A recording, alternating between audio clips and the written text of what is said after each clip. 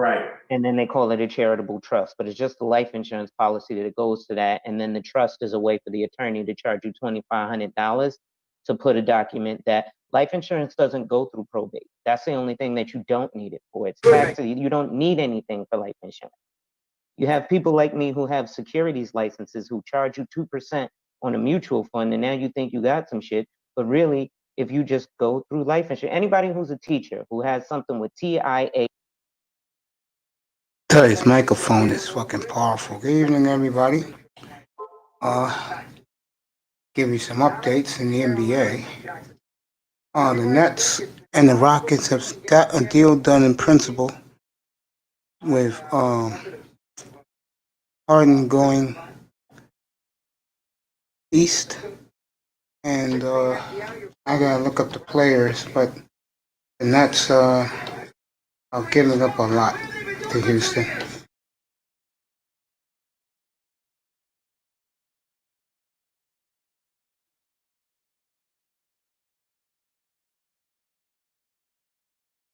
Get to it.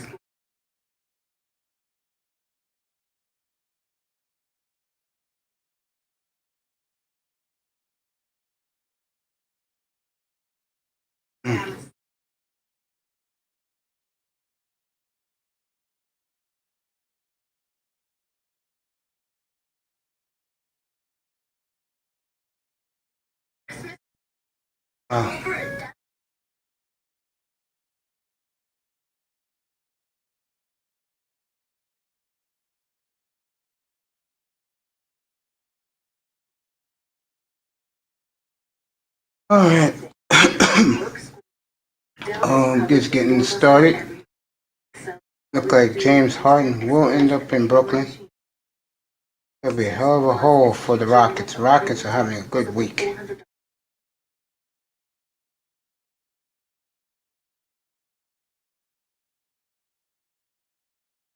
Got a picture of, I guess it's Meek Mill having dinner with James Harden, trying to convince Harden to go to Philly. Harden's going to end up in the East. And I think that will happen within the next day.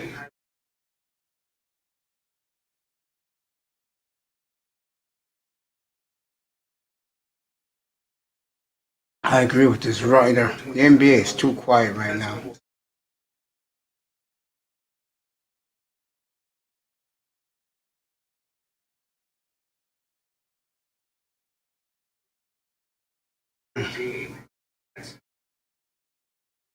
Take a look.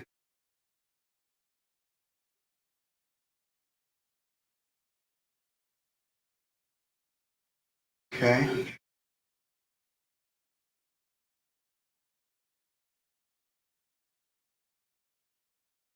Yo, what's up, bro? Kid Roscoe. What's up, my friend? Good evening, bro. Yeah. You know why I don't hit the button and let people see this that's rolling right now? Truth is because I don't really think about it, Roscoe. But you better be here tomorrow night for the draft. It should be good. 7 hours of draft coverage tomorrow night.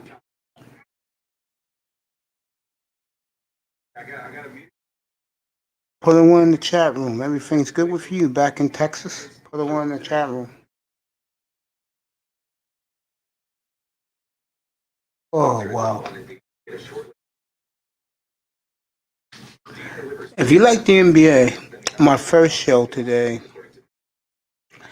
from 9:30 to 2 o'clock in the afternoon, you got what you got. Pure NBA coverage. Had special guest, Mr. Fantastic was here today. Beasley was here today. It was awesome. He's back in Texas. Everything is good. My friend.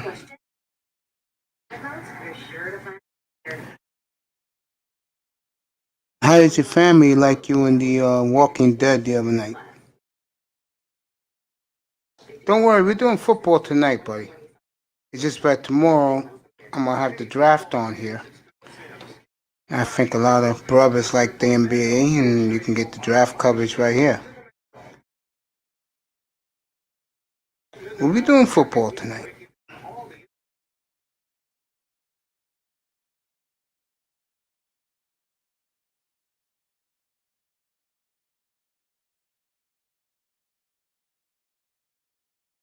Football.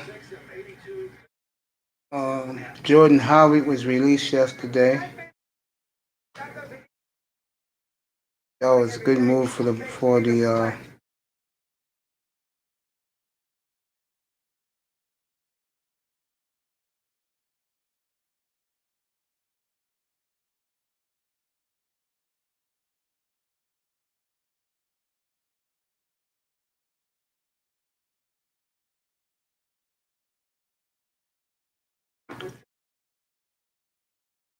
Be interesting. Jameis Winston will have to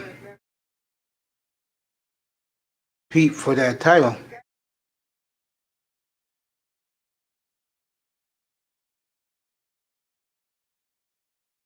About Drew Brees.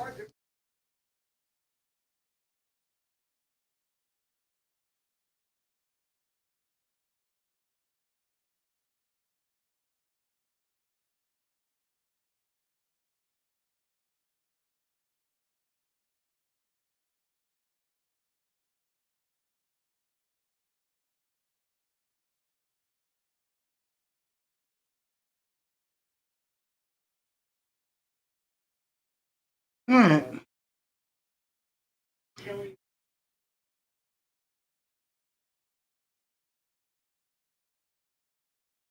Draft tomorrow night. NFL Thursday night is Arizona and the Seahawks. You'll get pregame coverage here starting at 3 o'clock in the afternoon. I'll take it from 3 to kickoff.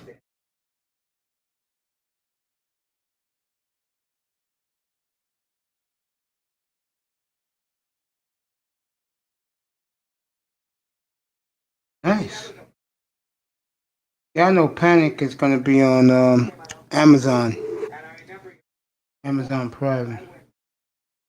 I'll be looking out for you. Wearing the bandana with the burn on your face, right? Think I forgot about that, bro?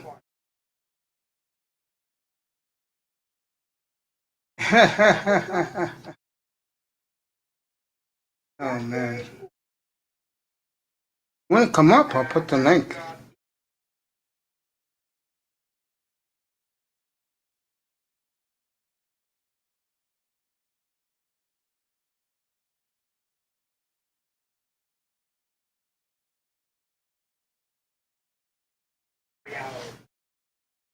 There goes the link you want to pop up.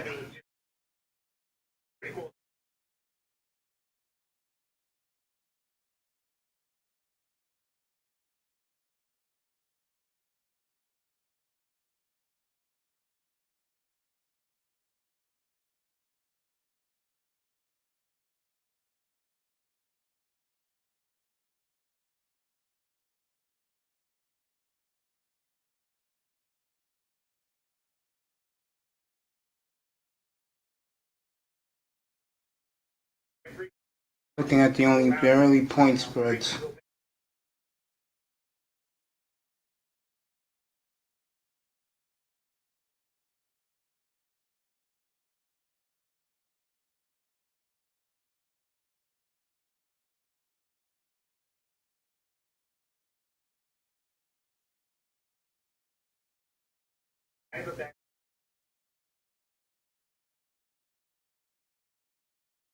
All right, let's get this show started. Uh, you know, when I look at, let me read what you're saying, buddy. There's, that's unfair. Where they burnt my face, they wanted me to come back for more filming, but it was during the week when my grandfather died. Okay, send me the email on Facebook, and I can send you info, and we can link on the other channels. All right, I'll send you an email in the in the back chat, and I'll check you out. I'll definitely watch you that Amazon show. You come on the air. Your show comes on Panic. Don't worry, we'll keep in touch.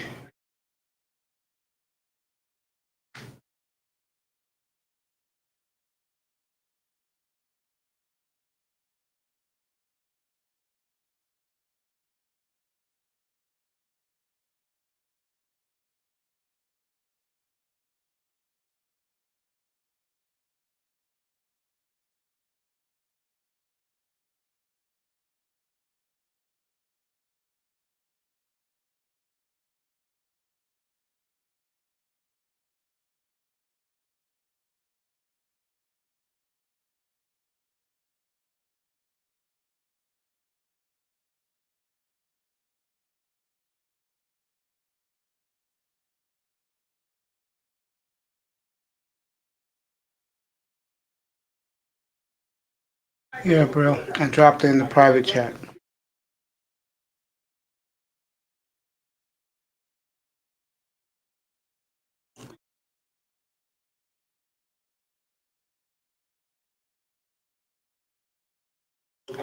All right, NBA draft tomorrow. Takman be up here later. So will Legion of Knicks. They're gonna cover the draft for me up here tomorrow night.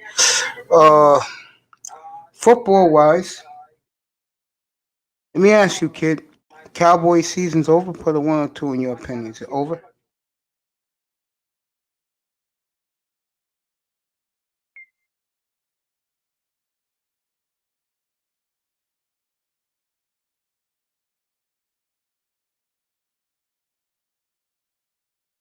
See where he puts.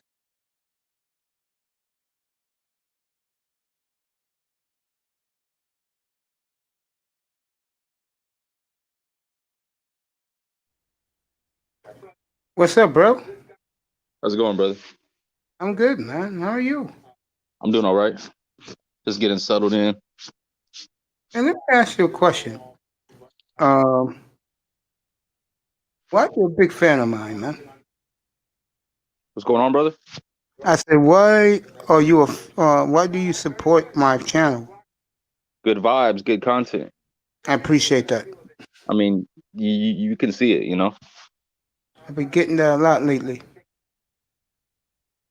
Guys like the way people like the way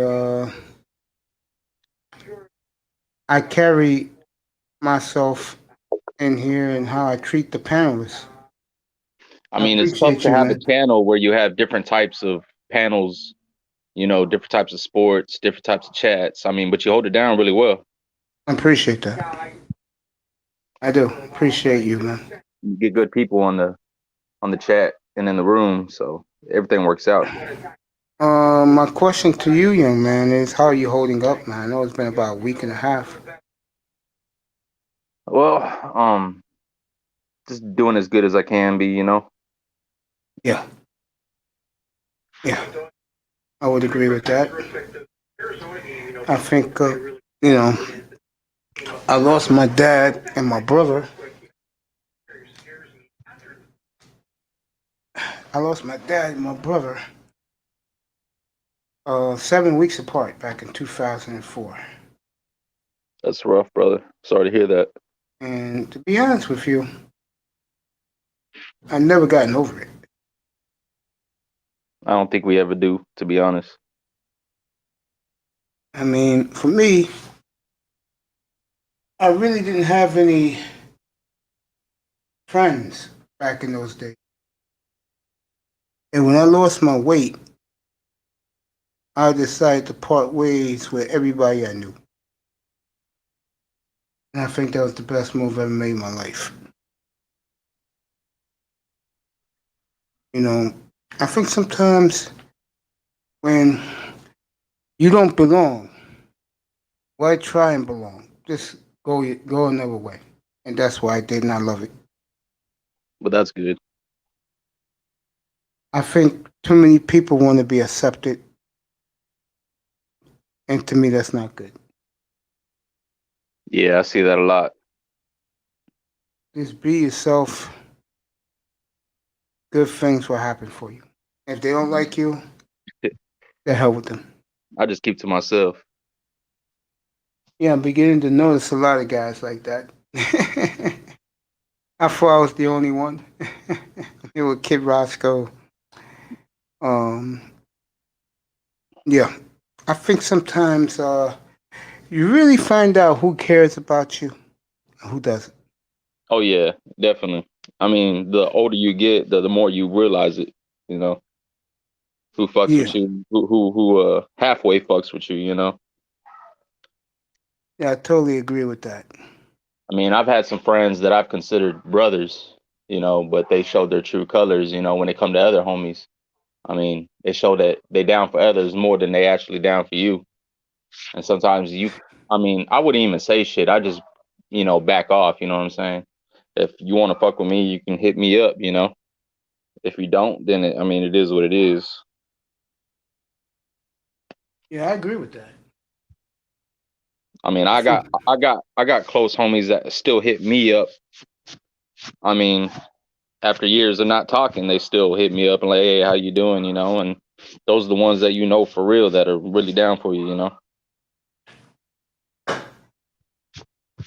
I think I've met more acquaintances, faces, than I have in my life. It's not saying much about me. You know what I'm saying? Yeah. Yeah, man.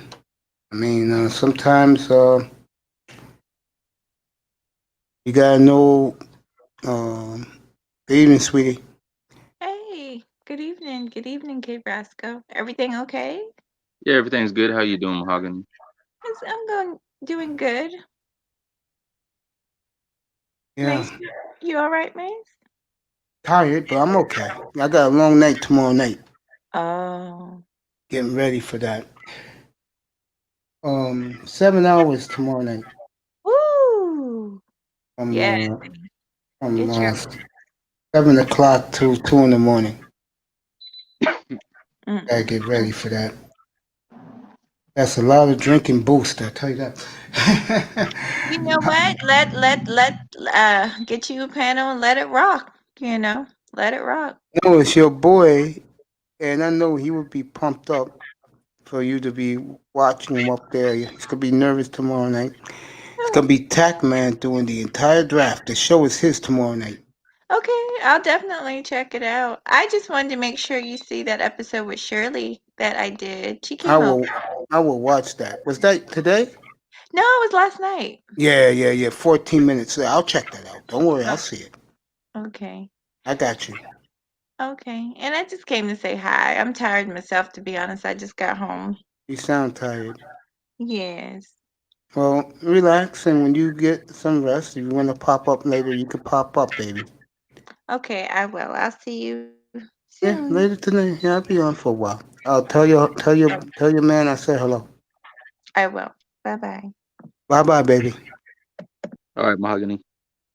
Uh, getting back to you, young man. What made you go into the entertainment business? Well, it started with my cousin. She got into it first, Hmm. and she got some small part roles, and she's the body double for that Alita Battle Angel, Yeah. where she does all the body movements, and they use the main actress's voice for it. And then, I mean, she just gave me a heads up on the ins and outs, so I decided to try it out, and I got my first feature role, my first time I tried. And that Nice. was on Panic. Nice.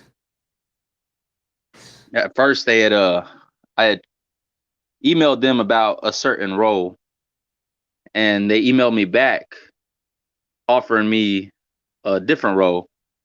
And I was thinking that maybe it was like how they do group chats where they send Yeah. it out to everybody, Yeah. but I didn't realize they specifically sent it to me. So I ignored it, and then they started texting me. So I ignored it again. I was like, no, I don't want that damn role. And then they called me, and I was like, what the hell's going on? And they were like, hey, did you get our emails and our texts? And I was like, yeah, but I didn't know what to say because I had tried to get this certain role, but you offered me something else, and I thought it was for everybody. Anybody can jump on it. They're like, no, the director specifically picked you for this part. And I was like, oh shit, okay, yeah, let's do it then. Oh, That's exactly how it started. And the okay. same casting agency they work for Fear the Walking Dead, so they hit me up on that one, Nice. and I did that. And then they tried to hit me back up to be a zombie, and I was like, nope, no zombie roles. I'm not doing that shit because they make you sit in like a chair for 4 hours, putting a mask on and makeup. Yeah, I was you like, no, don't want to I'm do not trying that. to do all that. Here with Kid Roscoe, Mutual Admiration Society here between both of us. Young actor, star of The Panic, coming soon to Amazon Prime. Um, bit role Sunday night in the Walking Dead, playing my man with the bandana with the burn on his face. Yeah, I was wearing the do rag, I mean the do rag with the burn on his face. but they cut my close up out of that one, so I was kind of upset. Let me ask you this: sticking to the entertainment business, do you plan on staying there for a while in that to parlay that to something else in your life? Well, I'm a mechanic by trade, so that's what I Okay. do in my real life. Okay. Like this acting shit is just side shit that I do for fun, Yeah. basically. I mean, until I get a big role, I mean, that'd be nice. Right now, I'm just doing small roles. Yeah, I feel you. I know what So you're we'll telling me. see what transpires from it, you know. And how is it to deal with those Hollywood producers and directors? Well, they have people that take care of the small people like me, Yeah. so you really don't have to interact with them directly, Yeah. you know. I feel you. I know what you're saying. Yeah. I know life has been rough for you and your family lately. Um, I'm glad that when you pop up in here, I'll give you some type of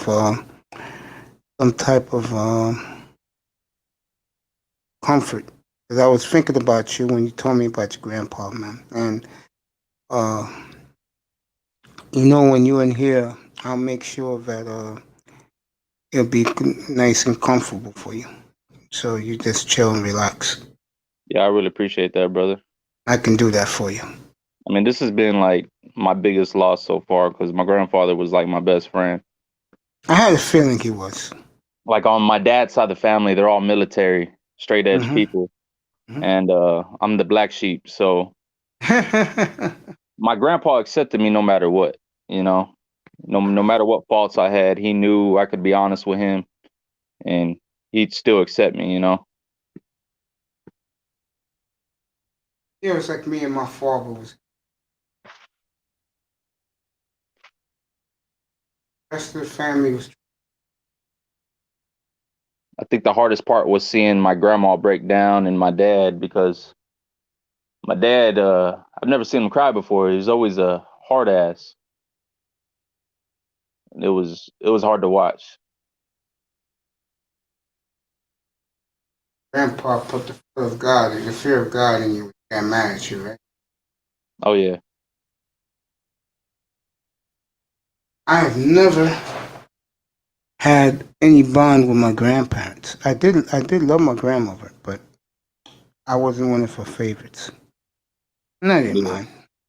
That's how it Because, was with me and my grandmother. yeah, I can see that, bro. Because my grandmother, she came from the Philippines. She on a third grade education. I know When you when my told me grandpa about, was in the Vietnam War, he brought her back from the Philippines, and yeah, she came here and she retired twice. I mean, she's a real success story. So she considers everybody lazy. You I can hear that. know what I'm saying? It's really hard to get her approval. Takman puts in the chat room, he loves his grandfather. Rest in peace. Let me get him up here. Chill out with us. What part of Texas you in again, my friend? Austin. Oh, man. You gotta tell me. Is that barbecue pit they like to brag about down Oh there yeah. as good as advertised? We have to wait about 2 hours to get a sandwich. Yeah. Do Well, you go there? I mean, if you want great barbecue, you don't have to go there. I mean, it's everywhere out here.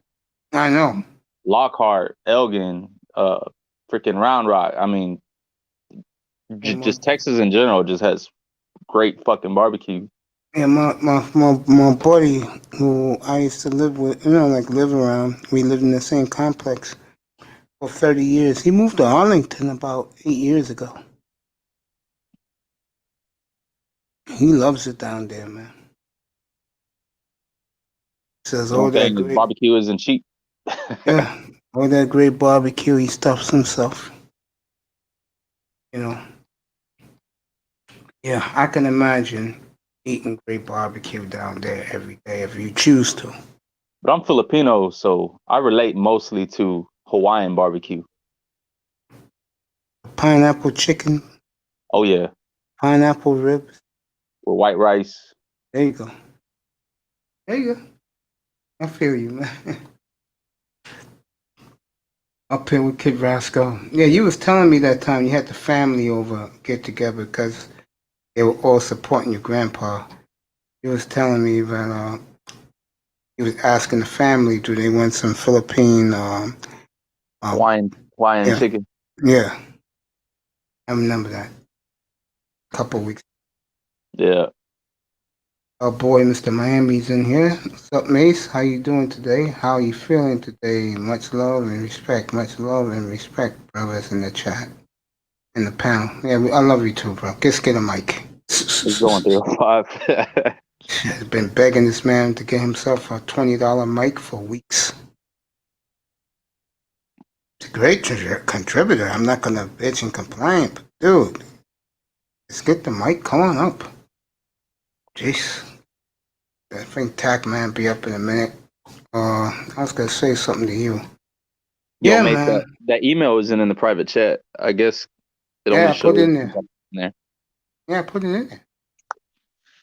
Yeah, Take it's not. another look. I put it in there. It's probably because I came in after you put it in. It's not showing it. Yeah, I see it right here. It's mine, and then you say I'm backstage. Let me put. Yeah.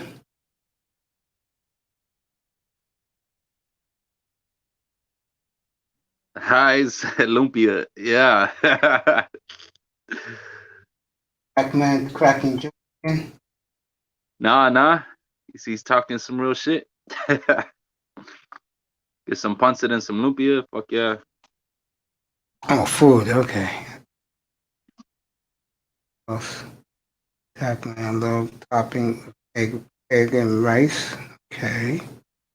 Love brother Takman. Okay. What other food you two are talking? You guys know about?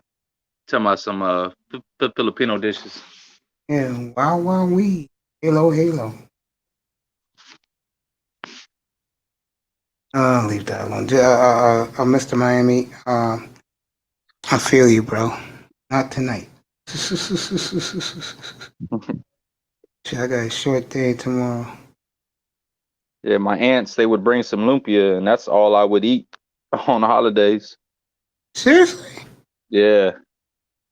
I wouldn't touch What? anything else. I just have a huge ass plate of lumpia. What's that consist of? It's like egg rolls, Oh, but okay. yeah. Basically Oh, that, I know but what that when you is. put, but other people make it differently. Like you could put meat in it, um, pork, or you know what I mean, a different combination of things.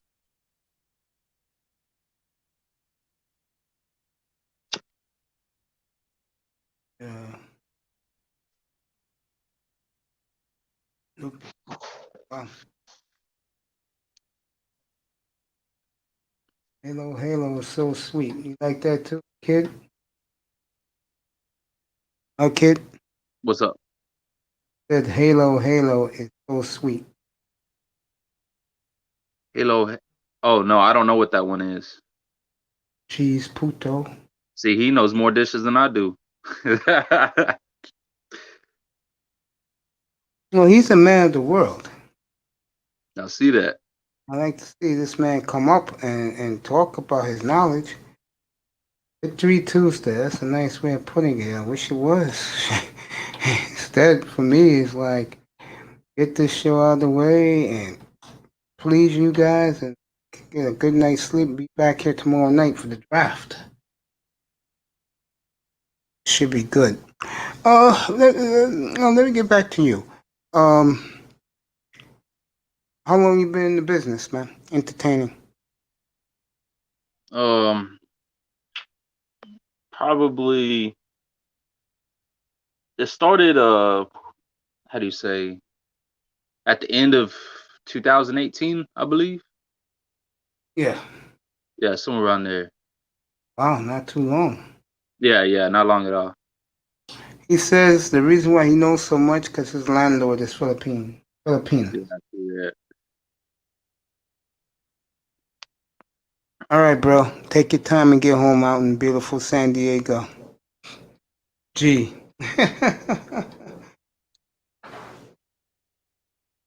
Do you prefer like when you eat a delicacy? Do you eat anything, or it has to be specific to the way you like shit? I'm picky. There you go. Nothing wrong with that. I mean, I was raised on American food, so I'm picky as hell when it comes to other shit, Yeah,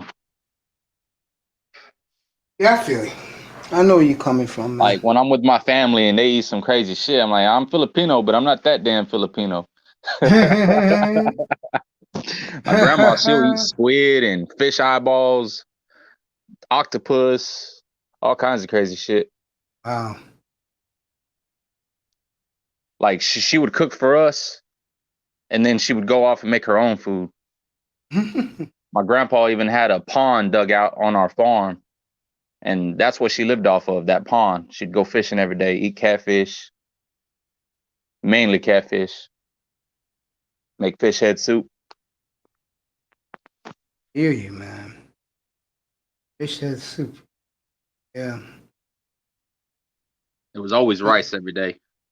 Says chupao. Chupao is good too. Know what that is? Chupao? No. Oh, these Philippine dishes. God, he knows them. I know pancit, lumpia, and babinka. Okay. That's as far as my knowledge goes, besides balut, and I don't fuck with that.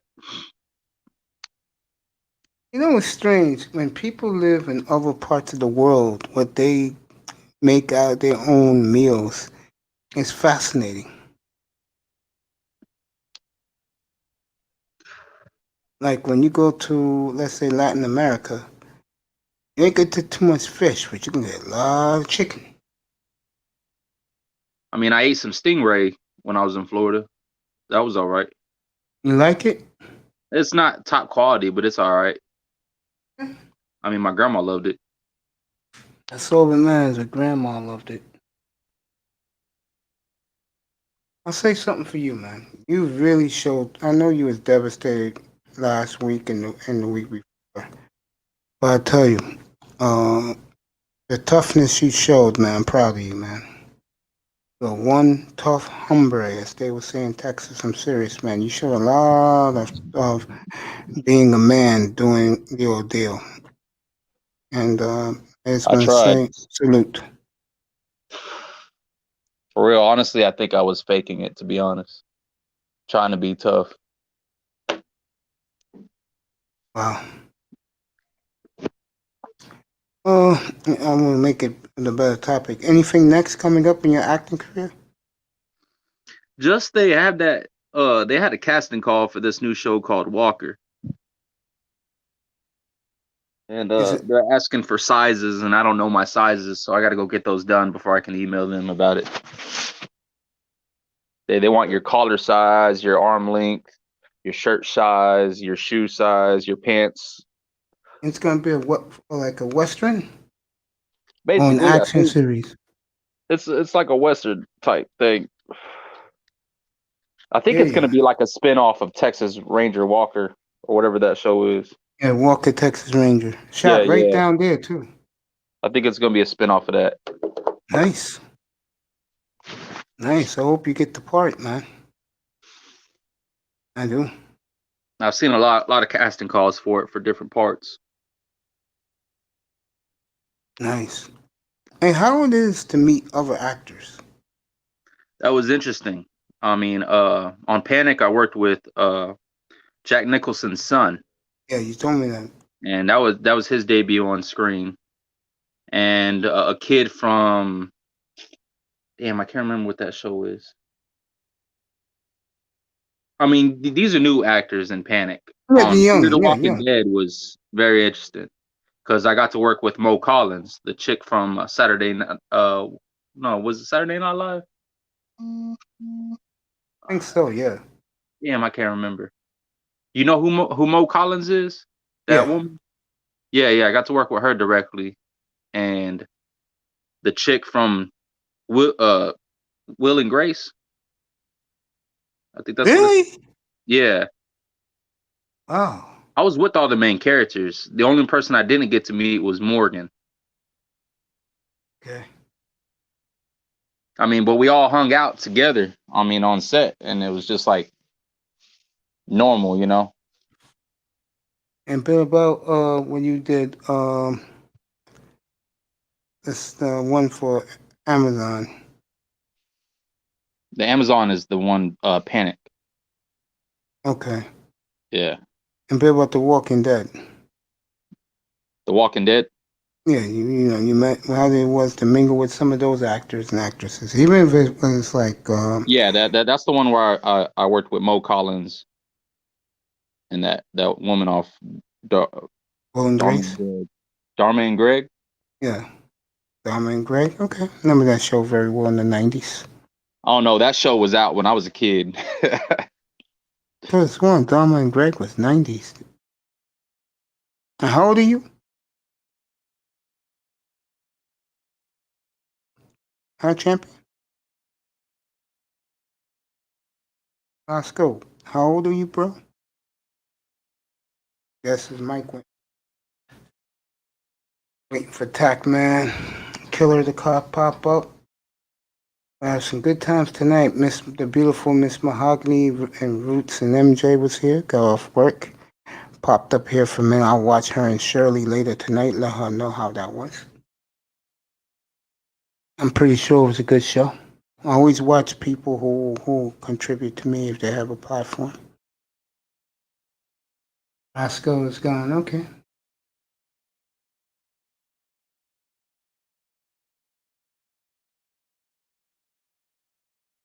Back. Sorry, I lost signal for a second. I asked you your age range. And the reason why I did that, because you said you was a little kid with Will and Grace. Well, it's been 30 years since Yeah. then. So that's Oh, it's not about Will and you. Grace. It's Dharma and Greg. Yeah, Dom and Greg, I'm sorry, bro. Yeah, yeah, You know, one thing about me, I'm not a TV guy, as you can notice, bro. yeah. I had to think about it for a second too. Yeah, Dom and Greg was with the blonde chick, right? Yeah, yeah. There you go. She plays the main character on Fear the Walking Dead. Nice. Nice. Well, And I just turned 30 in March. oh, God, yes, he was a kid back in Yeah. Dom and Greg days. Yeah. You know, you got another birthday coming up, young man. And that you ain't lying. That shit came around fast, to be honest. Yeah, that's what this play can do because, like I tell people, time is going to go faster and faster because more people are indoors. And I hope to get a couple of guys up here tonight. They're here tonight. Yeah, I remember that show, bro. People come up tonight. We could talk about this Pfizer vaccine. But they said earlier this evening before I came on that it's 92% in one and 94% in the other. They was testing it. So we'll Sounds like a see. bullshit vaccine to me. I agree with that. That's why don't get your hopes up too high. I mean, Biden said he was going to lock down the country even before he won the race. And then as soon as they projected him to win, Nancy Pelosi went on talking about the virus. So they're already laying the groundwork for the shutdown whenever he takes over. Wow. A president that's going to really lock the country down.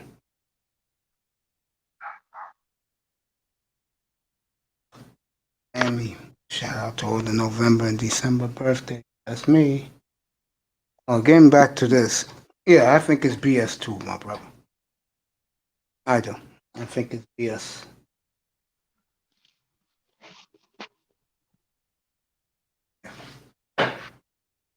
So, just gonna relax, and when they call you to do uh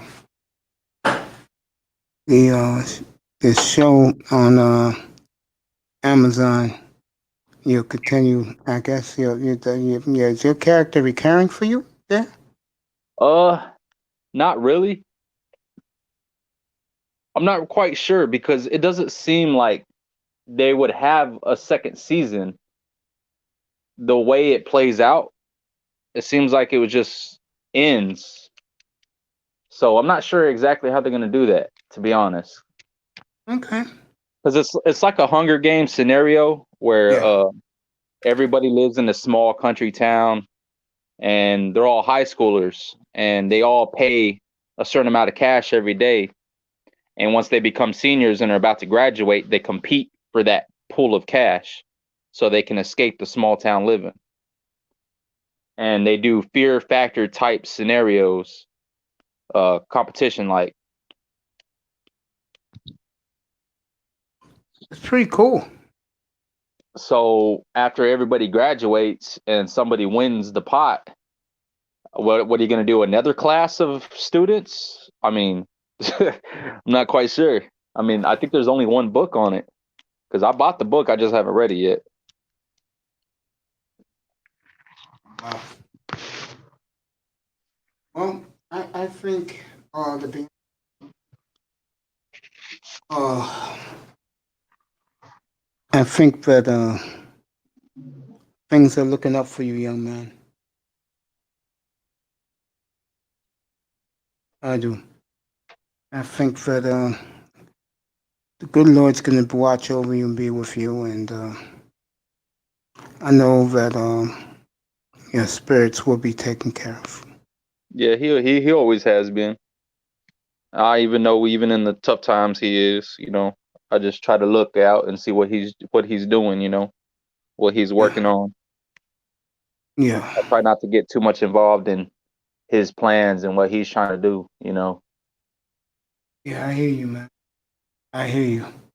The hardest part is sitting back and just letting him work. Yeah, of course, because we're humans. We expect if you don't, if one side you don't have patience, the other side you looking for instant gratification.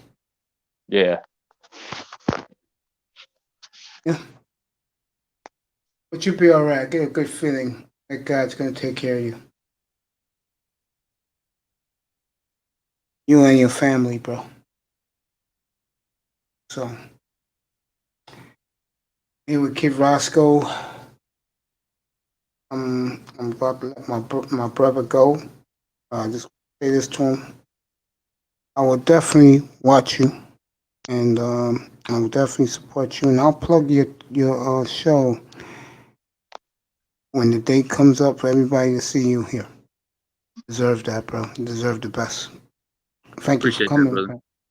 Appreciate you. The great Kid Roscoe, one of my biggest supporters, and I support him. Mr. Miami said, keep God number one, stay prayer up. Yeah, right about Always. that. One of the good guys in this sector. Always been good with me, bro. A lot of you guys have been terrific with me. Yeah, man, This I'm gonna young hit man, you up on your email, and I want you to come join a channel with me, whenever you got time. all right, So I'll be able to send you the link. yeah, I will. Will do. It's just a bunch of guys that get in the chat and just bullshit, Yeah, man, just talk. you could do that. I'll definitely come up and do that. We had a 10-hour stream last night. I didn't go to sleep until 7 this morning. Wow. Wow. I haven't done one of those yet, but But they're really late night. yeah, probably from 3 in the morning to 1 in the afternoon. Yeah, man.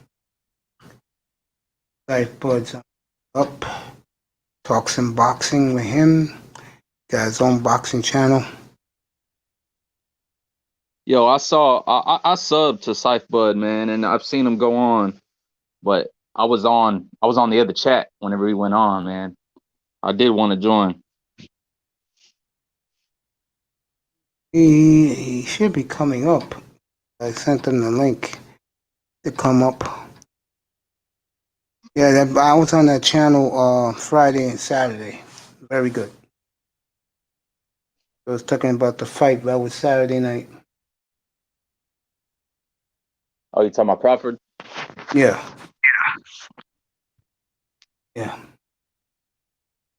Yeah, this room was lit on Saturday afternoon. Boxing coverage get a lot of hype in these sectors. I never realized it. People love I'm the ready for fights. him to fight Pacquiao, man, and they want Pacquiao bad. That's why here. I'm not really into boxing, so I cannot, go in depth in that. But if he would have popped up here, he would have. He could tell you everything. You guys can talk for a while when he comes up. I know Talk Crawford about dropped him with a quick snap jab when he ran into it. I mean, and that's Pacquiao's weakness right there, man. He just runs into punches because he's always moving forward. That's how he got knocked out last time. He was whooping his ass the whole fight until he ran into that punch. I didn't see the last fight. Pacquiao's whenever he fought that damn, I forgot his fucking name. It was that Mexican he fought like 4 times. Okay.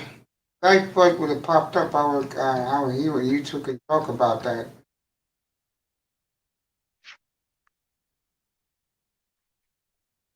Resting up. Because tomorrow, that draft show is going to go 7 hours.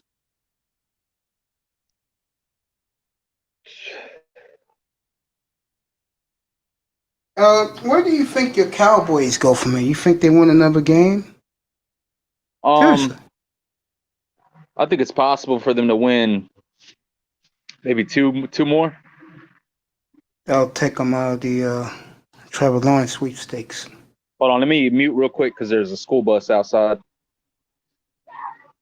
Yeah, go ahead.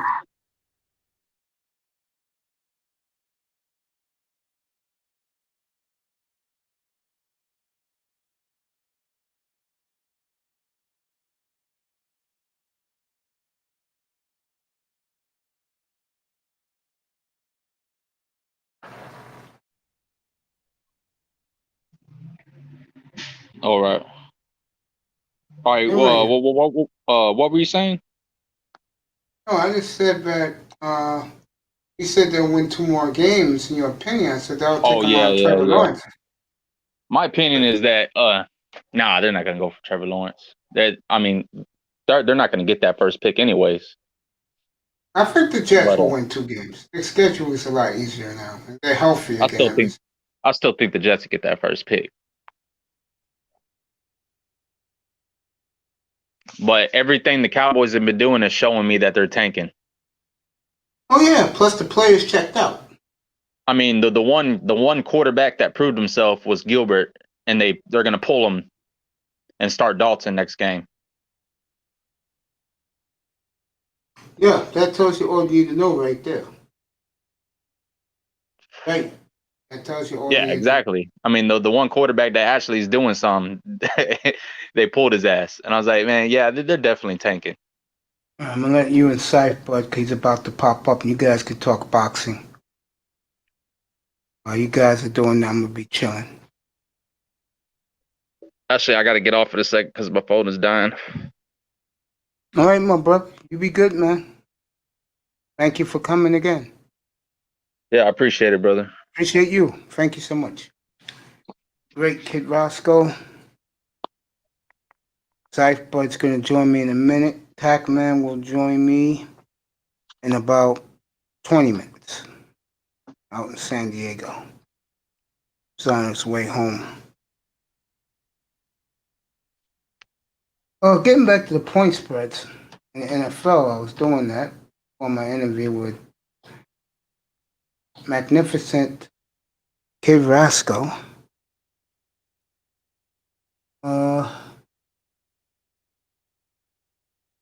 Pittsburgh 10-point favorite at Jacksonville. I'm gonna take this.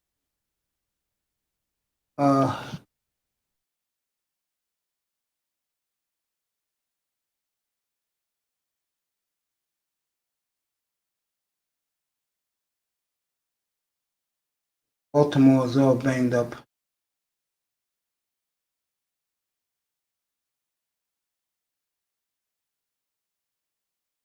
Kansas, Vegas, KC favored by Miami and Denver. Miami's favored by fool funky.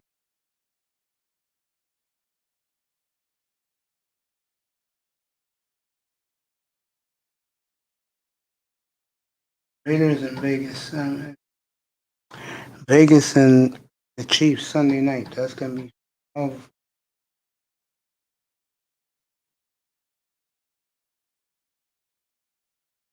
I agree with you, Mr. Miami. They're gonna kill the Jaguars. Totally agree.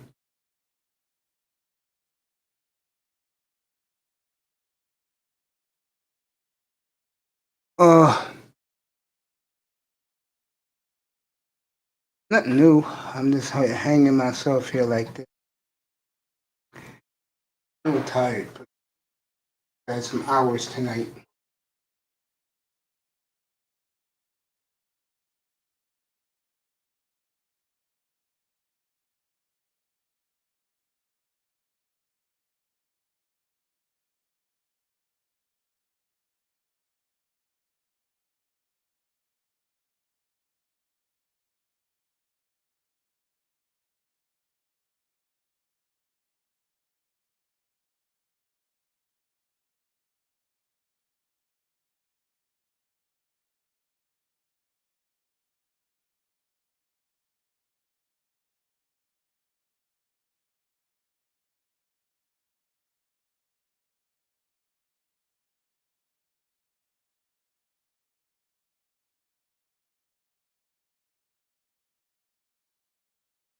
Shot got me yesterday. Chiefs and the Raiders is Sunday. Yes, it is. Typhoid is joining me right now. What's up, young man? What's going on, Mace? I'm good, man. This young man here fighting words with Cypher. Usually in the weekends, especially after a big fight and before the big fights. You go to his room, you get everything you need to know, break it down to you.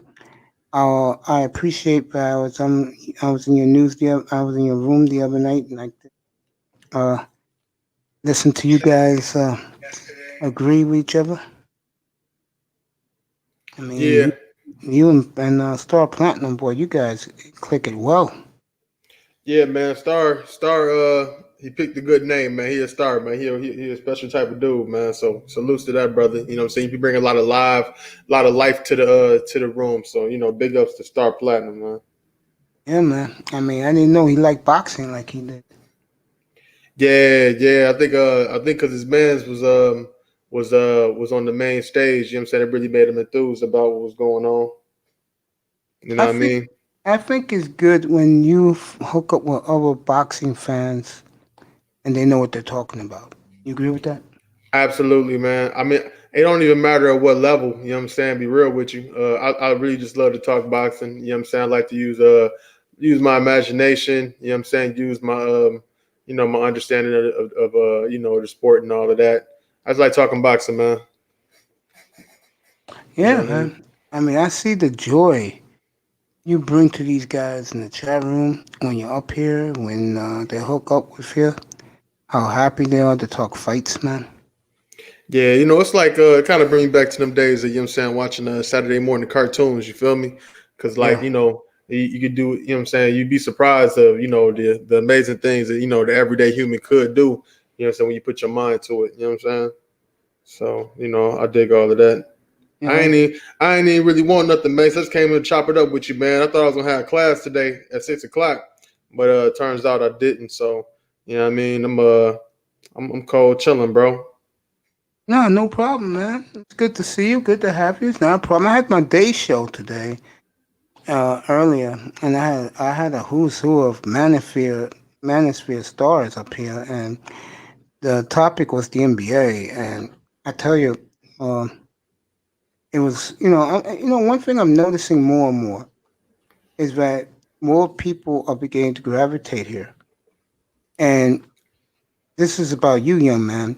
I see that coming also for you with your boxing network. Like I told you before, you should have 2,000 subscribers a year from now. I'm dead serious. Yeah, I gotta be consistent like you, man. Because I mean, you, hey, I can set my clock to you, Mace, man. You be doing it, man. I appreciate that. You know what I'm saying? It's like a real hub over here. Well, And you keep it versatile too, man. You keep a lot of different topics up, a lot of different type of characters and whatnot. It's a real interesting place to be at. yeah, I appreciate that, man. Like I said, some guys I mean, if the conversation makes sense, let them, let the panel rock the room. People know who they are for the most part. They're going to get into it. They're going to enjoy it. And then I get a lot of feedback. People tell me, yo, man, you're doing a great job. I said, I appreciate it. I mean, it's nothing to get all gassed up about. I got to keep working harder. I got to keep striving. I mean, I got to learn this OBS so I can give you guys video coverage of sporting events, man. You pop in here. I got the basketball game on. You Yeah, like just chill. you like that one better than StreamYard? I like StreamYards because to me it's easy to do. Right. But from what everybody tells me, OBS is hard. It's pretty hard to learn, but once you get used to it, and then you do Streamlabs OBS, and my nephew's helping me, and then with that, I can parlay that to weather reports across the country, betting odds across the country, Mm. the ticker, which you get to see the games up there live and what's going on in the games live on the ticker, and the bottom of the screen, of course, the action. And I think guys want to see action. You warned me. A lot of guys have warned me. Don't put the fight on the screen. Yeah, you can't do that. That's where you get problems at right there. That'll shut you down real quick. But I mean, hey, you're not monetized yet, right? You still on that journey, right? Yeah, I'm still on that journey. Yeah, I think I'm gonna press the lines on them, man. Like I'm just gonna do what I do until I get to where I got to get. You know what I'm saying? Yeah. I think I'm gonna do a couple of them things. You know what I'm saying? You got to dial back. You know what I'm saying? It is what it is. You know what I'm saying? Show a little footage if you got to. You know what I'm saying? Break a couple rules, press a couple lines. You know what I'm saying? Yeah. You gotta generate the traffic or whatever. But I mean, you definitely do it, man. Because I mean, you so consistent, bro. I think what you go on like at least twice a day. No, Monday, Wednesday, Friday, I do weeknights. Tuesday, I would have done a third show today, but I was a little late, so I did the morning show from 11:15 to 2 o'clock, and I'm doing this show now from 5:15 to 10 o'clock. And the first show today was so good, man. I had fantastic General Beasley. I had a lot of guys up here just talking NBA, man. They're all Laker fans, bro. Man, y'all be going so hard on the basketball, man. I be like, man, I kind of wish I knew as much as y'all did with that basketball shit. It seems so trill. You know what I'm saying? But I don't always be following that shit too much, man. I can enjoy a game, you know what I'm saying, on any level, but I don't be following the NBA too much, bro. Speak of Chicago, what's up, bro? I got 2 Chicago boys up here. What's up, bro? What down? What's up, Abdul? It's all I'm good, good. brother. What up, mate? I'm good, man. How are you? Right. Sorry about your Bears, man. Okay, man. Just relax. Smoking that big stogie I see, huh? Oh yeah, man. It sounds like you put a jinx on I it. put a what? It sounds like you put a jinx on it. Yeah, I think I'm like sorry about that, man. I got a little bit too excited about the Bears. On a couple of weeks. Brother, go near Yeah, go near a better Wi-Fi so you can come up better. Yeah, your Wi-Fi Okay, is I'm gonna come out, shaky. come back in. All right, bro. Hey, the Bears got taken out by the Vikings yesterday, wasn't it? Yeah, Yeah. I seen a little bit of that. and they said today that if they don't make the playoffs, they're both gone, the GM and the coach. Man, Chicago a revolving door, man. You know what I'm Yeah, saying? When it come to football and basketball, man, they're a revolving door, man. You never know. And so much talent come across you know what I'm saying, the Chicago teams too, man, but they just don't know how to regulate it, man. It's like they be trying to fuck up. It's I think crazy. it's poor management. They got the third pick. They got the fourth pick in the draft tomorrow night. I'm doing the drafting tomorrow. Man, so who you like? What do you think? What do you think the you talking about the Bulls, right? Yeah. NBA draft, right? What you think what you think the Bulls should do with that draft pick? What should they aim for? I think they should aim for a center because they got the power forward and they got Zach Levine. So you got the 2 and the 3 right there. And Laurie Markkinen is the 4. So they should go get a center. I just find it interesting, man. That it's really there's no real Chicago style of play in basketball, man. Like they don't really stick to nothing. You know what I'm saying? Like they're not necessarily a big man team, a big man franchise. They're not really a speed type of franchise. They just kind of just be winging it, bro. At least from my point of view. I ain't no expert on the NBA, bro, but it seemed like even when they do get, you know what I'm saying, when they do get something to fight with, they don't really utilize it, man. It's like a waste. You know what I'm saying? Think of how many talented cats that came in and out of the Bears organization, man, and they always leave and do something better. Yeah. You think Damn about shame. that city. You had the White Sox win in 2005. You had the Blackhawks had a dynasty in the last decade. And the Cubs finally got off the hump. Yeah, ain't nobody think that shit was gonna happen, man. That was almost like with the 7th seal being popped off, man. seeing the Cubs win a championship. Man, that shit, Yeah. wow. How was it in that city when that happened? Oh, they turned up, you know what I'm saying? Especially the Puerto Ricans, man, on the north side, you know what I'm saying? They turned up extra heavy, you know what I'm saying? North That's side. who lives up in the north side, the Puerto Ricans? There was a lot of Puerto Ricans do stay on the north side, you know what I'm saying? But it's a lot of people that, stay every parts of the city. But it's a bigger population over there. And where we at, in the south? Who me personally, I'm from 815. I'm from Joliet, Illinois. You know what I'm saying? I ain't even from the city. Oh, good You know for what I'm you, saying? bro. Hell yeah, you know what I'm saying? Repping the ad. You know what I'm saying? Homie come back up there. He know where Joliet is. Yeah, that's a great city. I've been there, I think 2 or 3 times for a convention in Arlington Heights. Okay. That's what's And up. yeah, man. And thank God it's next to the airport. Yeah, Arlington Heights is up north too. Yeah. Yeah, man. I gotta go to that ribs place you recommended next time I'm there. Or Dusty's. Yeah. You're gonna get all type of good food over there, man. You're gonna be well fed. You know what I'm saying? Yeah, I'm looking forward to that. I'll skip the Hawk. I'll be there for the sprint. Yeah, man. Don't come out here with this Hawk, man. If you gonna come out here, make sure you make it out here before January, man.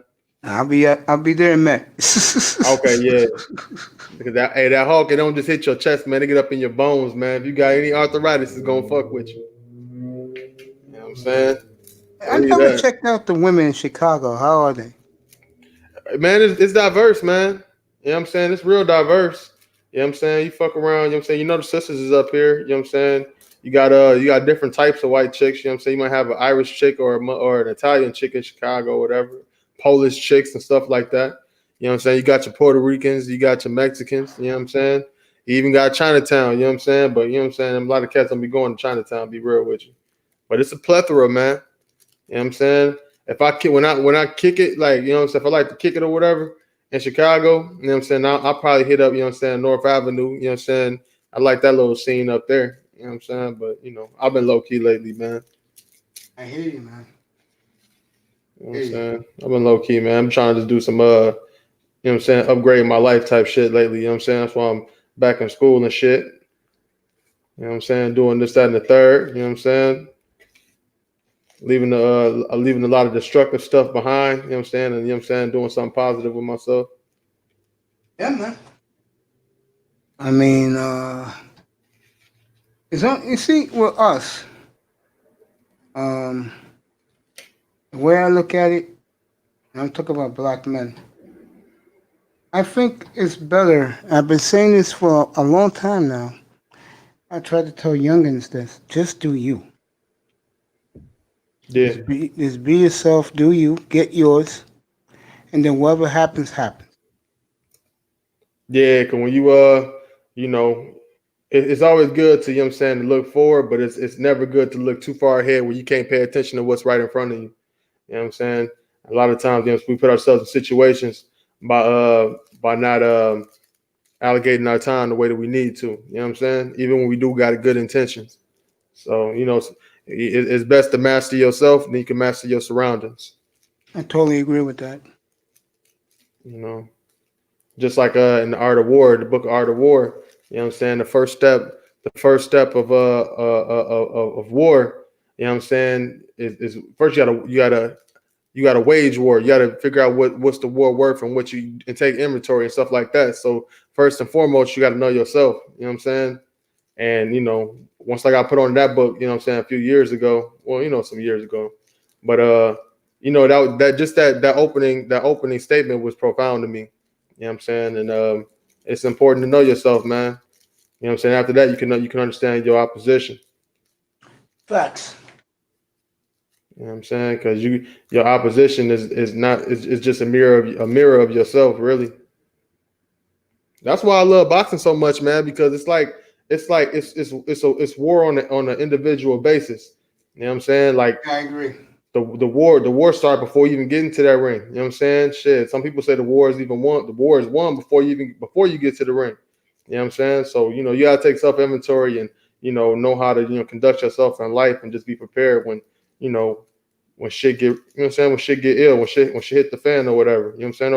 Or just when it's time to, take care of business, you know what I'm saying? Just on the regular tip. You know what I'm saying? You got to know yourself, man. And sometimes it's best to just, stick to yourself for a little bit and get a better understanding of yourself so you don't have to be distracted by a lot of other things.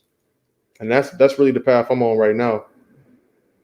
Yeah, I totally agree. I mean, I was just talking to the guy who was up here before you, and I told him the best move I made when I lost all my weight was I cut everybody off. The reason why I did that because I realized they wasn't really my so-called friends, and they didn't have my best interest at heart.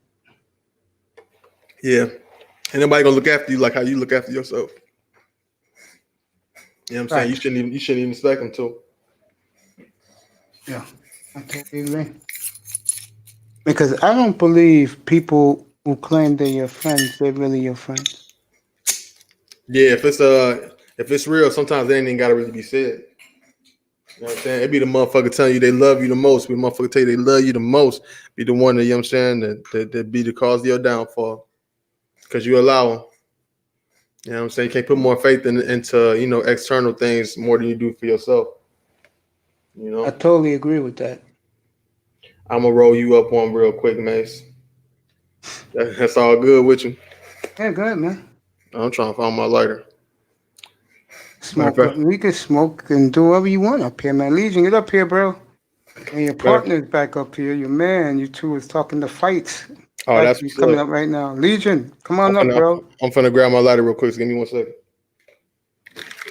Get up here, bro. You ask him yourself about the fight Saturday night.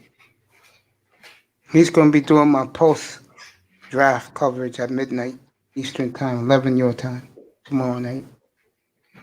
Takman's gonna be doing the entire draft. Withh, he lives in San Diego. Yo. I'm back at it. But yeah, man, like I was saying though, man, I bought me a new bag today too, man. I bought me a new heavy bag. Nice. Hell yeah, got one stationed up in the in the crib right now, man. Matter of fact, I'm gonna turn my camera. I got a couple bags over at my family's crib or whatever. I got something like 3 bags in my mom's basement. You know what I'm saying? So when they usually I just drive over there and just do it over there because I can't hang this shit up at my place. You know what I'm saying? Let me show you this shit real quick. See if I can. Hold up. See that joint, that century joint right there? I see it. I see it Tear right that there. motherfucker up, yo. I'm gonna tear that bitch up. You know what I'm saying? Yeah, man. Got something to keep me occupied, you know what I'm saying, while I'm at the spot. Yeah, bro. Hold up. I'm at it though. Nice. Plus, man, I like boxing as well too, man. It's extra motivating, man. Like, you know what I'm saying? Like the workouts they do, you do the same shit. You know what I'm saying? They sculpt up, they shape up, you know what I'm saying? They drop weight, they pick up weight, like relatively fast compared to a lot of people, man, just by the shit that they be doing.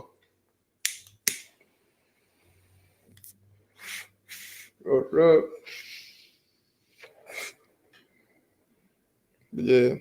Tell me about this NBA shit though, mates. Put me up on game, man. Because I mean, shit. Unless my man from up here and talk about boxing, man. I mean, I got a billion words for him. Because I think he was in my chat talking about some shit. You know what I'm saying? I don't want no real smoke. I just want to, you know what I'm saying, see what he talking about. What's his name? He'll be up here. He has a business call. He'll be up here in a couple minutes. Yeah, I caught the end of the last brother. What's his name? His name's Roscoe. Yeah. Yeah, what was he on? I missed most of his Boxing. He was talking boxing? Yeah, a little bit, yeah. Damn, and I missed him. Ain't that a bitch? Yeah, man. Yeah, he was talking about the last fight. Hey, dude, let me tell you something about you, man. What's up? I'm being real with you. When you come up in here for the boxing, yeah, that chat room is lit, bro. Man, we like to act up, man. It gets your blood boiling. Yeah, man. When the guys love the fights, man.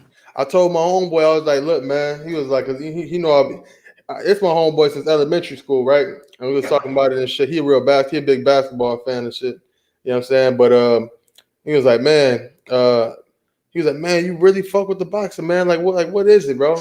I was like, man, like when you know what I'm saying, like, yeah, think about it, man. When you actually knock a motherfucker out, yo, it's similar to, you know what I'm saying, to, you know what I'm saying, making a woman orgasm. You know what I'm saying? When you hit that sweet spot. Yeah, it's an invincible feeling. It's an invincible feeling, man. That's why these motherfucking these champs, man, they be going off the deep end because it's so much power. You know what I'm saying? They feel so much power in that instant. You know what I'm saying? And if you got a cat in his lifetime, in his professional career, he done knocked out, you know what I'm saying, 30, 40 motherfuckers. You're dealing with a whole different type of person, bro. You know what I'm saying? You're dealing with a whole different type of breed of individual. Now, if you look at somebody like Jack Johnson back in the day, right? Yeah. You know what I'm saying? Think about how bold Jack Johnson was to move the way he was moving. You know what I'm saying? He was out there whooping, you know what I'm saying, white motherfuckers back in the 1930s and shit. You know what I'm saying? Whooping on them and shit. Motherfuckers, they get so damn mad, they'll raid a motherfucking black neighborhood, a black community, just because they so frustrated because this nigga knocking out white boys and fucking white women, taking them across state lines. You know what I'm saying? Jack Johnson had a whole mouth full of gold teeth and riding around in motherfucking expensive cars and fur jackets and shit, stunting on them. You know what I'm saying? Yeah, I agree. To have that much gall, that much motherfucking, to have your nuts be that big and hang that low at that point in time when just being a black man, you know what I'm saying, with that type of spotlight, that type of money and notoriety, and on top of that, you having white bitches and shit, bro, that's enough. That's enough to make any white man turn green. You know what I'm saying? And he had enough nuts to be, you know what I'm saying, that they'll be shouting from the crowds, kill that nigga. Nigga, you better not win today, boy. You gonna get hung. And he ain't give a fuck. You know what I'm saying? He knocked that motherfucker out and go about his way. And ain't nobody ever touched him. He must have had that thing on him. You know what I'm saying? You know what I'm saying? And they wasn't crazy, man. They knew what it was. You know what I'm saying? It just brings that type of energy out of you. I guess they would call it alpha in these spaces or whatever, but really it's just, you know, confidence is just self-actualization and confidence. Or whatever, I guess, whatever you want to call it, you know. So I think honestly, man, I honestly think that it's that, you know, boxing and learning the trade is something that we should probably be doing in every one of our neighborhoods. You know what I'm saying? Even if we only got like a small shack to do it in, you know what I'm saying? Bring them shorties out there. You know what I'm saying? Teach them some things, teach them some discipline and stuff like that. You know what I'm saying? Some self-awareness. That stuff carry on in the rest of your regular life. So Yeah, I agree. that's what I'm aiming for, man. I want to go ahead and you know what I'm saying, get my bread the right type of way, and you know what I'm saying, and have all the equipment I really want, and just start from a snowball, and you know what I'm saying, roll that motherfucker into a boulder, man. Yeah, man. I just think you're good for business too, Saif. I do.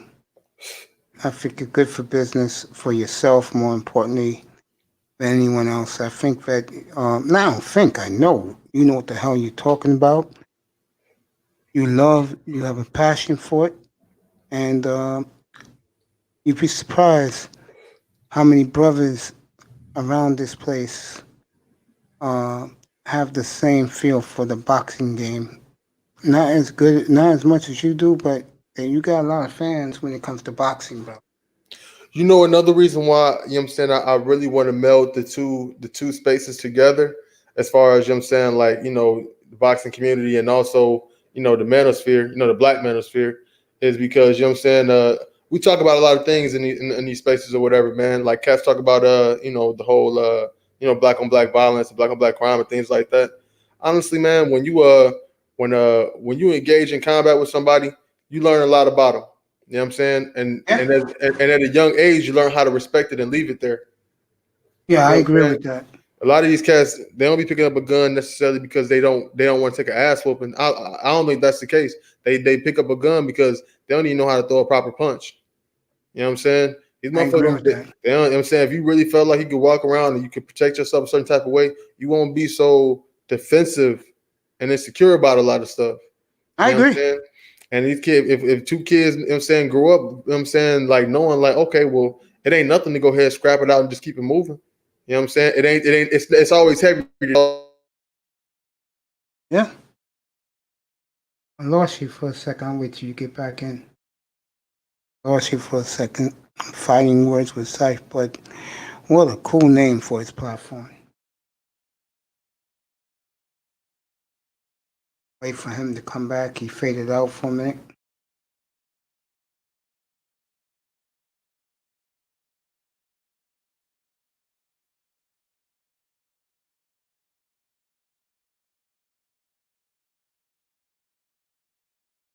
Oh boy. Saif, you there, buddy?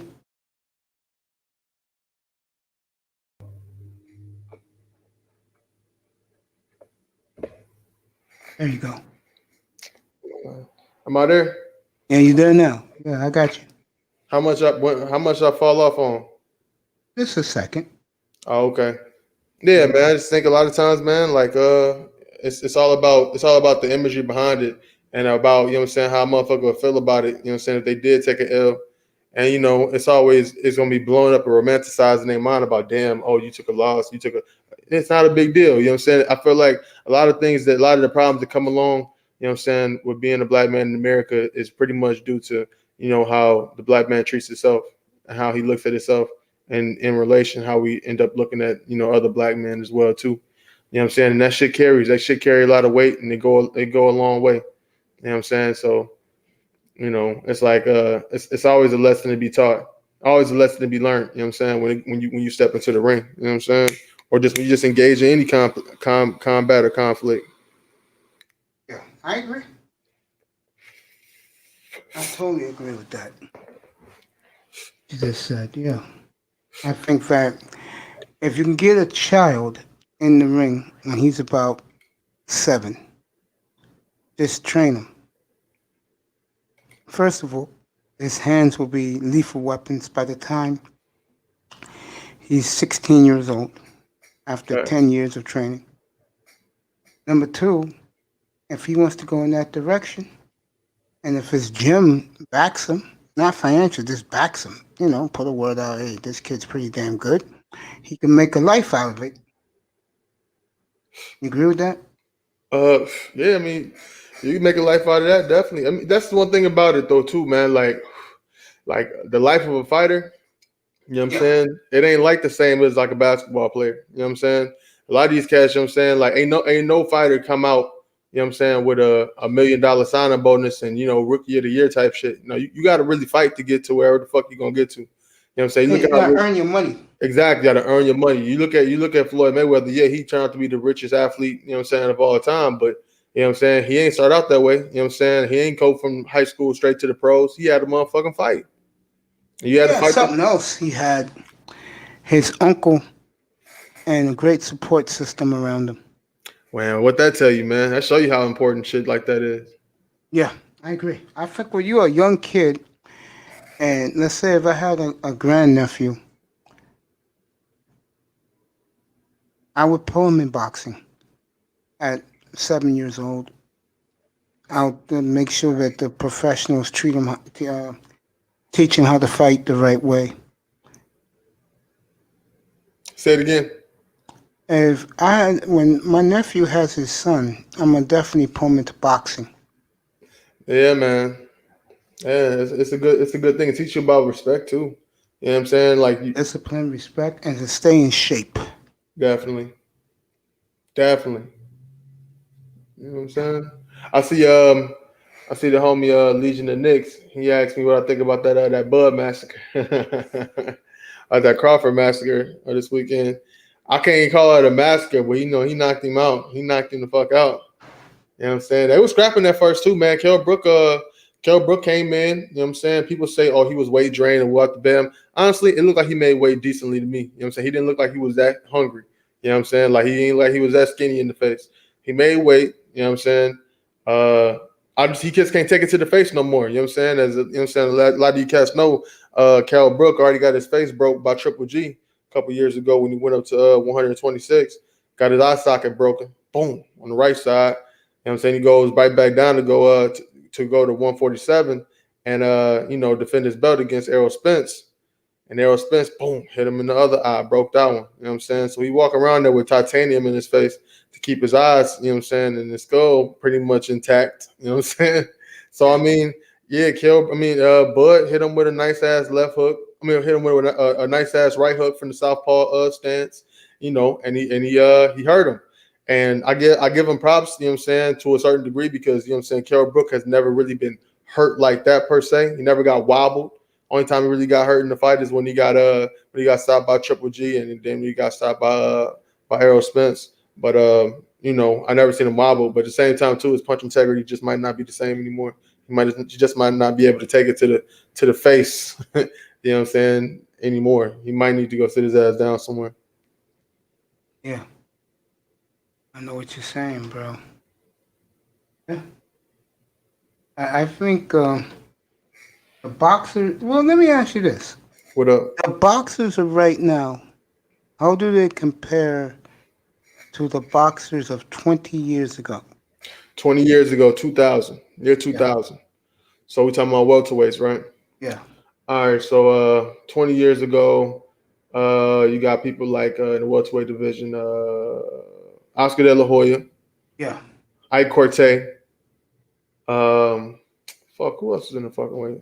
Because I don't think year 2000 was Floyd actually in. Was he actually in one? Let me go to Box Record real quick. I'll look at that. We chilling. But I don't. But you know, it's kind of it's not too much different as far as fights make legends. You know what I'm saying? I put it like that.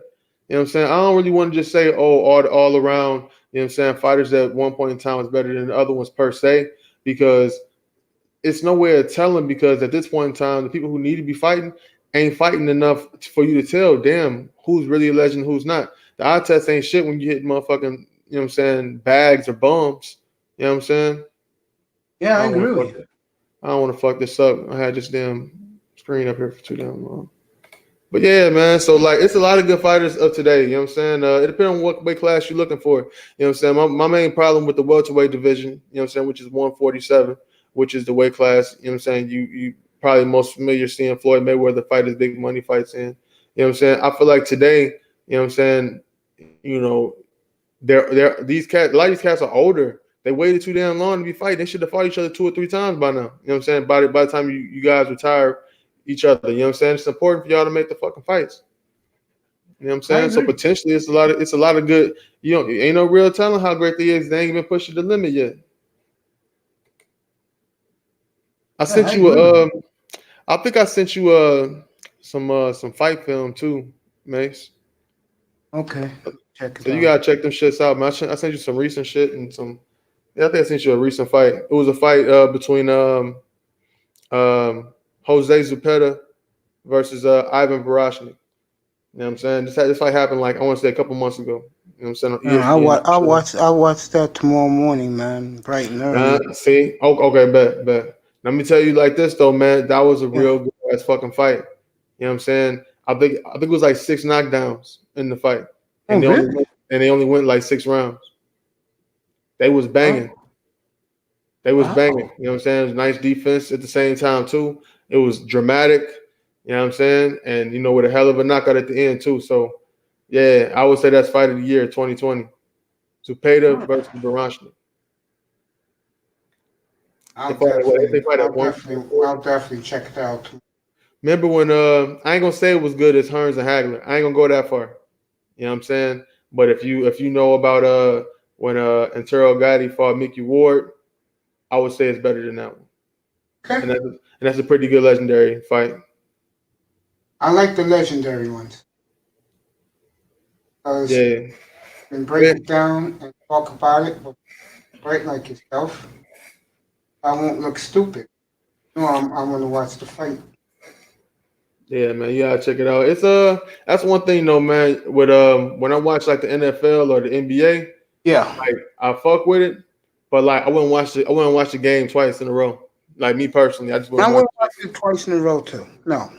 You know what I'm saying? But boxing, you can fuck around and watch that shit like 30 years later. If it was actually a good fight, then it was a good fight.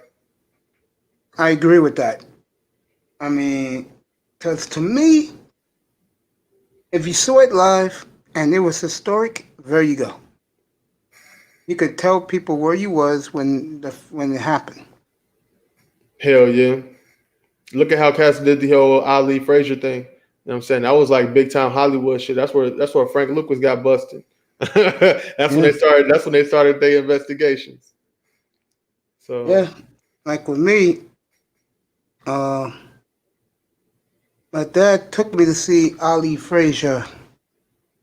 It used to be closed circuit, and I saw the one that was in Manila, which was awesome. New York, right? Yep. Yeah. 72nd Street and Broadway. They used to have closed circuit television. Yeah, I heard about that. It was on the episode of Everybody Hates Chris. Oh yeah, they went back to 19. I think Hagler, Hearns,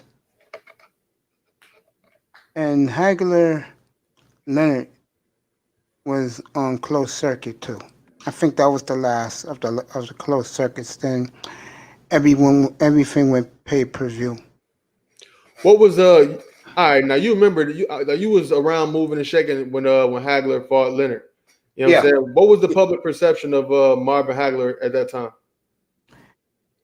He was the bad guy. He was the bad guy? Yeah, everybody loved Sugar Ray, and everybody loved Tommy Hitman Hearns. Did they paint Marvin Hagler like the big bad nigga? Yeah, but you know what happened? What happened? Number one, for Marvin Hagler, in a very racist city in America, Boston stuck behind him. Really? Yeah, he's from Boston. Yeah, Boston stuck behind him. Go for it. Okay. When no, I'm just go ahead. I'll let you go. What's his name? When Hagler went to the UK and won his belt, won the championship over there, they threw fucking beer bottles at him when he won the shit, when he stopped dude. You know what I'm saying? So he got a lot of the shit in the stick. They loved him here. They loved Sugar Ray because he was an American hero from the 76 Olympic team. He was good looking, had a good looking sister and everything. Yeah. Hagler was painted the bad guy until, which many people believe, he got robbed. When he fought Leonard. that changed Marvin Hagler's perception. See, here in this country, bro, you can be the bad guy, but when you show the American public that you're a warrior, they respect you. And I'm going to go back to this fight, which you disagree with me. George Foreman became America's hero, which many people believed here, and I was one of them because I saw the fight. Right. He was robbed and made, unfortunately, Evander Holyfield the bad guy in this country forever. Damn, Jim. Yep. I never heard nobody put it the way you put it like that, bro. But it's true, bro. Holyfield, Mark Breland, I forgot who else was. Sweet Pea Whitaker. They were heroes here because of the '84 Olympic team. Mike Tyson got cut from that team, believe it or not. Right. He didn't make it. Yeah. So those are the fighters America loved because they saw them win at the Olympics. But I'm telling you, Holyfield image changed for the public when I'll say it the way you believe it is. When he beat George Foreman. The media, America, I saw it on a freezing 0-degree temperature in Hoboken, New Jersey, my friend. To me, I'll say it one more time. I know you disagree. I understand why you disagree because you were into the sweet science of the sport. I see one guy in one corner when the bell rings taking a bite out of a cheeseburger. He looks fine to me. I see the other guy with pelts on his face. Oh, shit. Oh, now, who was eating the cheeseburger? He took a bite, George Foreman. This man, America's hero. Man, you crazy, dog. And I'm looking at this, and I'm like saying, you got to be effing kidding me. Exactly what I was saying in the freezing cold. The sports bar was losing their minds. I mean, everybody was rooting for Foreman. All of a sudden, he became the big teddy bear. Right. He won me over. Damn. And when they raised his hand, you had to duck in that sports bar. White boys throwing shit. I know a couple of brothers wanted to shoot up the joint. Damn. Over motherfucking George Foreman, huh? Yeah. Changed his image. Man, It's amazing that a loss changes your image. Holyfield, yeah, that's true. That's definitely true. It shows your character too after taking the loss. You know what I'm saying? George Foreman ain't quit. You know what I'm saying? George Foreman ain't quit. He kept on fighting and he became champion after that. You know what I'm saying? The oldest heavyweight champion ever, you know what I'm saying, win a title. You know, and I remember because that's when Tyson was indicted.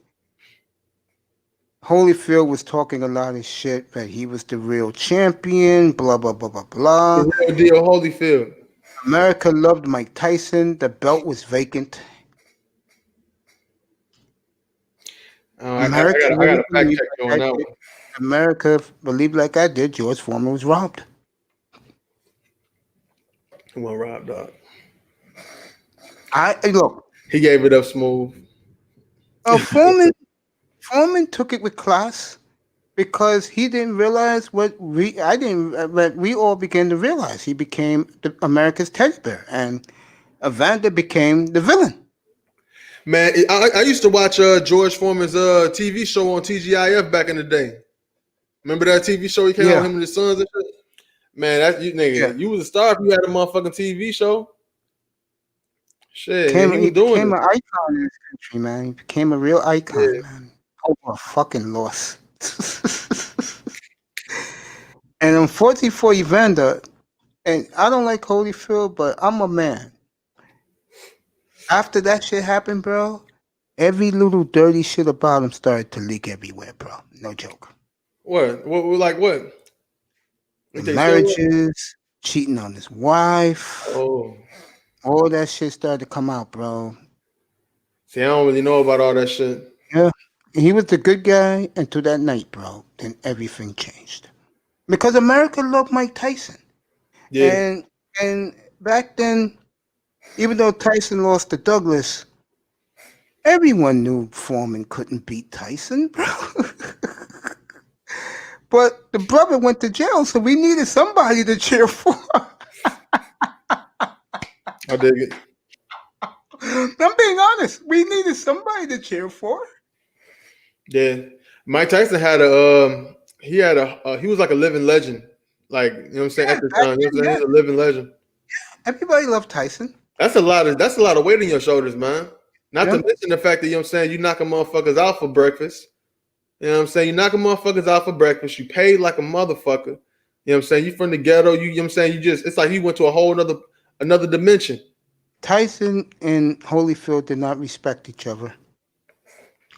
I guess Holyfield was jealous because Tyson was the sensation in America, and even though America loved him, they just looked at him as a good guy. But when I'm going to be fair, beat Foreman, he beat George Foreman, everything changed for him. Mace, man, look, man, I cannot let you say that shit, man. That is get robbed, brother. He got his nigga. Man, look, Holyfield was motherfucking putting all types of whoop wop the bams upside motherfucking George Foreman's head, man. He was just like, it was like he was trying to like wax the car or something, man. He was fucking him up. Nobody saw it that way, though, bro. Yeah, shit, he was fucking him up, man. George had a couple good, you know what I'm saying? He had a couple good rounds, but like he was playing behind the 8-ball the whole fight. You know what I'm saying? My brother never liked George Foreman. No? And I remember when George Foreman, when he used to walk down the aisle, how everybody used to wear white towels for George Foreman. And my brother used to look at me and say, why they like him so much? George Foreman was a bad man, dog. And I told my brother, I said, look at him. He's fat a little bit. He has a pudgy face. He's a good talker. George Foreman? Yeah, when he reinvented himself. Yeah, Oh, when George he came back. George was a character. Back in the 90s, oh yeah, he was a character. Yeah, I dig it. But how about the 70s though? In the 70s, no, everybody hated him. That was the Ali decade, man. He was the bad guy back then. He played the heel. Yeah, but that was the Ali time, man. Ali was God over the world, man. That was Ali's time. Like George Foreman was like a little bit younger than Ali. He was like the next upcoming, you know what I'm saying, type of cat. He was like a nigga you might see on Good Times. Ali was the 60 Olympics. George Foreman was the 68 Olympics. Right. You know, back then, I mean, but if you could turn back the clock to the 60s and the 70s, you would have loved it because boxing in the 80s, boxing was it, bro. Yeah, I know. Everybody loved the fights. I remember when I used to go to my old neighborhood and they would get the feet off the wiring, bro. It's crazy how they did it, bro. Because their guy was Roberto Duran. Hey, but you know what? Hey, in the 2000s though, 2000 had a good decade as well too. Like the 09s to 13s, and you know what I'm saying. Like that whole era, like that was lit as fuck too. You know what I'm saying? Like it was like more Hollywood. No, I couldn't say it was more Hollywood, but it was it was different, like advancements in sport and shit by that time. You know what I'm saying? The shit was like on cable and shit, like it was in music. You know what I'm saying? You would see like Zab Judah in a video, you know what I'm saying? And Zab Judah was popular back then. Yeah, Brooklyn, right? Yeah. People love I'll tell you, again, I really believe, honestly, if Tyson knocks this guy out in 2 rounds, boxing's back on the map. Then the question will be, does Iron Mike want to fight Tyson Fury? Mike Tyson and Tyson Fury? Yeah, if he wins this fight, I think that they will try and push that. Mike too old. He too old, man. Back in the day, Mike, yeah, I think he'll watch him. I think he's going to kill Roy Jones Saturday night the way Tyson looks, man. Yeah, man. I don't want to see Roy get hurt, man. Roy's going to get murdered, bro. So people don't care about him, but man, but shit. No, it's not that, bro. Tyson got that look, bro. And I'm not a Mike Tyson fan. Trust me, I'm not, bro. I was a Riddick Bowe fan. Like I said, America pulled for Riddick Bowe. I know New York City did because he's from Brooklyn, and Mike Tyson was his confidant. And when he beat Holyfield, New York went crazy, man. I bet. They went absolutely ape shit here, bro. When Bo beat Riddick Bowe beat Bama. him. Bo beat Bama, and New York turned the fuck up. Yeah, man. I mean, it was one of the great fights I've ever seen in my life. Bo Holyfield, the first one. Yeah. See, like Bo was like I don't know. Bo was like the traditional boxer that you would want to have in a certain degree. He was like having Joe Louis, like just on the natural, just on the physical level, but like supersized Joe Louis. You know what I'm saying? Yeah. Like if he would have fought Mike, that wouldn't have worked. But him fighting Holyfield, when Holyfield used to talk all that mess, that's why, he was the villain. He disrespected the guy who people thought was the icon. He felt slighted, didn't think he got the respect, Evander. I think, again, the Foreman fight changed his image, unfortunately. It might have changed his image. You might be right, because you're saying a lot of stuff that I don't really know about. Like as far as I'm saying. No, yeah, I'm not talking BS to you, young man. I'm telling you facts. Yeah, it changed his image forever. Because again, he went from the good guy, and then the next thing you know, you heard everything about his business.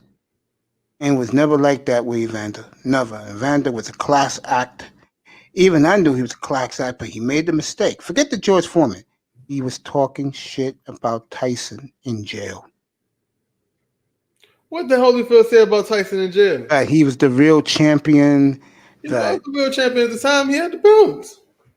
No, you don't get it. He was talking that shit before Mike. I'm just saying. Like, I dig where you're coming from. Like a lot of people, again, this is Mike Tyson country, bro. Brooklyn, right. Brownsville. This is Mike Tyson turf, bro. And people here didn't like the fact that Holyfield was talking a lot of shit. And Foreman, and when he beat Foreman, and again, and I'm one of them, a lot of people thought that the wrong guy won. That made a lot of people more angrier at Evander Holyfield. Niggas like, get off my mama.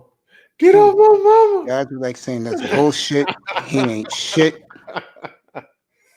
Guys were saying, as guys started saying, how good is this Riddick Bowe guy? And, the New York media hyped him up. Then word came out, Mike Tyson was his confidant, and Tyson would talk to him from jail. And Tyson cried the night he beat Holyfield. Was these Don King fights? These Don King promotions? No, who's the other guy? Oh, shit. Was it Bob Arum? And there's one more other guy. Was it Bob Arum? I think it was Bob Arum, yeah. I think so. Okay, yeah, I don't even know. It was King Arum, and then there was the other guy. His name started with an A, his last name. Yeah, Arum, or not Al Hammond, but Al Hammond wasn't in the business back then. No, he wasn't in the business. It was just Arum. It was just Bob Arum, and Don King at that big level at the time that I could think of. Yeah, Tyson went from an icon to a buffoon. But I think if he knocks him out early Saturday night, he will win America over forever. Do you think Mike Tyson? You think he should fight Tyson Fury? Yes, I do. All right. How that work? I think for boxing, I think it'll be good for the sport. Like in a real 12-round fight? Yeah. Tyson's in shape, man. If you haven't seen him, he's in phenomenal shape. Well, he was on the smoke box with Mike Tyson. Tyson Fury, they did a show together. So maybe they might have, talk that out. It's a possibility. Why not? I think the money is more important, man. The friendship, the respect, mutual respect. Yeah, handshakes on my show. But when you putting $50 million on the table, then you're not my friend anymore. I'm gonna try and kill you. I'm talking about in the ring. Do you think Tyson can beat Mike Tyson? It's going to be tough because that guy is 6'9". It's going to be tough for Mike. 6'9". like a whole foot taller than him because Mike Tyson like 5'9". Yeah, it's gonna be tough for Mike. A Tyson foot had to taller, it's gonna be have to tough for attack him. the body the whole time. Kid's Dude 20 had to years attack the younger. body, just move his head. And the kid's 20 years younger. He's gonna be going for Tyson's head because he's taller. Yeah. But if Mike can get that one punch in early to send him a message, I think we're gonna see something. Man, if he hoping on that, then he in trouble, man. No, I'm not hoping on it. I just feel that if he knocks him out early. Mike Tyson, you know what I'm saying? I don't think he can follow him around right now. I think Tyson moving around the ring too much, too well for Tyson to keep up at this age. You know what I'm saying? I think it's a tall task. I don't think because Tyson Fury ain't gonna try to just sit there and fight in the pocket with Mike Tyson if he can help it. Naturally, he gonna use his youth and vitality to go ahead and move around that ring and stick and move. You know what I'm saying? And when he feel like he didn't slow down the old man, sufficiently enough, that's when he gonna plant his feet down and try to take him up out of there. You know what I'm saying? Like that's a tall order for Tyson, man. I think Tyson should really just, they should just take it easy in that motherfucker. You know what I'm saying? I know motherfuckers be like, nah, that's some other shit, but them niggas is old, but they still hit hard. So they got the potential to hurt one another and themselves. You know what I'm saying? They old, bro. I don't know how Roy Jones Jr. is gonna handle this Saturday night. He gonna handle it on his back with his jaw broke, twisted. Tyson looked big as shit. I told you. Tyson looks like a raging bull all over again. Yeah, man. Best I've seen him in years, and we're talking 30 years ago. Yeah. Some shit like that. I'm not a Tyson fan, like I said before. I'm not a Roy Jones fan either. You ain't like Tyson? No. Why not? Looked at him as a bully. He a fucking fighter. But when I saw him, the guy, again, I didn't really have a fighter. But the guy I fell in love with again was Foreman. Just that night alone against Holyfield, I fell in love with Foreman again. I said, oh, man. I was looking for a fighter from my childhood. And I said, I might as well rock with Foreman. And I was in New Jersey that night on a work assignment. Ain't Michael Moore from New York too? Huh? Michael Moore, ain't he from New York too? Yeah. Did y'all fuck with him? Yeah. Nah, yeah. Fuck with that nigga. My guy was Mark Breland again. And Pernell Whitaker. Those are the guys I like. Pernell Whitaker ain't from New York though. I know, but I liked him anyway. I dig. He was robbed. Wasn't he robbed against Chavez in San Antonio? Oh, yeah. You didn't think I remember that, huh? Nice one. The Mexicans got into a big brawl that night. Oh, word? Yeah, man. Pull out your knives. Pull your pistols. No, man. Use my fists, bro. Pick it up. Okay. Got a couple of good shots in, bro. I dig. Think I'm gonna lose to some goddamn Mexican? That's what Bernard Hopkins said. He said I'll never let a white boy beat me. That shit was hilarious. He fought Costa Zoo. Yeah, B-Hop was a good fighter though too. That's Philadelphia, man.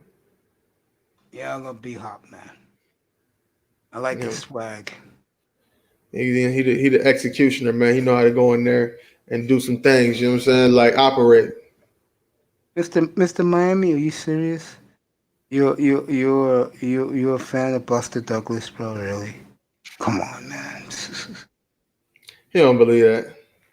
Please, man. At least you're gonna see Tyson looking like a goddamn gladiator Saturday. Is that fight on regular TV or is it pay-per-view? I believe it's pay-per-view. Shit, if I had my OBS up knowing how to run it, I would broadcast that fight. I'll get in trouble if I do it. He might just want to pull it out, man. It might be working. I ain't gonna pay for that shit though, man. Like I don't really support that fight, bro. Personally, really? I don't really support that shit, man. Two old men. Yeah, I don't want them. Yeah. I look at it like this, man. Y'all already legends, man. Go sit down and do something else, man. Like, ain't no need to be doing that shit, man. You know what I I'm don't know. saying? I just think Tyson's gonna kill him and bring the boxing fans back, and it's gonna make boxing popular. Who's the guy who Fury beat? Deontay Wilder. They'll probably make Tyson fight him first. Oh my God. Hey, they was beefing on social media. You know what I'm saying? Tyson Fury and shit. Wilder? Yeah, Wilder. Bugging. No. Mike Tyson and Wilder. I'm sorry. Mike Tyson and Wilder. They was beefing on social media talking about who would be who and shit like that. You know, so I guess one of them made a statement about uh I would beat you in your prime or whatever. I guess Wilder said he would beat him in his prime. And I guess they was beefing back and forth on some silly shit. But I mean, it's a little storyline behind it, so maybe somebody get behind it. Ain't like Wilder finna come back and do nothing else. You know what I'm saying? Because I honestly don't see him coming back and really. I don't know, man. He looked bad out there, man. He had a lot of injuries and surgeries to his right hand.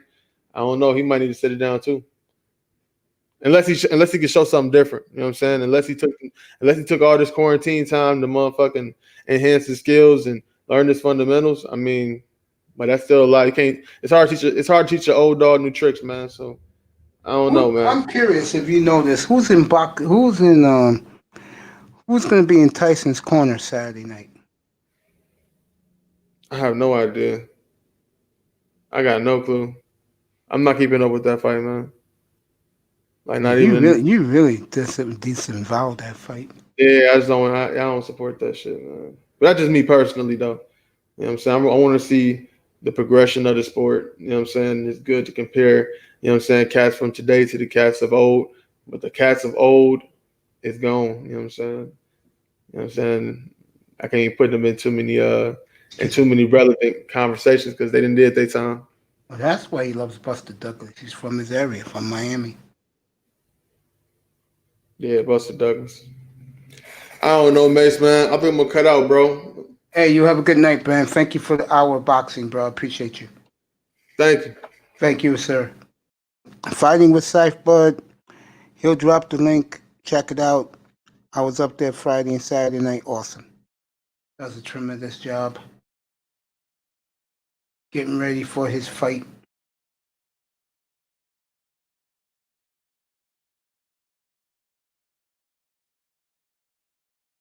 I'm just chilling here right now.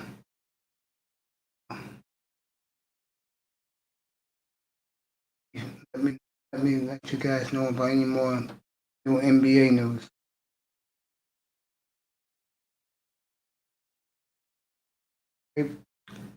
Wizards, Rockets discussing blockbuster. With this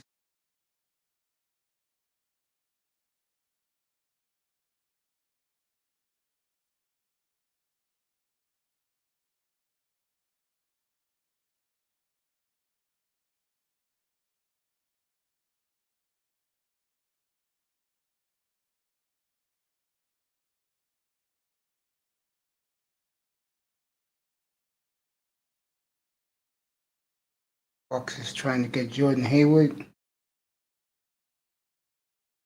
Talking of Westbrook or John Wall blockbuster. Okay. All that tomorrow night.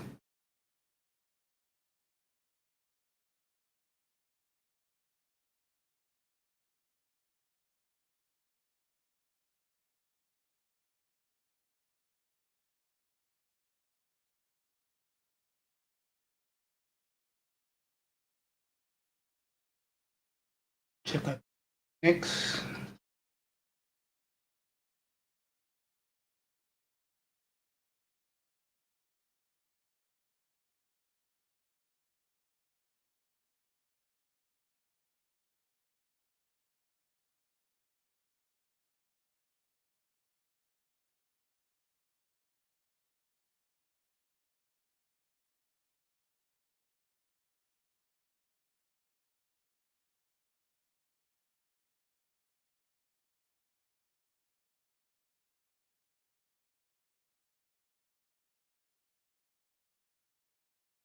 You're here, Mr. Miami. Don't worry. Here, buddy. Oh, I don't know. After last night, I don't think so. Getting Drew Holiday and Bogdanovich, they're going to the Bucks. They want to keep Giannis happy. Got one more year left. You can wait another year, Miami Heat. We'll see for you guys. Honestly, I think Brooklyn's going to the finals.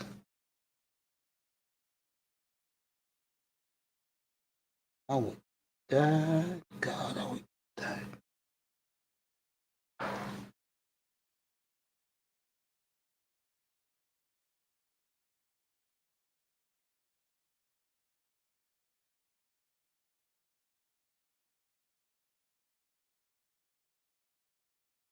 Just chilling right now.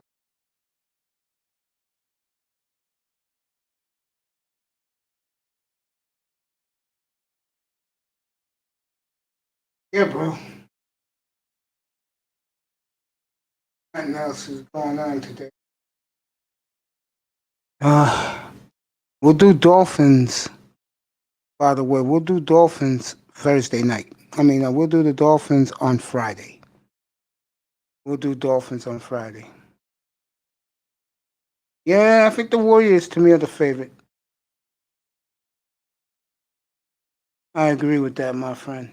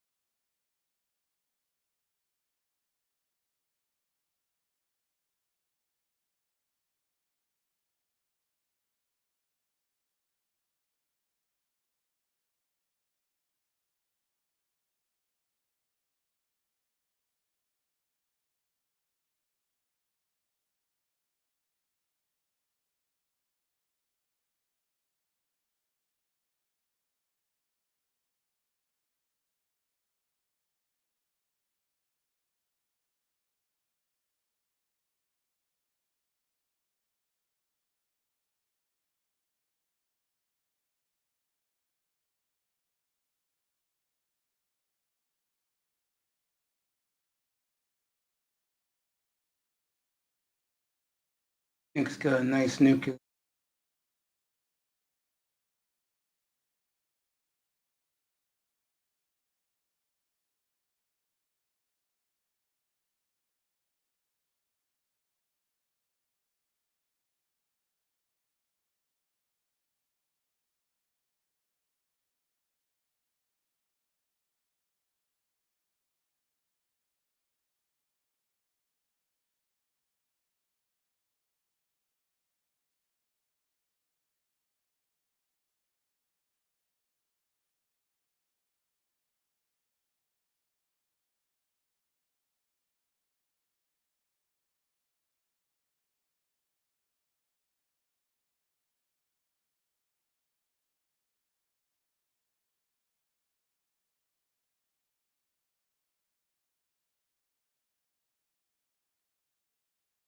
They should be pissed off about Sunday.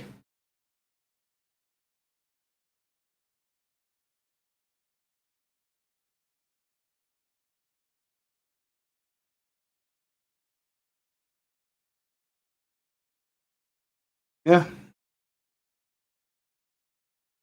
Buffalo fans should be very, very upset. Do we play any California teams left?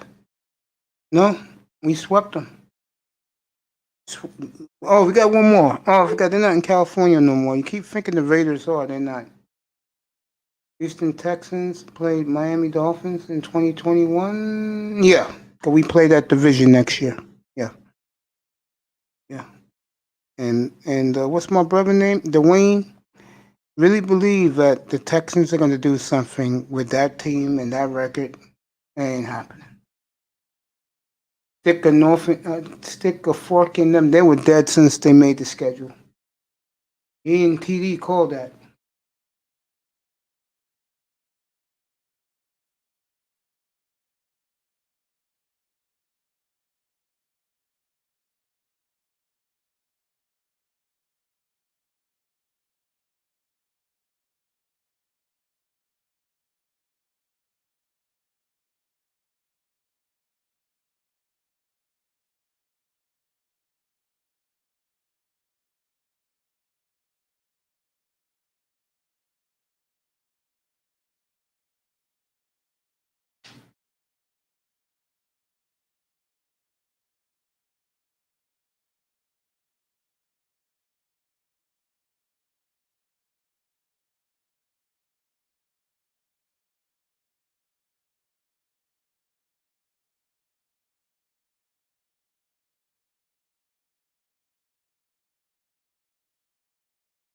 All right. Yeah.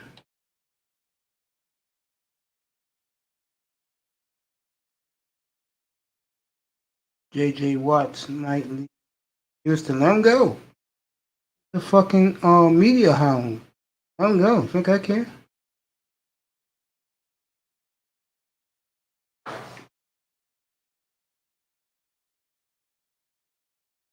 Miami. Game at a time.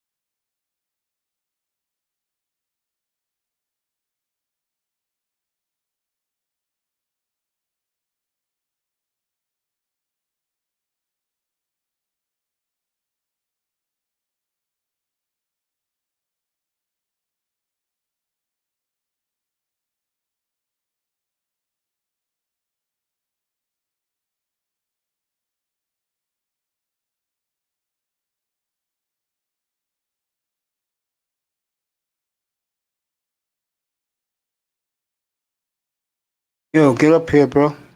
Here's the link. On up.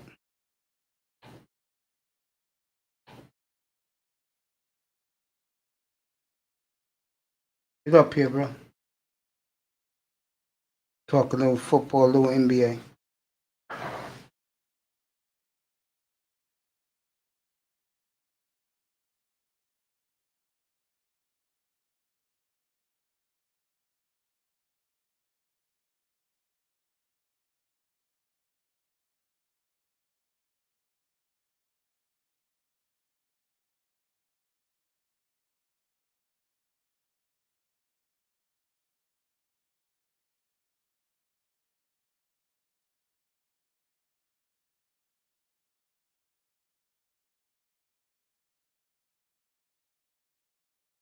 Church of Elijah.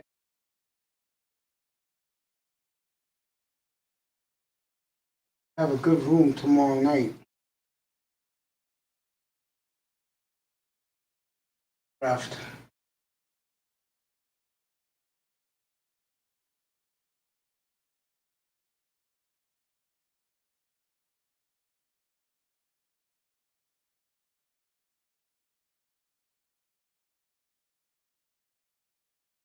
Draft for my health. So,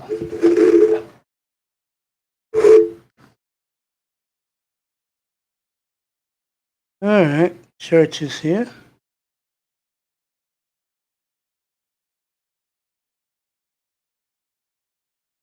What's up, kiddo? What's up? Everything How all you right? feeling, man? Yeah, everything's cool with me, Good, man. good. How you feeling about your Lakers? Good. Trade, most likely gonna get Schroeder from Oklahoma City. I'm good with that, but did you hear news? James Harden might be going to the Brooklyn Nets. Well, guess who we had dinner with last night? Huh. That rap guy in Philadelphia, Meek Mill. Yeah. They're also talking But Harden for John Wall, straight up. nah, they doing I just looked it up. Westbrook is going for Wall because both That's of the right. contracts are Westbrook's the going for same. Wall. Yeah, Yeah, and I see that happening. Yeah. I do too. And James Harden for to the Nets The next to go. package. I said that's cheap. Now you got KD, Kyrie, and James Harden all on the same team. If healthy, they should win the East easily. I don't know. Giannis is good.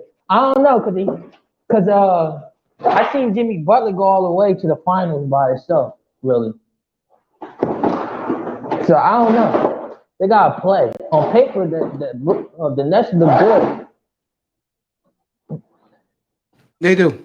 Right now they look good. You add Harden to it. Right. But is the chemistry gonna be on point? I don't know. Me either. I don't know either. I can't answer that. You know, I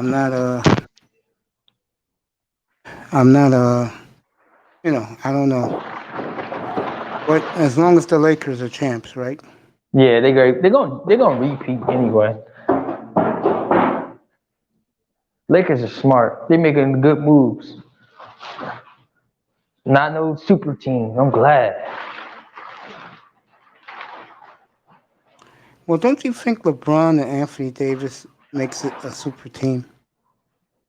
No, that's like Shaq and Kobe. That's because you need three more superstars on the team to make it a super team. That's why I think the sleeper in the West is the Blazers. Keep telling people this because they got a complete squad. And I look at McCollum and definitely Dame as superstars in the league. If they smart, they should go get Aldridge back. Get LaMarcus Aldridge back on the Blazers. It's up Have to him. He him. wants to come back. He left the Yeah, first time because he and Lillard didn't get along. right. Now they going for a ring. You got LaMarcus Aldridge. You got Nurkic. You got Carmelo. You got The kid Covington, who they traded for last night, yeah, Gary Trent Jr., he could come off the bench. You got Anthony Simons, CJ. Yeah, CJ McCollum. You got Damian Lillard. That's your starting lineup. Rodney Hood. Yep, that's off the bench. Blazers are very deep. And people Yeah. are sleeping on them. Yep. And that would be your starting lineup. LA, Nurkic, Carmelo, Oh, you like CJ, and LA. Dame. Huh? You like LA, boy. You love Aldridge. I do. Of course, because he's a Cowboys fan. Oh, that story I told you about? Yeah, Yeah. he lives and dies for his Cowboys, man. That shit was funny that day. At the old Prudential Center in Jersey.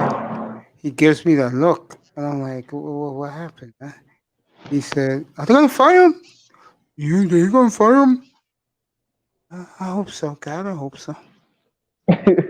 That's what I told him. He said, God, I hope it's. Yeah, the NBA is getting crazy. Now what you said, it's getting watered down. I agree with you. There's too many teams trying to be a super team. Yeah. I think Portland got the right mix with Carmelo coming off the bench, and he loves it there. Yeah, Carmelo's starting though. Portland said they're going. Gary Trent's going to start this year. No, Covington's going to start. Covington. Portland already came out and said Carmelo's starting. Okay. Cause they got starts. Nah. They said because they got to do Carmelo contract again. For him to stay, he want to start now. Now let him start. That's what he wants. Yeah, you know he want to start. He just did the bench thing just to get on the team. I think he did the bench thing because he knows who's the top dog of that franchise. It ain't him. Number 0. Right. Now they see how good he is coming off the bench. They might as well start. They're going to start him. Now you got Covington, you know what I mean, come off the bench with Rodney Hood and all of them. You got a whole team coming off the bench. Temple, Gary Temple, right? That's point guard, right? The point guard is Damian Lillard. No, I'm talking about backup point guard, Temple, right? The backup point guard is Anthony Simons. Yeah, Simons, Temple. Then you got Rodney Hood. Covington. There's one problem with this scenario. What? Where's the bigs at?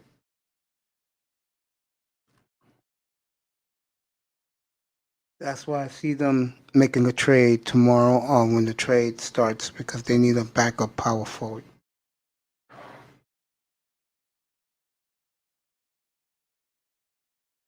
I like their roster.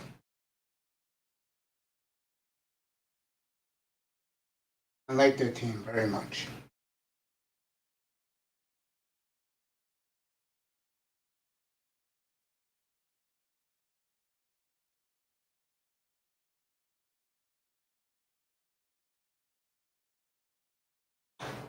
Yep. When you come back, we'll talk Cowboys.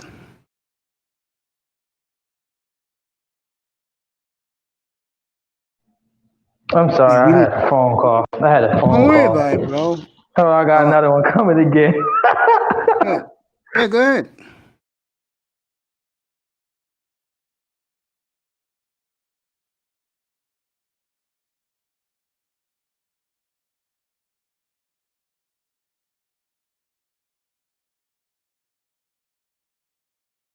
Tomorrow, 24 hours from exactly right now, it should be interesting. As 24 hours from now, we'll be getting ready for the NBA draft.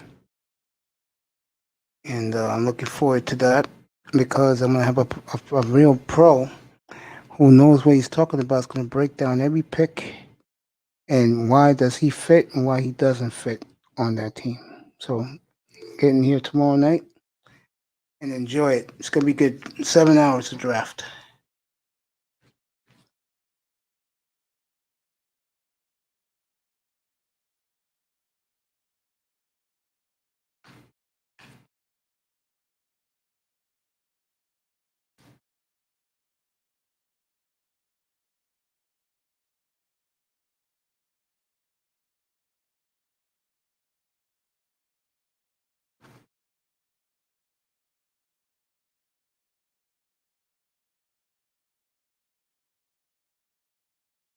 Ty Church has a phone call. All right, let me come right back. Mr. Miami, I'll be back in a minute. Give me a sip of a Welch's fruit punch. I'll be right back.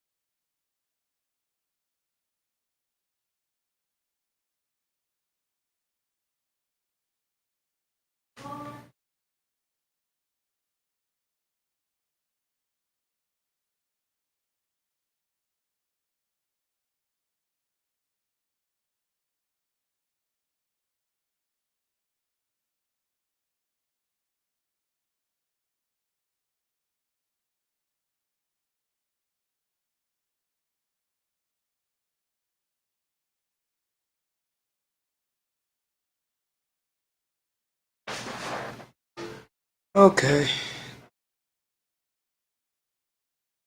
Just chilling right now. Every team better watch out for. Yeah, Golden State to me is the favorite to come out of the West. Gonna be some good games, Lakers and Golden State this year.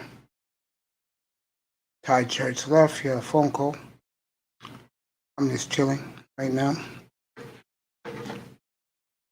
Uh, should be a good night tomorrow night.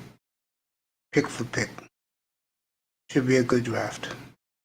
Looking forward to. I'm not an NBA fan, but Miami ready for the NBA draft in here tomorrow night? Let me know.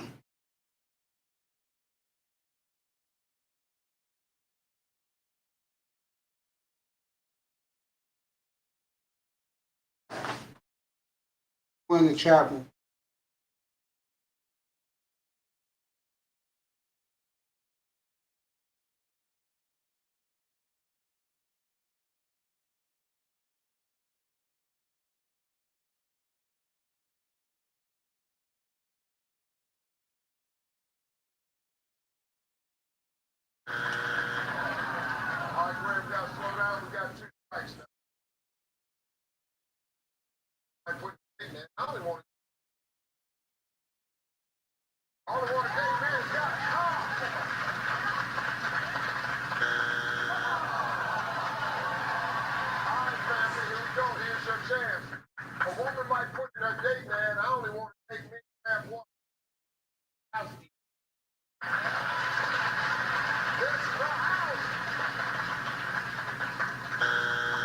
Wow.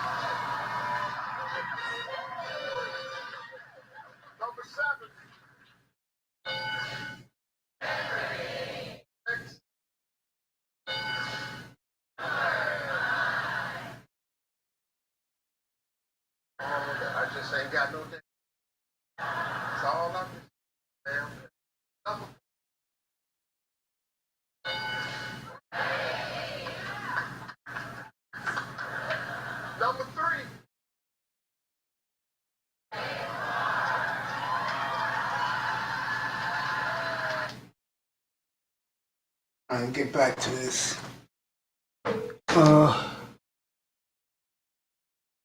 Yeah, Mr. Miami's ready for the draft.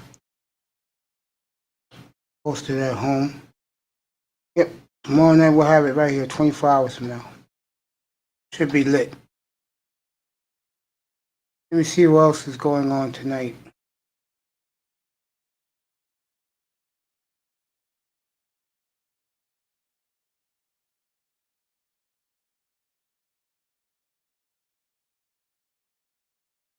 What do you do? They just believe they have another strong move in them. And Canzano, the Oregonian, good buddy of mine, wrote this yesterday.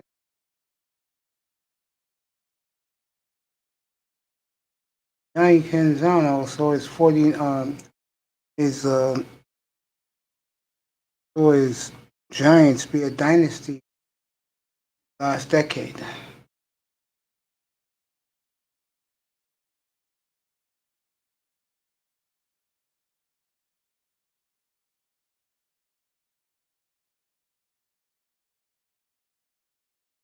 Okay.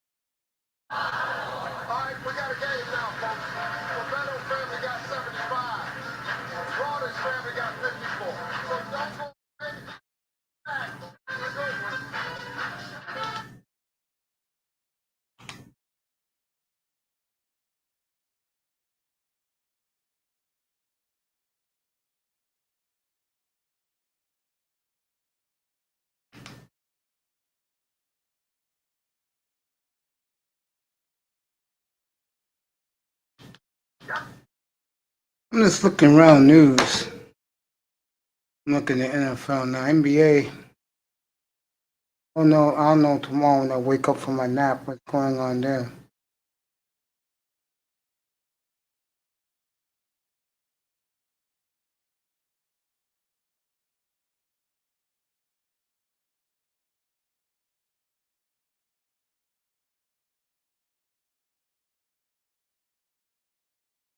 Oh, speaking of that, speaking of Tagovailoa over, no Tua, you got a couple of wins, kid.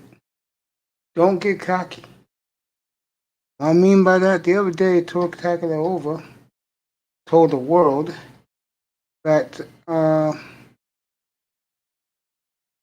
bring coffee. Tua's latest that came out of his mouth was he said the NFL is coming to him a lot easier than he thought it was. Don't count your chickens before you hatch, Tagovailoa. I'll tell you one thing: the Broncos can play defense, kid. Find that out. Tua to tell the world that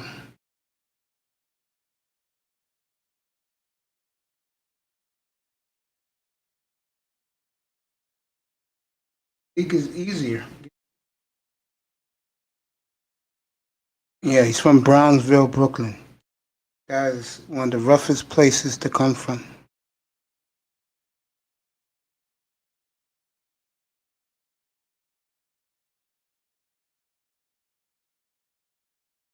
Yep, from Brooklyn. Steve Harvey, why you heard Family Feud in my background? I wasn't watching Family Feud. I was just take a look at something for tomorrow night. But I'm good here tomorrow.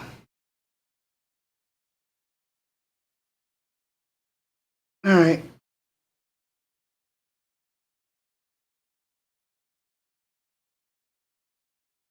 Check out something.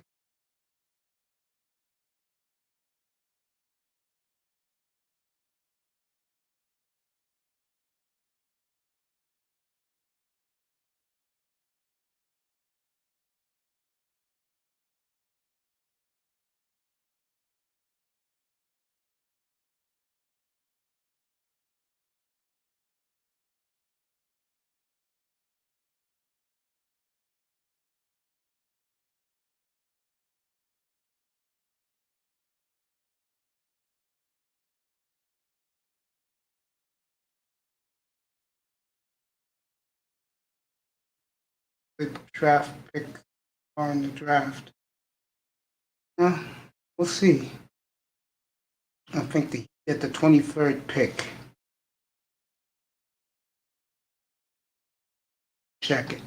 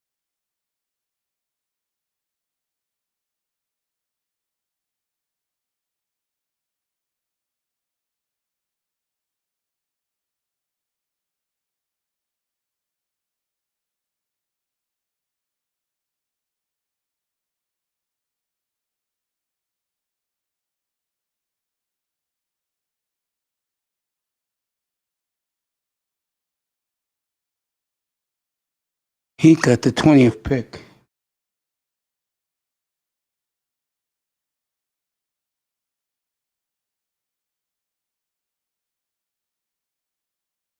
Oh, he got number 20.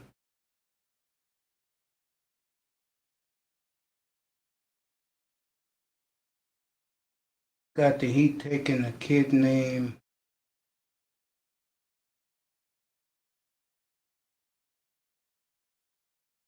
Aaron Nesmith from Vanderbilt.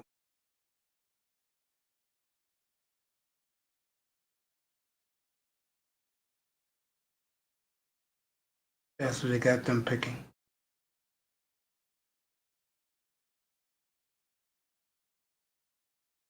Yeah, I got my flu shot, buddy. Got my flu shot. They always give it to me at my clinic in September. Yeah, I got my flu shot. Thank you for asking. Thank you for caring. That's why I love you.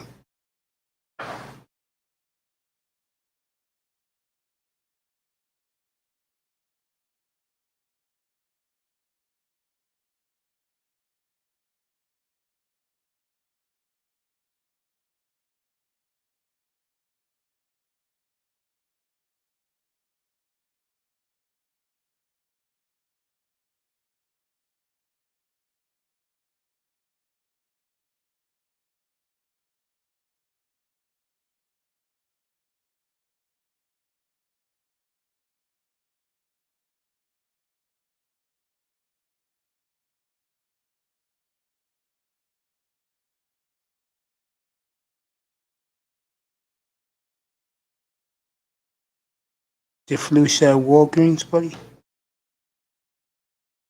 Cool. Real cool.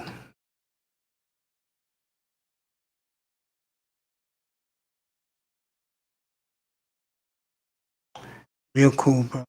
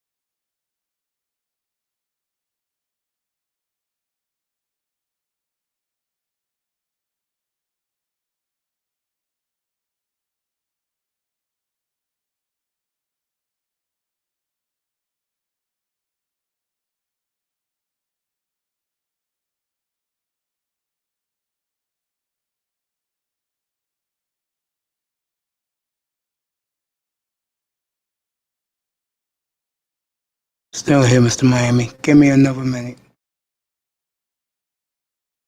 That's good. You got it done yesterday. Right back with you, buddy.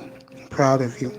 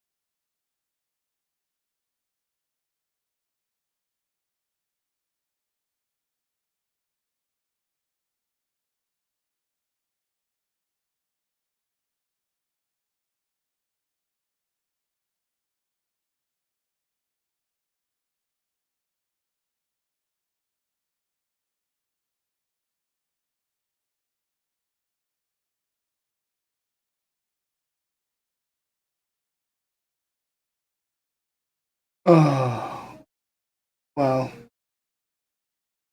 okay.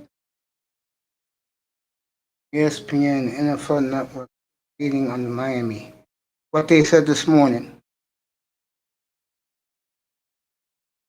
Let me know what they said. Yeah, I'm okay, bro. I'm all right, bro. I'm good. What they say this morning about the Dolphins, let me know. Right here.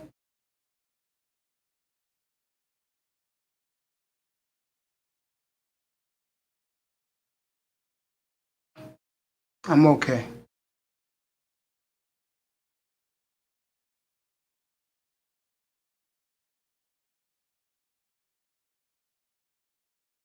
Rundown.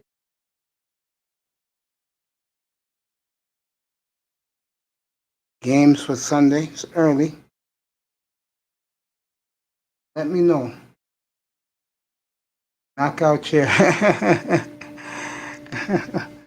Sometimes I'm bored, man.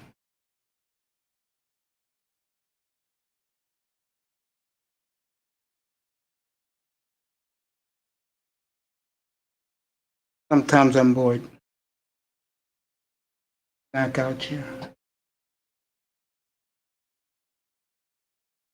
Yeah, man.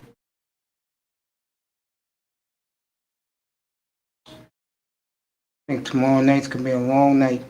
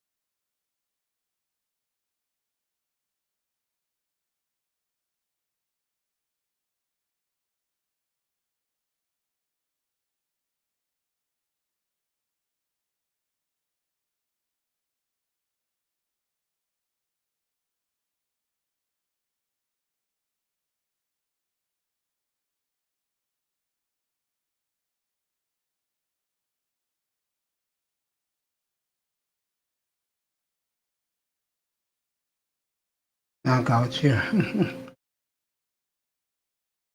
Well, I'm okay.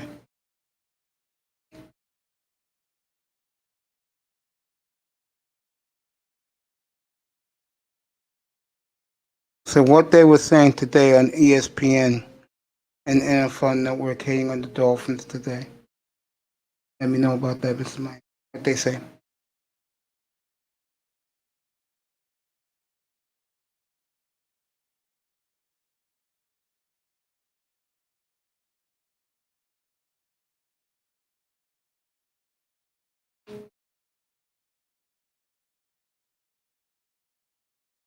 All right.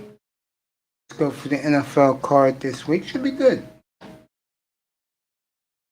Where's the NFL at?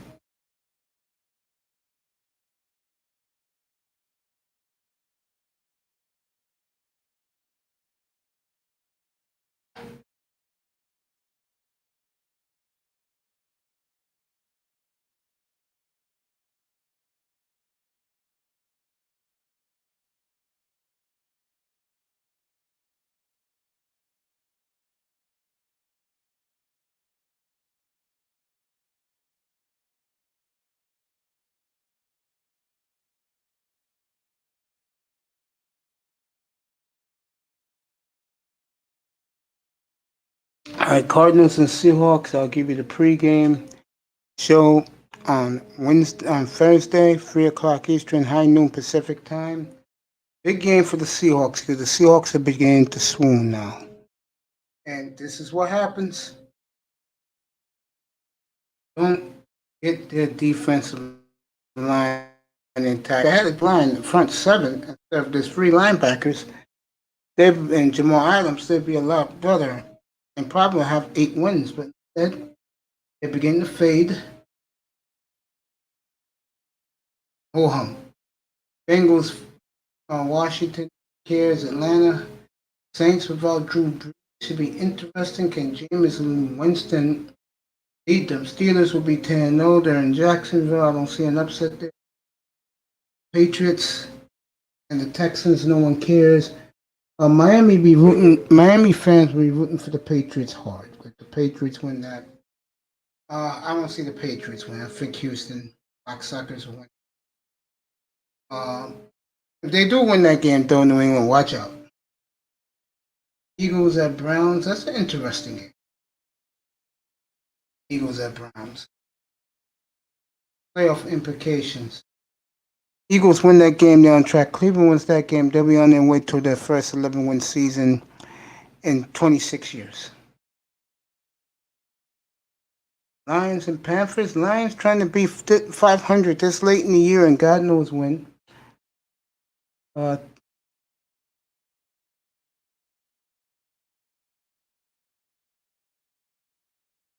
Baltimore at Tennessee. I think a lot has been taking off the luster of this game because the Ravens Tennessee at the Ravens because the Ravens got so many injuries. Jets, Chargers, Dolphins, Broncos. If you're a Dolphin fan, see if the streak keeps up. Dallas and Minnesota, no one cares. Packers, Colts, that's the game. See on Sunday. That should be a hell of a game. That should be a hell of a game.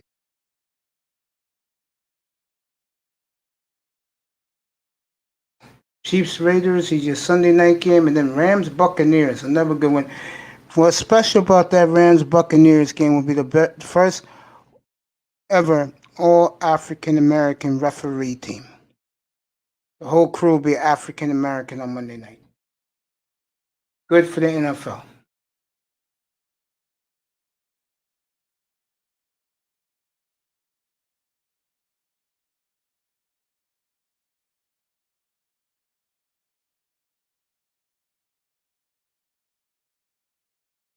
We'll be here 7:30. Al, hey Al, you want to come up? Here, here's the link. Come on up.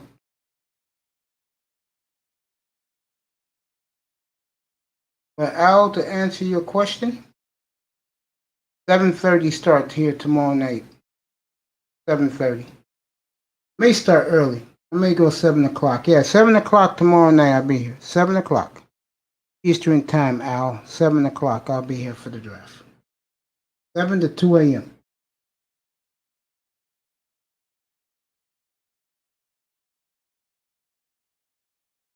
There's the link if you want to come up and talk NBA draft, Al.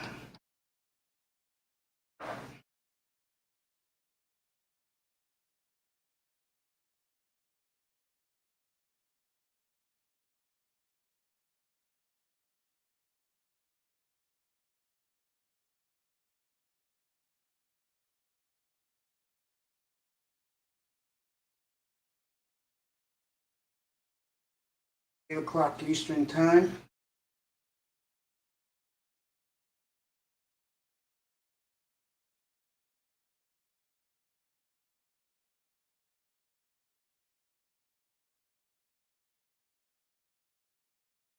What's up, Super Mulatto? What's up, bro? Wanna come up? Here's the link. Hour number 3 coming up.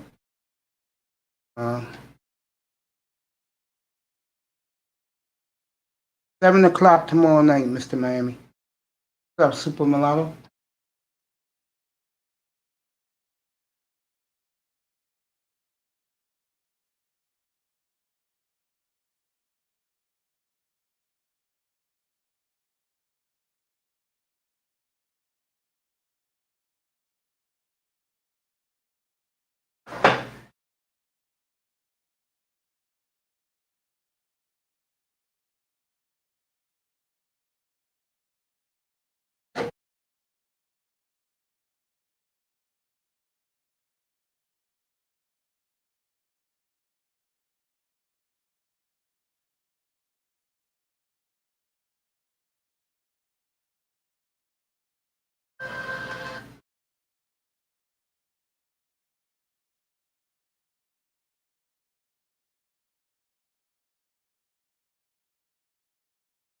I'm too tired to join, man. I understand that.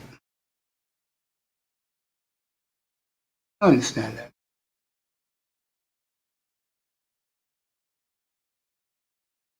The games on Sundays, next Sunday is gonna be good. Skip the Jets in Miami. I'll skip it too, by the way. But next week's game should be good. Next Saturday. Next Sunday. College football, the most interesting game this weekend, by the way. Anna, getting 20.5 points against Ohio State.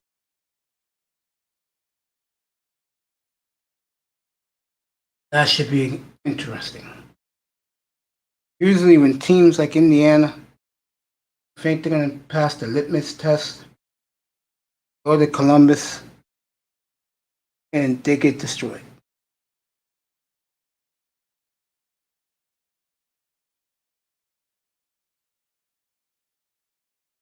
They do.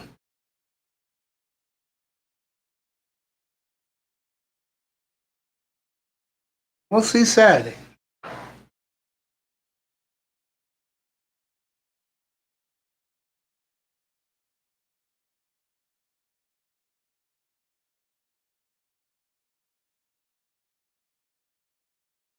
Okay, look at this. I'm from Europe. I can't really relate to the topic. Okay, I'm just talking, man. It's okay. Man, you from Europe, bro? I get the feeling I know who your number one sport is. Who's your team in that sport? All right, Super Milano, thank you so much, bro. I appreciate you.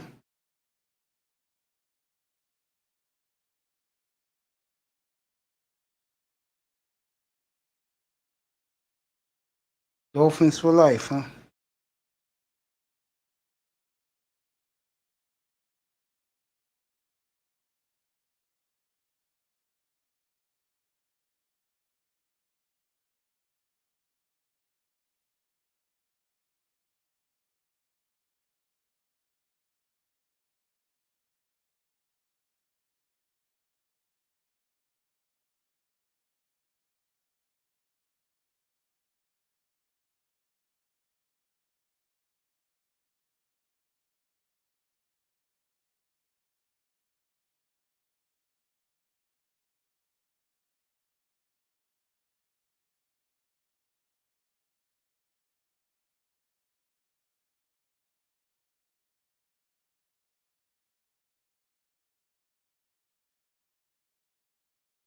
Right now, Big Wigs is on right now.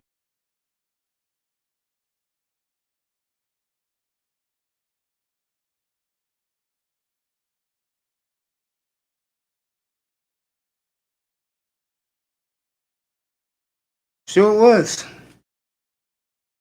I cut this shit off at halftime. Went to bed.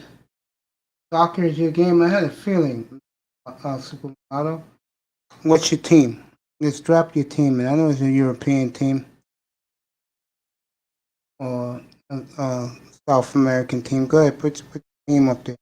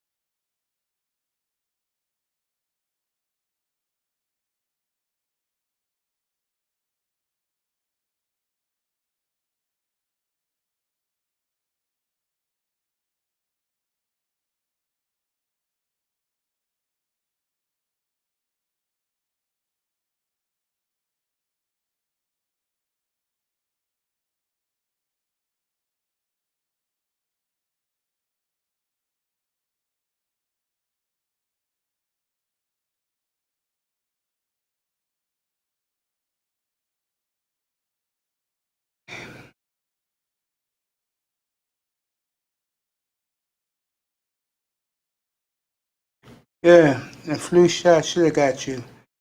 You watched Monday Night Raw last night, Mr. Miami? No, you did.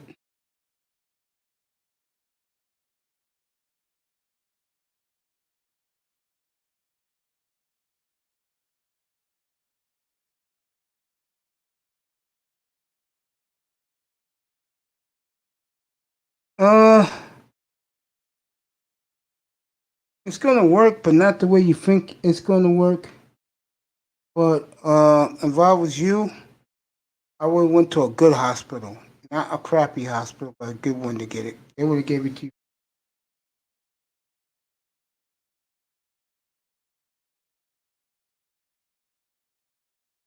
Good night to Mr. Mulatto. I know it's real late in Europe. It's about 2, 3 in the morning. Though.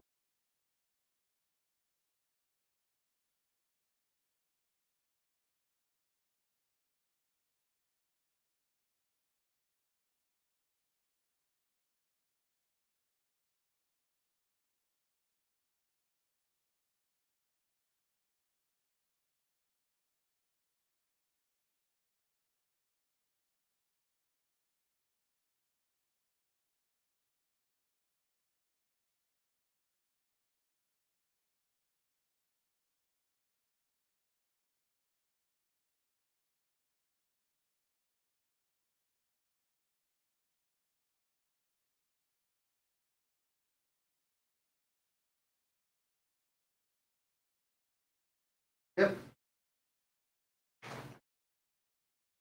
3 hours of coverage. Wow. Had Kid Roscoe in the first hour, Side Bud in the second hour. Third hour is Miami keep. And we see what happens. Days like this, I'm off the air at 9 o'clock. It'll be like last night, but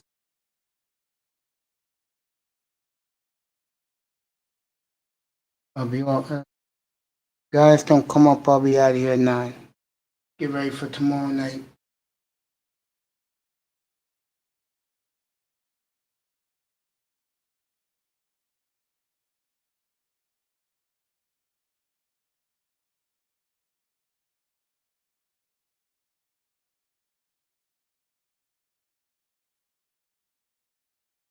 That's what they call it, the rattlesnake defense.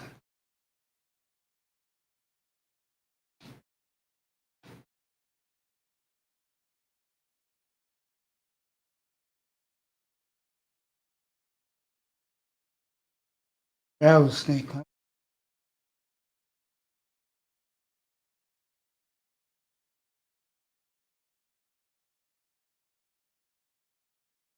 Strike hit the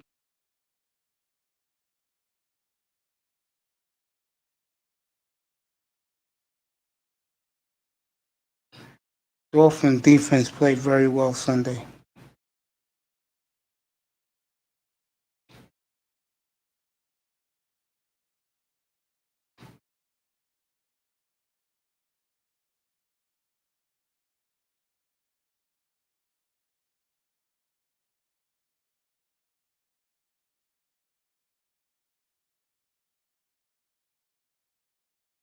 Yep. Just me and you, bro.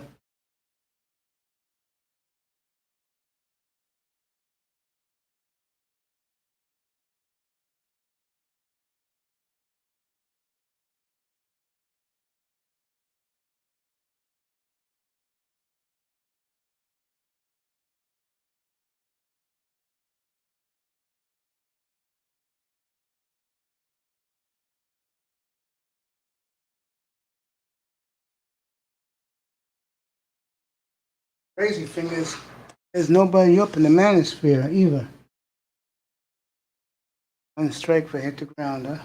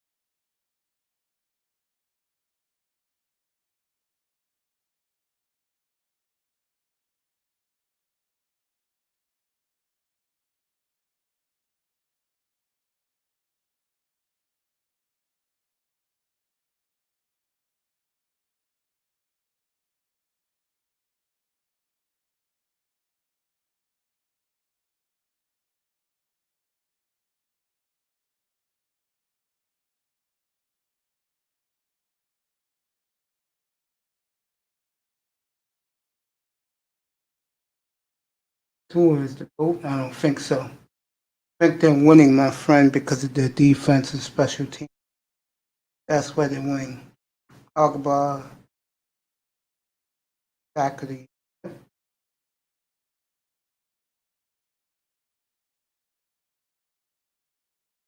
Dolphins should be lucky they signed him to a 2-year deal.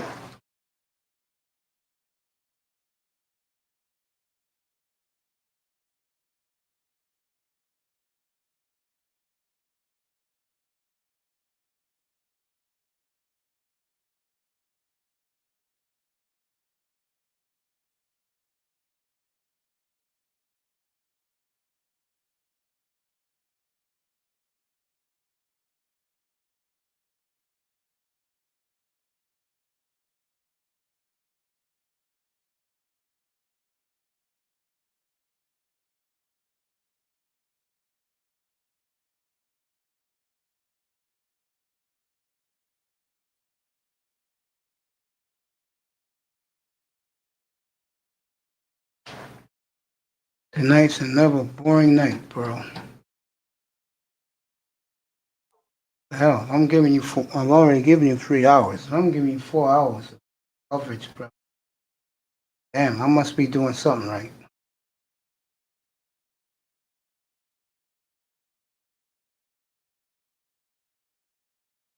Of course they're gonna go after running back, bro. They probably go out and get 2 running backs, brother. I can see that.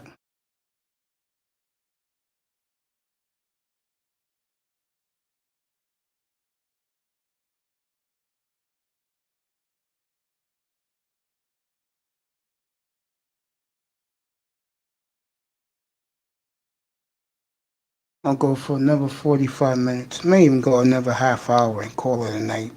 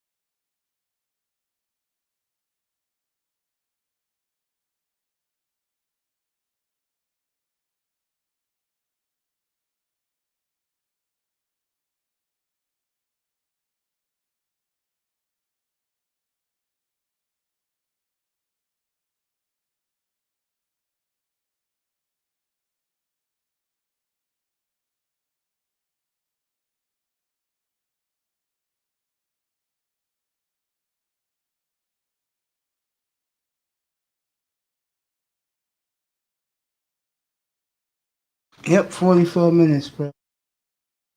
That clock hits 9. I'm gone. TV is never nothing on TV. That's why I don't watch TV. What I do here? Yeah, you two going to bed around 9 o'clock. I'm going to bed at 9 o'clock. Oh, I'm not going to sit here and lie about it. This is not a good look for tomorrow night. Because no one's in the manosphere. Nothing on TV. So I may not even. I'll think about. You know what? I'll think about doing the draft tomorrow.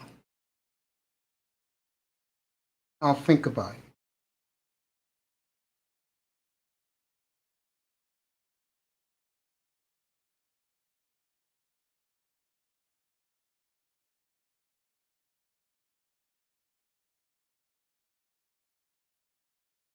Yeah, TD's not even on, bro. Nobody's on.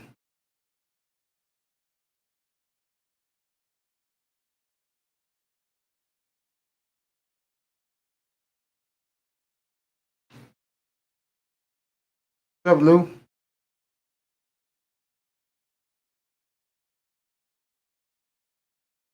Do the draft. VCR tapes on VCR. Do the draft, Lou. I'm Dante Lou popping in saying what's up to me. Do the draft.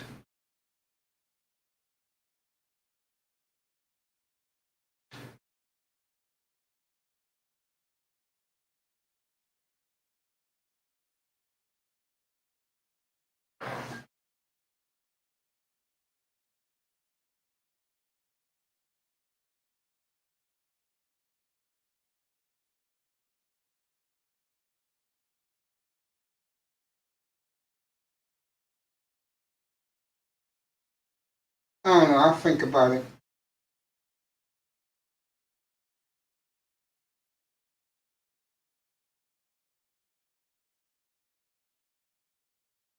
I'll think about it, Lou.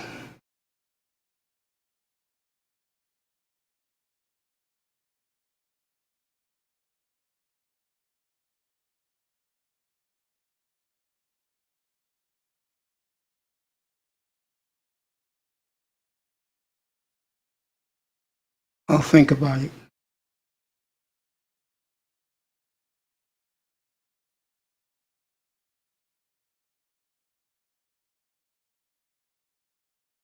Well, let's see.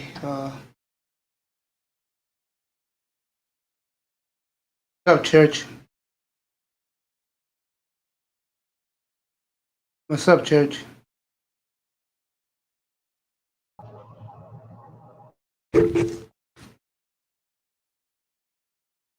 Oh boy. What's up, Big Time? Wanna come up? The link. Waiting for Ty Church to finish doing his.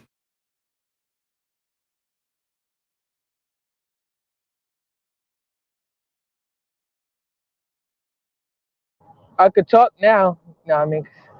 Everybody was calling me. I'm sorry it took a little long. It's all right, bro. Handle your own Okay. business. This is what happens when you own your own business. Oh yeah. Yeah. You own your own cleaning company? Yep. I didn't know that.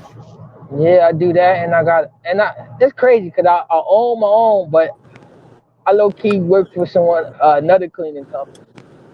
The only reason I work for them because I get to charge them whatever price I want. Instead of What's giving up? me like $12, I get them to give me like $25 just to do the same cleaning everybody else do. That's the way it should be. Good What's up, stuff, good Pete? stuff, man. What's going on, Mace? What's up, Pete? What's up, What's up, Pete? G? What up, soldiers? It's the first time I this see you got this some basketball, man. I don't really dig. Got basketball for soft people, man. They like Yeah, those. yeah. They don't like to get touched, man. They don't like to get hit. I like contact sports. oh, you like the MMA. You know, that's actually the reason why. Remember, I don't know if I told you. That's the reason why I ended up quitting boxing in my younger days when I was all in doing all the sports. Is because my coach ended up pushing me to do more MMA, and I ain't like it. I didn't like it. And then my high school coach pushed me to try to do wrestling, and I just didn't like wrestling either. It's just, it was crazy. What's up, Big Time? What's up, Smooth? It is Smooth is up his boy. What a difference the 8 o'clock hour makes. What's up? What's up, Smooth? What's up, fellas? Biggie, You miss your what's boy up, here bro? in the 6 o'clock hour. I had Scythe Bud for over an hour. Oh yeah, I've seen him for a minute. He's talking about the fights. Again, I'm gonna get to the Dolphins right now, but if you haven't seen Mike Tyson, check him out. Look, that's right. NFL is bone crunching.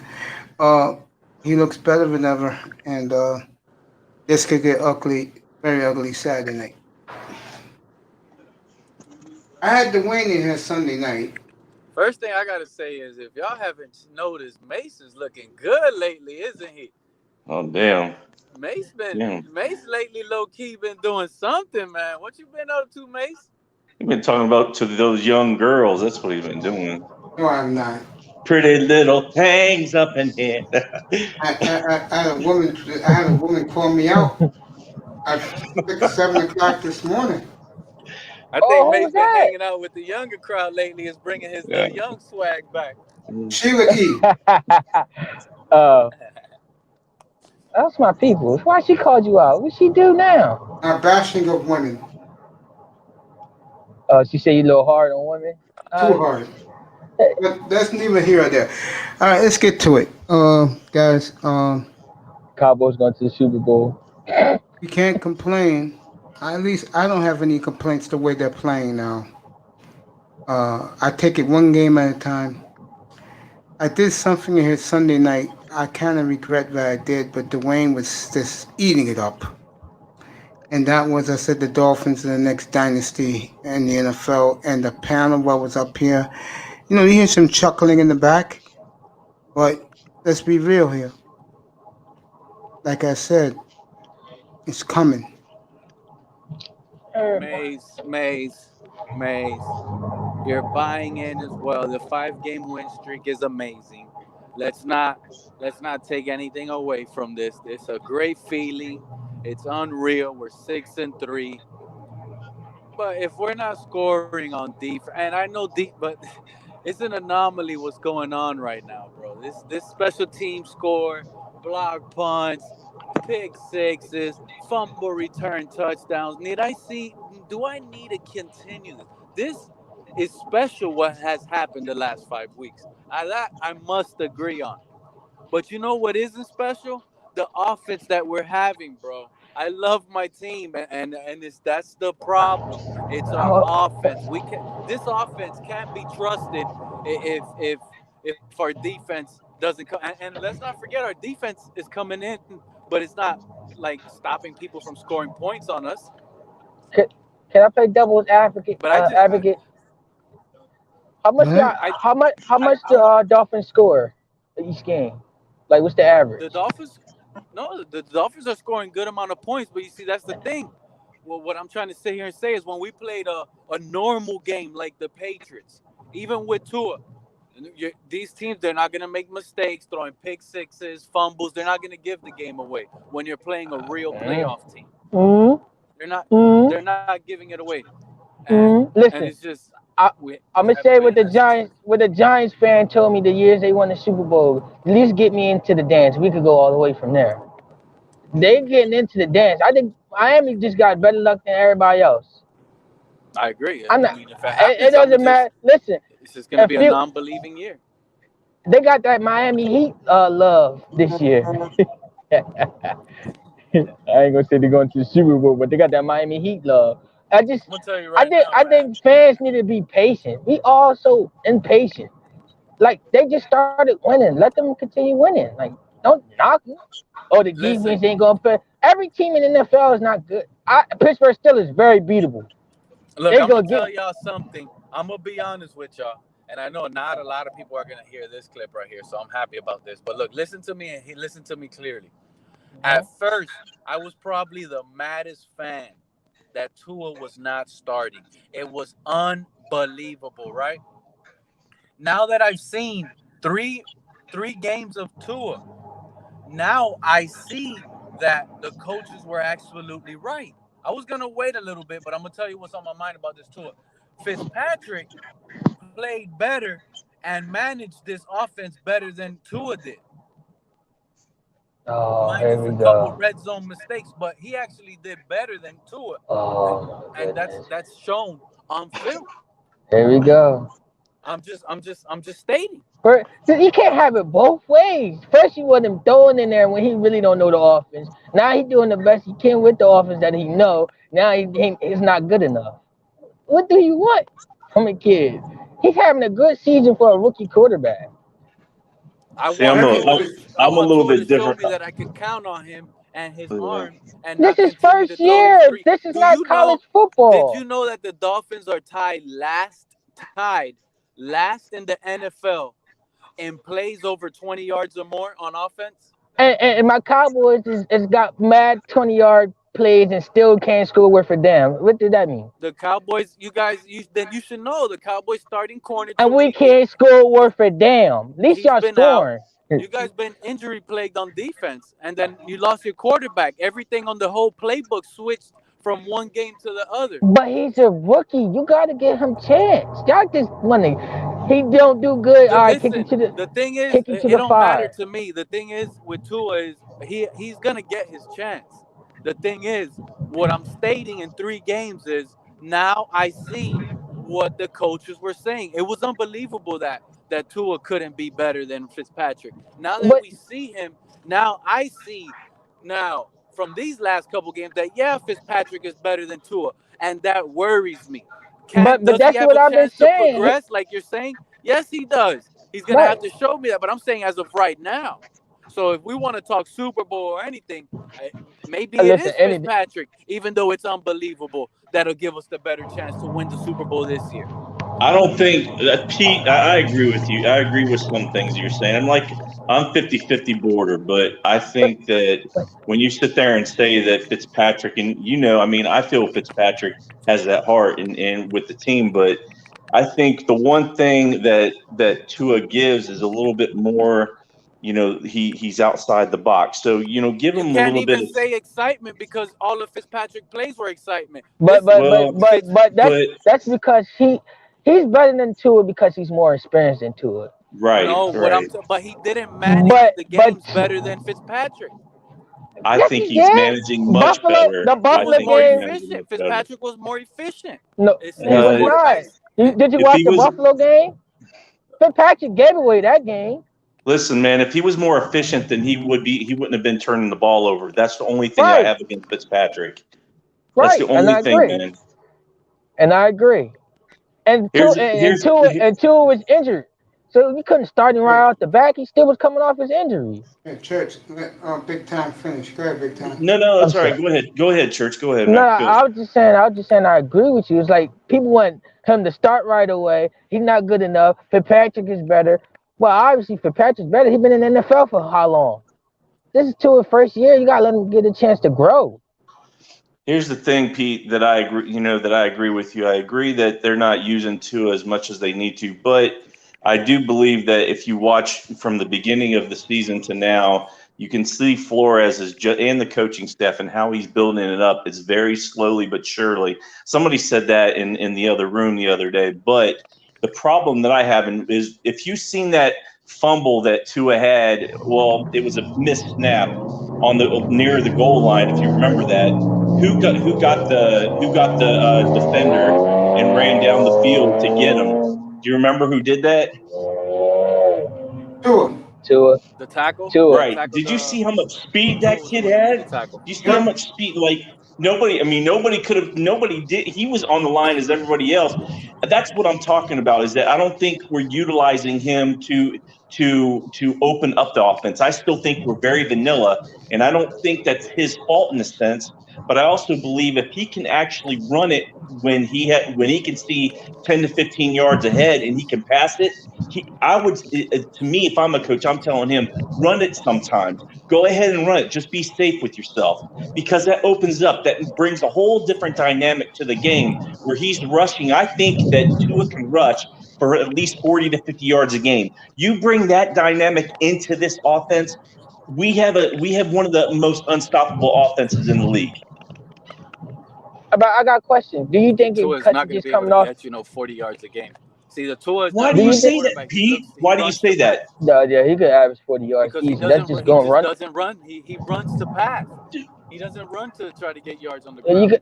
If anything, Tua will probably get you 30 yards a a 3. game.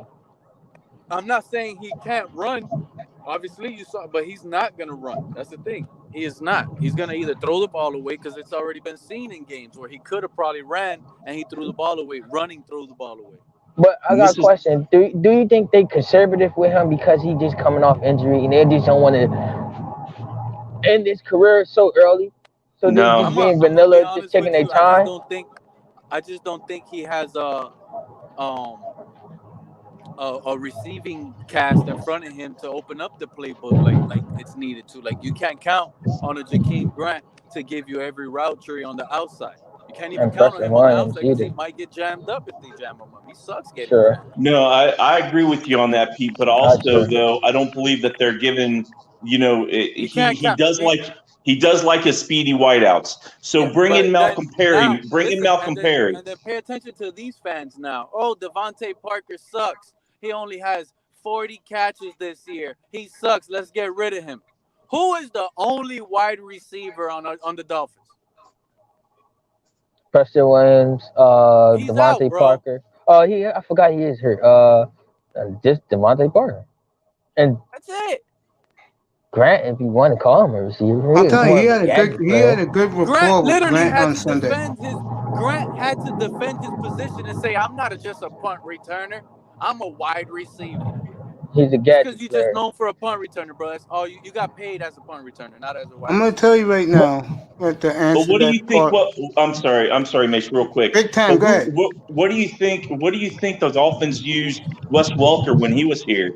He was a punt returner. Very seldom, in a sense, towards his end when he left Miami, he was in the offense, but he was mostly a punt. He was mostly a kick and punt returner until like I said, till the end with the Dolphins. Then went to the Patriots, and look at what ended up there. I think you look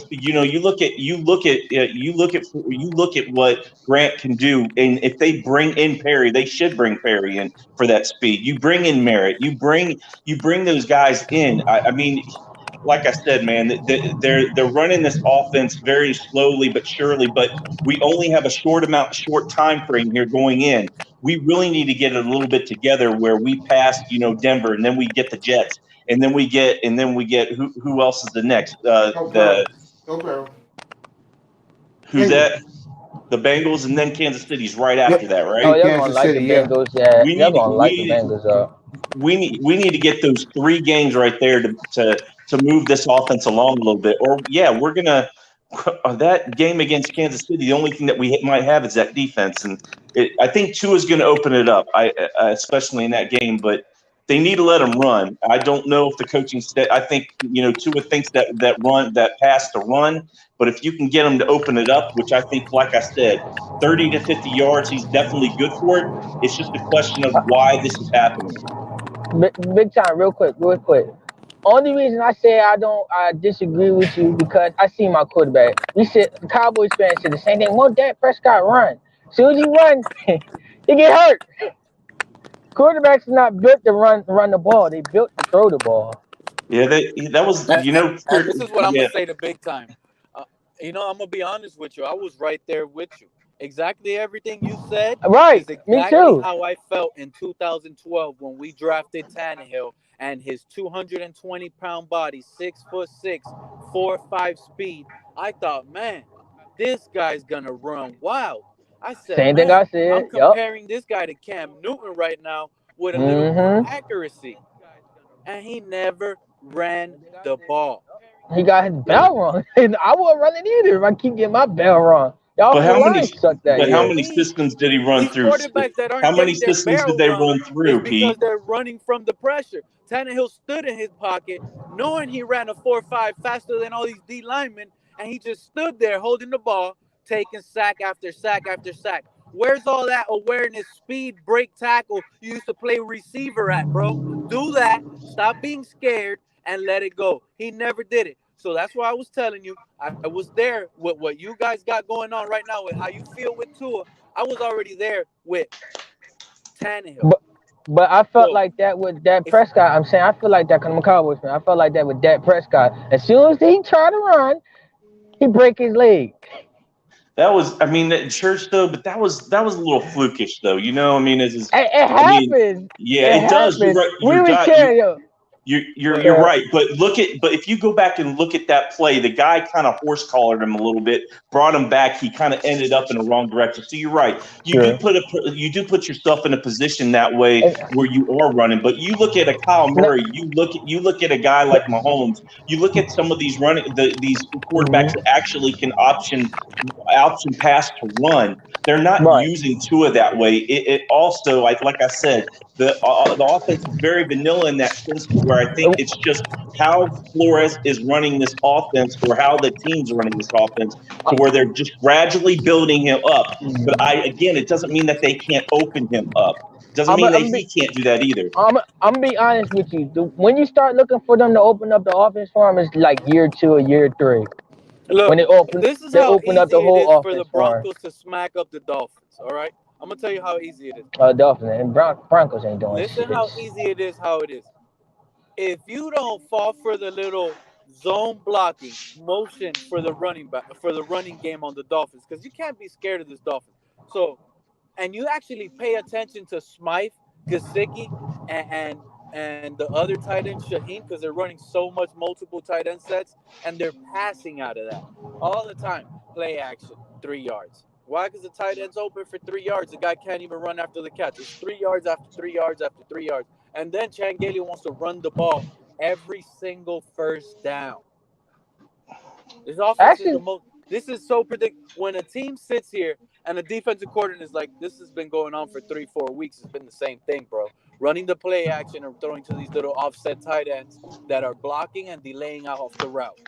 Stick with the guy. Don't bounce off of him. As long as you stick with him, he's not going to have an option. You know what? You know why he run that offense? Because he's playing the clock game. He want to control the clock as much as he can. I agree with you. That helps that actually helps your defense out. So just in case they got weaknesses in the secondary, if you could move the ball forward and score points. You see, the thing is, we've only been able to score points off of turnovers, bro. We've had a little bit amount of points that we've driven the ball more than 70 yards. But that's good because your defense is fresh, so you get turnovers. That a team scores on us, that following possession we punt it. But that's good if your defense is getting turnovers. That's good, and y'all scoring off of that. That is great. Right, exactly. That's playing all. That's complete football, bro. The defense gonna have to get turn. Like my Cowboys had like 4 turnovers against the Eagles and couldn't score. You're not gonna get turnovers against a good team. You know this. We're talking about the 6-3 Miami Dolphins, bro. But what good teams are there? In the top 10 in the power ranking, this is big.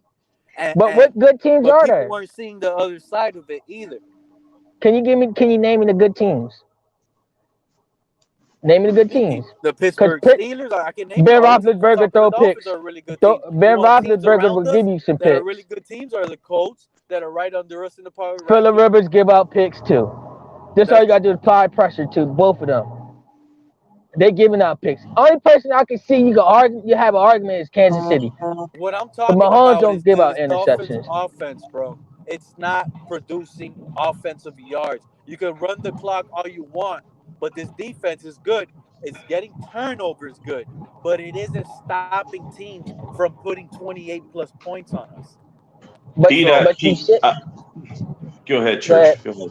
I was gonna say, but he just said, you said the offense at least score like 14 points a game. That's good. If your defense create 2 turnovers and y'all score off of that, that's a complete game. Your offense, first of all, your offense not built to put up 40 points. You only got a tight end and one good wide receiver on his good day and a running back. That's not a lot of weapons. Right now, 40 points is impossible.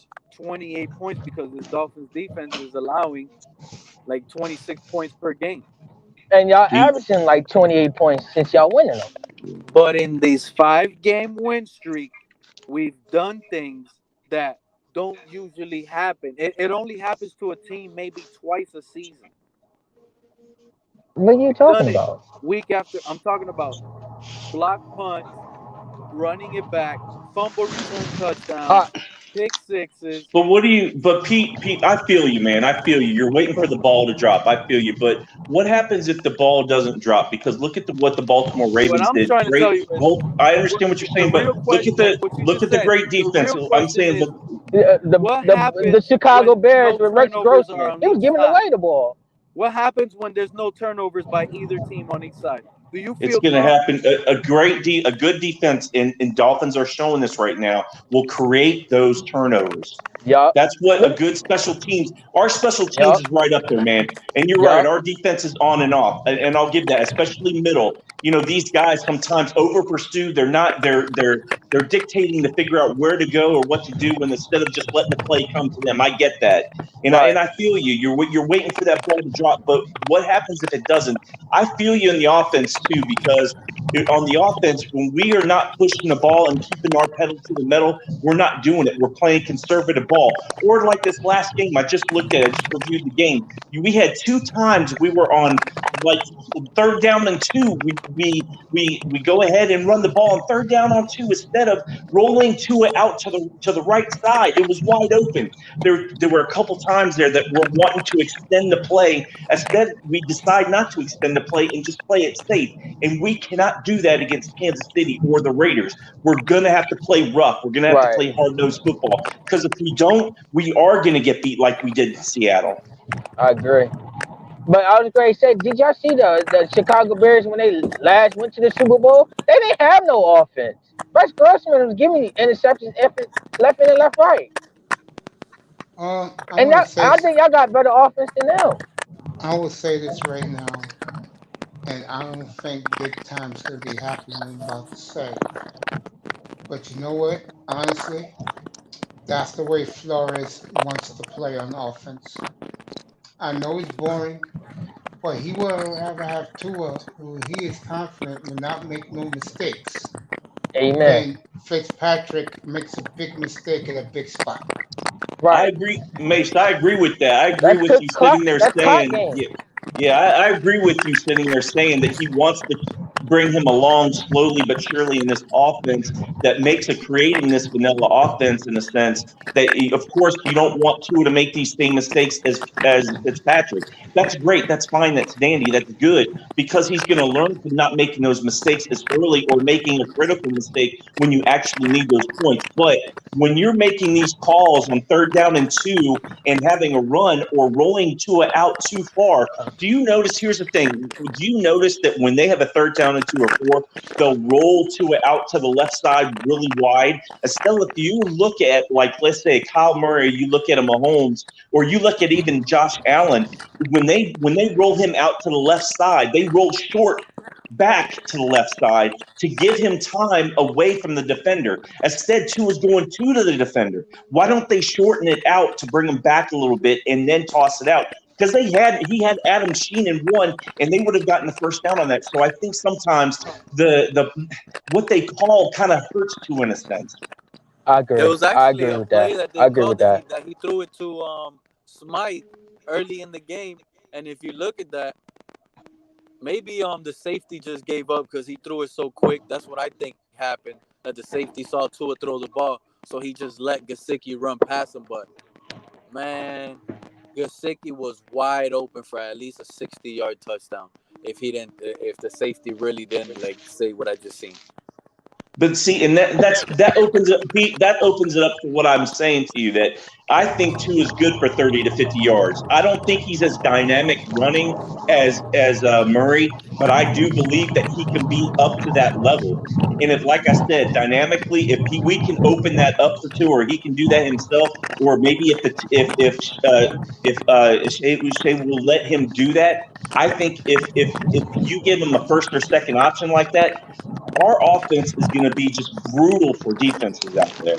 Yeah, but if you pay attention to Tua, he doesn't tuck the ball even when he runs. So he's gonna run behind the line, but he's gonna mostly always throw the ball. He's not. Yeah, he. Maybe If he start running, he's gonna start fumbling a lot too. Maybe before halftime on that last critical drive, he might run out of bounds and get you a 35, get you 7 yards and run out of bounds, just to make it 100% complete.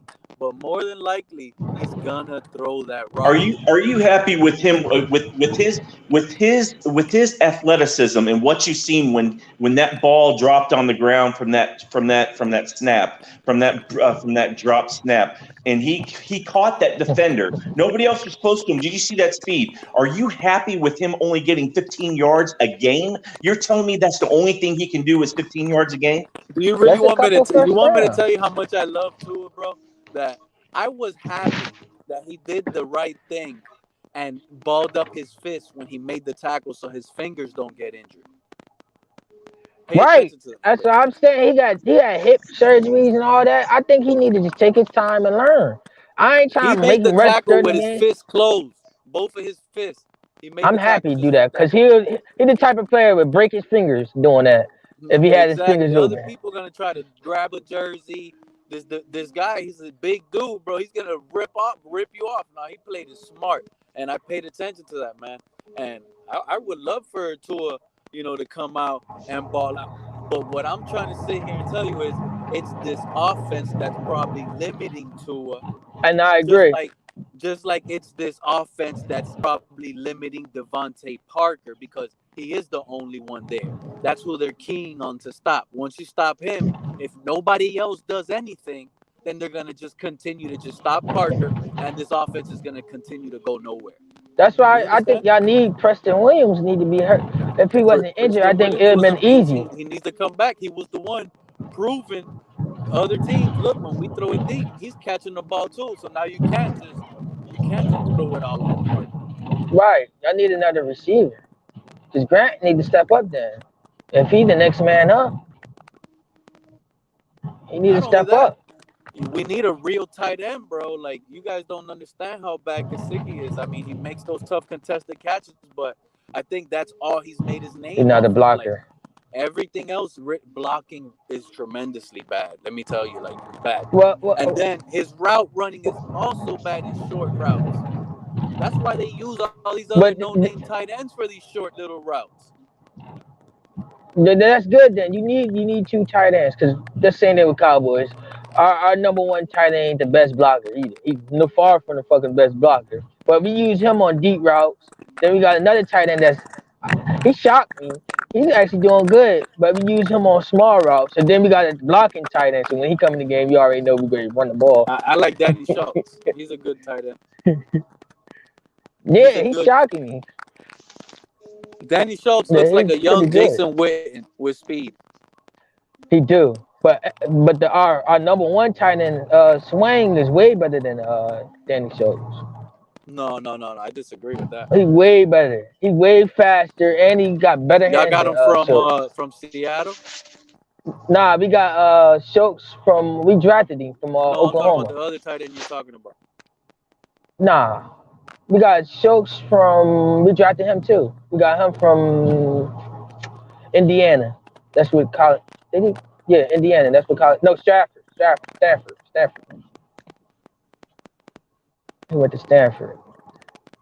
Okay. But I'm saying, Gesicki could just be your number one tight end. Y'all need a true number two. The guy that come in and run the short routes and block. No, we need a true number one, bro. We need a real true number one tight end that can actually block and catch at the same time. Gesicki is a good number. He's actually a good number two. He's actually on the depth chart as number two. That's the unreal thing.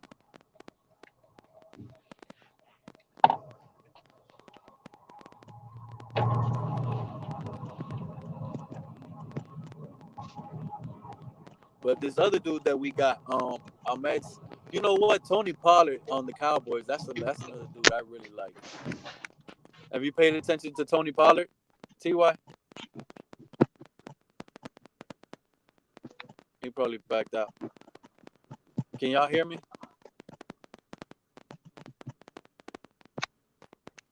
Big time. Yo, get up here, bro. You can hear me?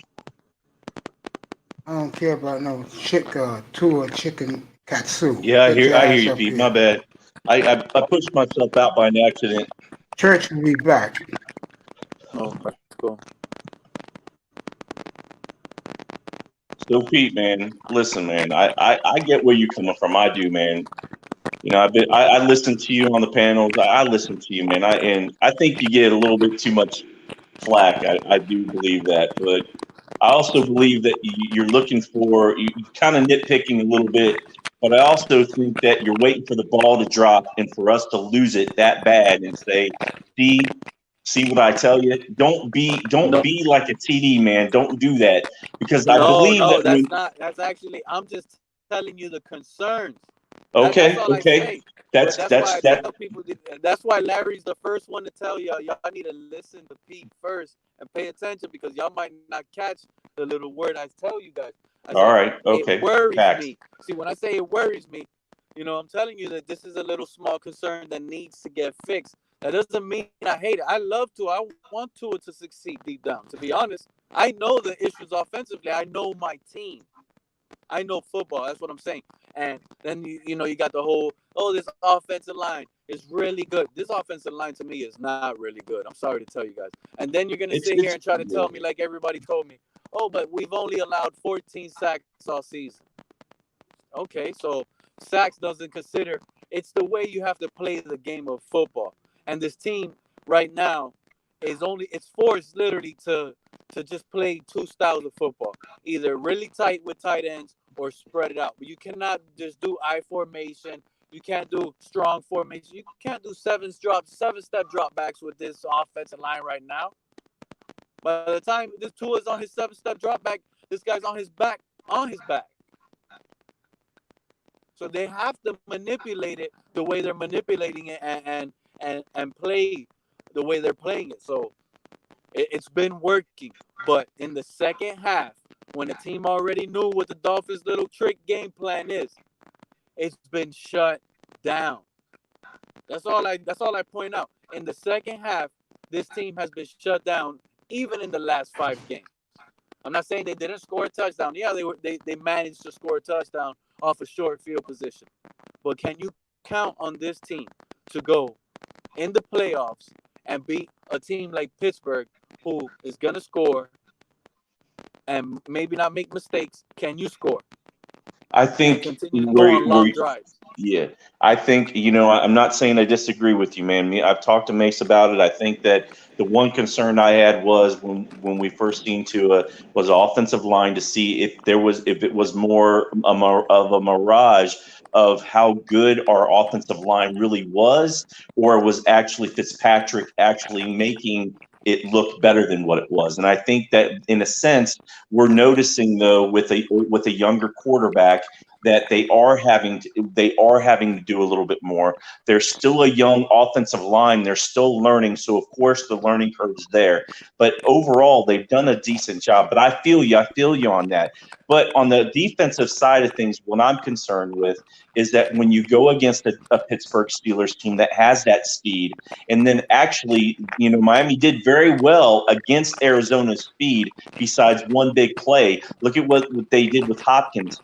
So I think that I'm not sure if that's a more of a bothersome compared to giving up 7 points within a 3-minute time span and letting them drive down the field and over pursuing when we should be when they're not sure, or the defender like Baker always anticipates wrong. If you look at him, I don't mind Baker, don't get me wrong, but Baker anticipates too much to where he messes up and he goes right instead of left, instead of bringing the play to him. And that's a problem. That's an issue with me. But I also believe, again, the offense is very vanilla if you look on third downs, because our third down conversions are 5 and 13 in this last game. That's not good to me. I don't like that. And I think they could look much better. But points off turnovers, that's another thing I'm looking at. And that's very nice, because not only are we scoring after those turnovers? That's a huge, huge part of it, man. So I feel you, man. I really do. I think that there's a lot other things that we need to look at in this situation, but I don't know, man. Again, it's such a young team. I think people forget, as much as everybody's yelling and screaming and so happy and smiling, and there's nothing wrong with that, because we haven't had that for a while. But we need to bring ourselves back down to earth to understand there's so much going on here. They're so young still, and what we are accomplishing is way above what we should be doing right now. Yeah, but here's the difference, though.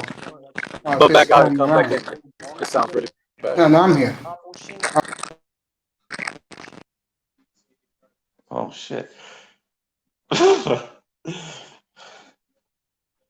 here. Let me get Pete back going. I hear Pete. I don't see Pete. Pete, I hear him, but I don't see him.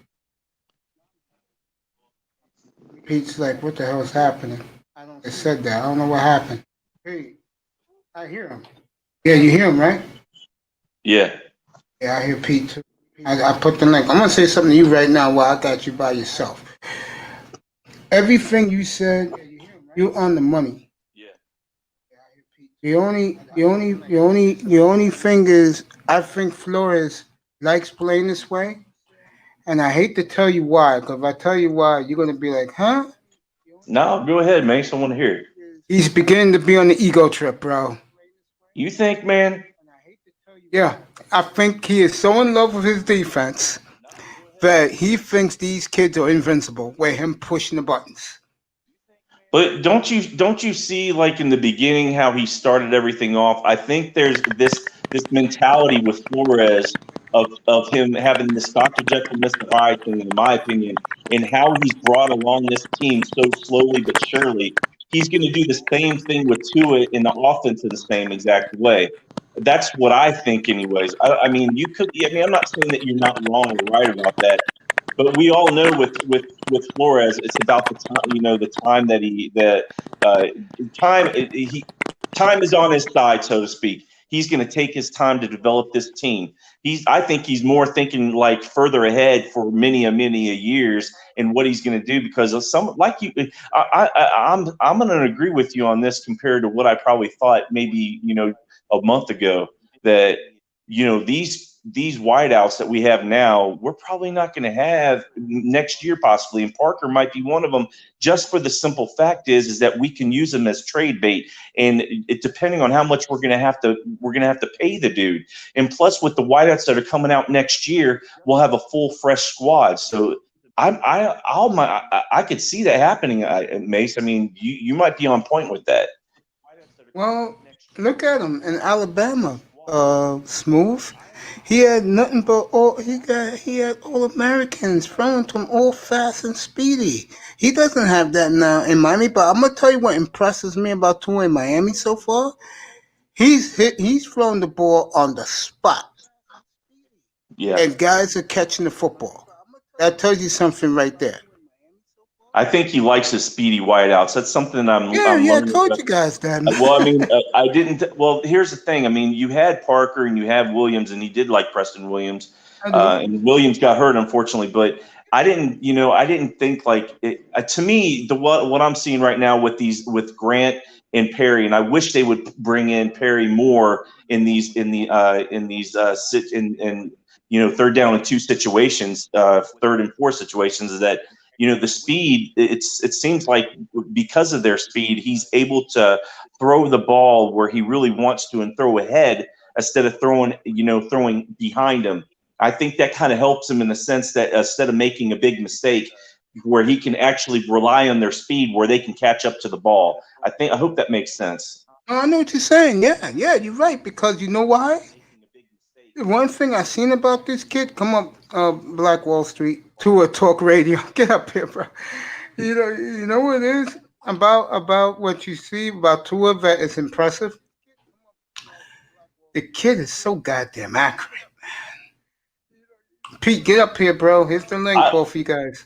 I like the intensity. Did you watch the game, Mace? Yes, I did. So when like I said, I've said it already like 3 times. I'm regurgitating horribly, but when they had that missed snap, who got that? Who got the defender? Like, did you see the speed when he came out of there? Like, he shot like a cannon. Like, so nobody can tell me that he doesn't have the speed or the talent to run on this offense. He can do it, and he definitely can. Okay, here you go, Mace. Are you satisfied with him running 15 yards a game compared to how many yards do you think he can actually run a game consistently? 60, 70.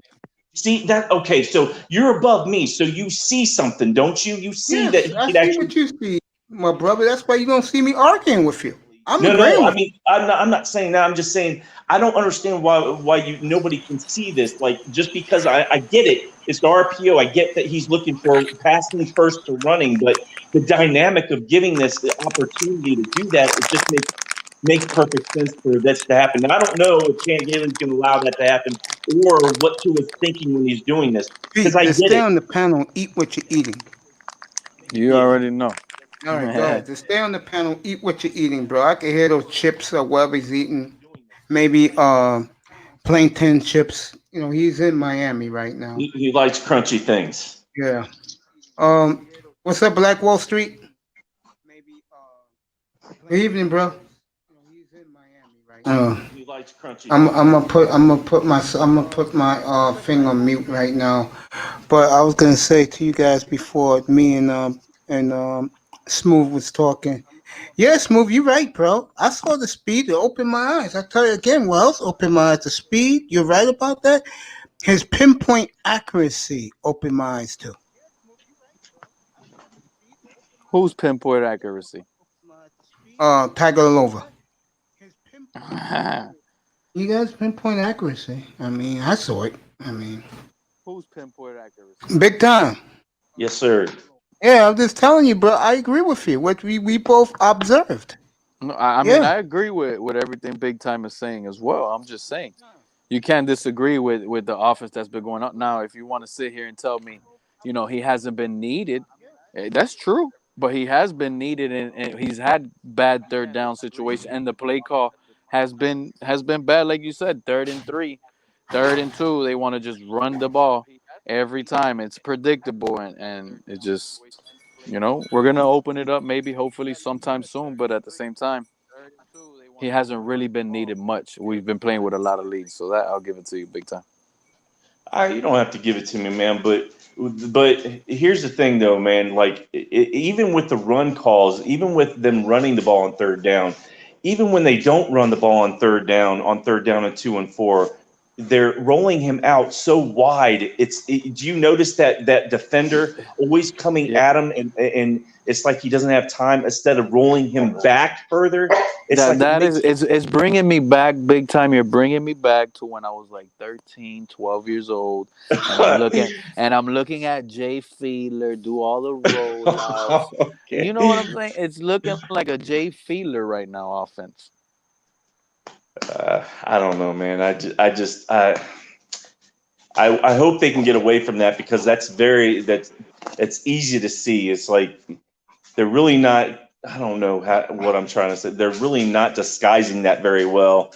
And Tua's not giving himself an opportunity because he's not set. He's already rolling out. The defender's coming to him really quickly. He doesn't have that much time. He threw the ball away a couple times like that. Instead, if you would have rolled back, further back towards the line of scrimmage, turned himself around, he had Adam Sheen. He had Gesicki 20 yards down the field. So it's like he's sitting. You've seen Gesicki, I think it was like 10 yards down the field, open hands, and wide open because he was rolling out so wide.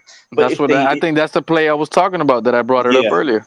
Yeah, and it's like if they just push him back a little bit further past the in the backfield and let him turn and then come back, the defender's not gonna be able to come up on him as fast. And I don't know, man. That's the thing. Something. That's the thing. The way that this offensive line is being used, they're pushing them one way to the play. They're pushing them the other. Then they pushing them. Then out of nowhere, you might get a nice little pocket here and there. But you see what they're doing? How they're just moving the line left, right, left, run it to the left, run it to the left, run it to the right, and then pass off a play action, roll out to the left, roll out to the left, roll out to the right. Those are all like little things to get away from like proving that you have a really good offensive line. That's all I'm really trying to say. And this offensive line is limiting him on trusting receivers to get downfield, bro.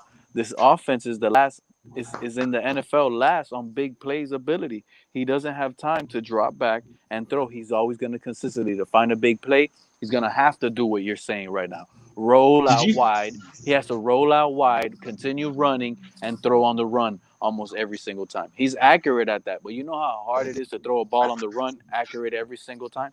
It's better if you're just standing there in place in the pocket. You get time to find your receiver. Boom, you see his route's going to open up, and you throw the time route. But he's not doing that much because they're just moving it left and right. You seen that one with Malcolm Perry where they actually had him in the shotgun. Did you see that play? Like, to me, with the speed that Malcolm Perry has and the talent that he has, being a quarterback, running back / wideout, you need to use a guy like that has that much talent that can change the game for you any specific time. And I'm trying to understand why they're not using him more in this offense now, because maybe with Preston Williams out, maybe they'll start using him more. And they Where do you need want to him do to that. use? Where do you want him to be used more? You can use him in any which way, Pete. I'm talking about starting him off in a wildcat. You can put him out in a. Oh You can. my God! No, If they no. start doing anything I with know that. him at I know. quarterback, Yeah, I know. and if they implement that even more big time, I promise you, I'll probably be in tears. I'm not saying to do that a lot, but you do see that even with some of the speedier wideouts out there, some of them are able to do these things. He can throw the ball. Who was it that did that on Sunday Night Football? That he threw he was why Jacoby Myers threw that touchdown? I'm just saying, man. That's Do you what know Perry why? can do for you. It's because the only thing the Patriots have is they don't have no wide receivers. They're just like almost us right now, but they're really bad at wide receiver, and they're just using all their pass catchers as running backs, and they had to do that, and that's bad. That shows that your quarterback. They're doing that in the Saints with Drew Brees, bro. Drew Brees is not the same Drew Brees anymore. This guy's playbook is very limited. So they're throwing in Taysom Hill there at Wildcat a lot. He's throwing passes. Why? Because he's limiting the playbook. But If you're not winning and if you're hurting the offense, they're gonna change it up to try to get some rushing, some positive yards. I don't want anything like that, though, man. I'm looking at something like, if you look at it, Tyreek Hill, he'll throw it sometimes. He'll do that. If you can get these guys open to do that, Perry's good enough to do that. You can flank him off to the side. You can do anything. This guy is so talented. You do whatever you want to with this kid. I'm gonna agree with you. I agree with you 100%, and I'm gonna sit here and be the first one to tell you that Malcolm Perry is gonna have a nice game. Pretty's coming up soon. Whenever Tua has to, come from behind and we're not getting turnovers and scoring off of turnovers every single game. But once that doesn't happen, because I don't expect that to happen every game, that doesn't happen, bro. And Malcolm Perry is actually a really, really, really good receiver out of the slot for those little 3 to 6 yard routes. Right. That's it. And he's perfect for this offense because this is a short offense. This is just quick, throw it quick to him. Boom, height, quick, boom. He's gonna help the offensive line. He's gonna do all that. So Malcolm Perry is really good for this offense, and I hope they utilize him more, at least as a receiver. What's up, Black Wall Street? What's going on? I'm just listening to y'all. Okay. What's up, Wall Street? How are you, sir? The receiver, I really do. I'm doing better than my team is. I was sick for a day or two, man. Oh, that's good. You're good now. You know what, man? That was a rough game. I mean, as much as you don't want to lose that game, and as much as we didn't want to see the Patriots win, that weather was horrid, man. That weather was horrid. I'm never going to be a more bigger Patriot fan than I am Sunday. Oh they my play the God. Texans. I got to root for the Patriots against the Texans. I got to. I'm not, bro. I have to root for the Texans, bro. You guys aren't even. The Patriots are 4-5, bro, in our division, and y'all want to just get them an easy win just because of the draft pick. The draft pick is higher. Yes. We're sick. Did you all see that we're sixth for playoff spot right now? I know it's way soon, but we're sixth right now. I think we'll move up in the last 2 games, especially with this. I do believe. Well, they're saying Drew Lock might not even start. If Drew Lock doesn't play, pencil this in most likely as a win. Yeah, they'll win if Drew Lock doesn't play. I think that we're. I think that I think we're going to win the game even with Drew Lock. But the only problem that scares me with Drew Lock, even though everybody was laughing at it and joking and good, and like the Denver is nothing, but Drew Lock is nothing to be, nothing to, he's a scary quarterback just because he can run. So we've had problems with that. And what makes you think that we're not going to have a problem with Drew Lock, even though he will probably turn the ball over? The problem is that when we have these leads, we play lackadaisical on defense, and then we play vanilla offense, and we're not opening it up still. It's like We're I going get 3 and that out. and I get that we you don't want to turn the ball over, but you got to let this kid sooner or later. You're going to have to let Tua push it a little bit, because we're going to hit these games like Kansas City and Oakland in the later games that he's going to have to start opening it up, or we will be going 3 and outs too many times. 5 and 13 for third down conversions is horrid. We need to at least hit 50% with Tua. You want me to tell you Lawrence what? doesn't mind playing conservative with that kid quarterback and let his defense shine. Yep, he wants his defense to shine. But let me tell you what worries me about Drew Lock. Drew Lock throws interceptions, right? He throws 2 or 3 interceptions a game. Drew Lock has been playing from behind almost every game. Drew Lock has been throwing multiple interceptions a game, throwing into double coverage. Guess who doesn't double cover anybody? The Dolphins. The Dolphins only leave it one-on-one. So he's not only going to continue to force those passes, he's going to force those passes now into one-on-one coverages. So let's say we do an all-out blitz like we do all the time. Everybody on an island. KJ Hamler has the speed to catch the ball if he just floats it up there. If he floats it out there, 15, 20 yards up in the air, KJ Hamler is going to go get it. You know who else could go get it?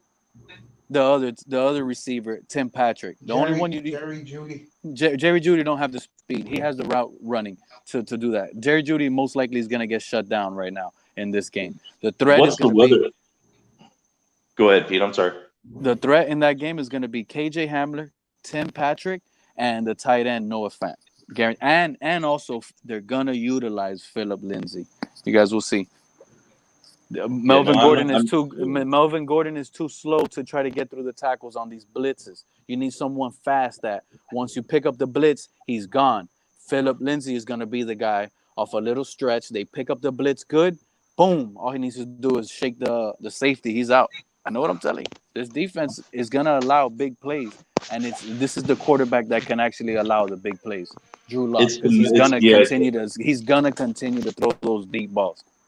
Yeah, I mean, I'll tend to agree with you on that partially. I think that, the middle seems like it's always open for big plays. I don't know why. It's confusing to me at times. But I do believe, though, with Drew, he's brought his teams back from with nothing to something, and it is amazing to watch that. But these teams didn't have any defense, so we'll see what happens, man. I think we're going to come out with a win. I just hope that we can dominate. Question is how the weather is going to be, what the weather is going to look like. I'll find that out tomorrow. That's a good question. I'll look for it right now. It's in Denver, so let me just tell Siri. Start Platinum was up here. He'll tell you. What's the weather? What's the weather looking like on Sunday in Denver, Colorado? It doesn't look so nice on Sunday. Down to 72 degrees with thunderstorms. Oh, man. Down here in Miami is going to be really bad with thunderstorms. I know. What's the weather looking like in Denver, Colorado on Sunday? It's not looking good for Denver, Colorado on Sunday. Down to 30 degrees. Oh, it's just going to be really cold. That's it. Yeah. Clear skies and really cold. There we go. It'll be I'll be honest with you. What I like a little bit right now is that, and I think that's helped a little bit through being as good as we are on the road, is that there are no fans. I'm talking about at like thousands of fans in the stands, and that creates a big noise and a lot of havoc. I feel people might not agree with that, but I think that's a huge part of football. And that changes the game. That changes the game. I think that changes the dynamic of it. And I think that is huge, bro. That's an energy. People don't think that, though, Pete. People don't think that. No. People don't think that. I mean, they never played, bro. If you don't think that, if you don't hear the crowd and you feel the crowd and they're screaming because y'all did something on that field together, that's an amazing feeling. And you feel the crowd back you up, and you know it. And it's just an amazing feeling. It gets the whole squad like if you're tired, That's it. You're not tired anymore. You're ready to continue to go. Yeah, I mean, have we forgot? It's only been a year. It's less than a year that we're into this season, and we have no fans, and mostly no fans that staying. Do people forget about the 12th man for Seattle or Denver, or going to Mile High, or going into the Dog Pound, or when the Chargers were in San Diego? I mean, all these places, Pittsburgh with the towels, with the terrible towels. I mean, come on, you're not going to sit there and tell me that doesn't affect. When you can't hear what's going on the field, that changes the dynamic of it, good or bad. Well, I don't see. From Miami. Yeah, it makes the home team good. Stadium. It makes the home team play with more energy. Yeah, that's the whole reason why teams get home field advantage. Home field advantage is a real thing, and that's because Yeah, of the fans, the positive energy. That's why so many feel that. teams fight to get that for the playoffs, like fight to get that home field advantage, like they fight to win so many games. You know how good Steph Curry feels when he rips a three-pointer and the crowd goes wild? He wants to shoot it again. Facts. Well, that's them. I care about the NFL, and Miami's letting people in the stadium, which is good. And it's good to see that they performed both well on home and on the road. They only lost one home game all year, one road game all year. Did you guys see that rookie DeAndre Swift put on juke move after juke move after juke move all day Sunday? Yeah, he's getting better, isn't he? This man is taking this man. If they keep using him like that, forget about it. The Lions should have been using him like that. There'll be a new coach coaching them next year. They need to get a new quarterback. They need to get a new everything. Oh Lord, and that's unreal. So y'all just chilling right now?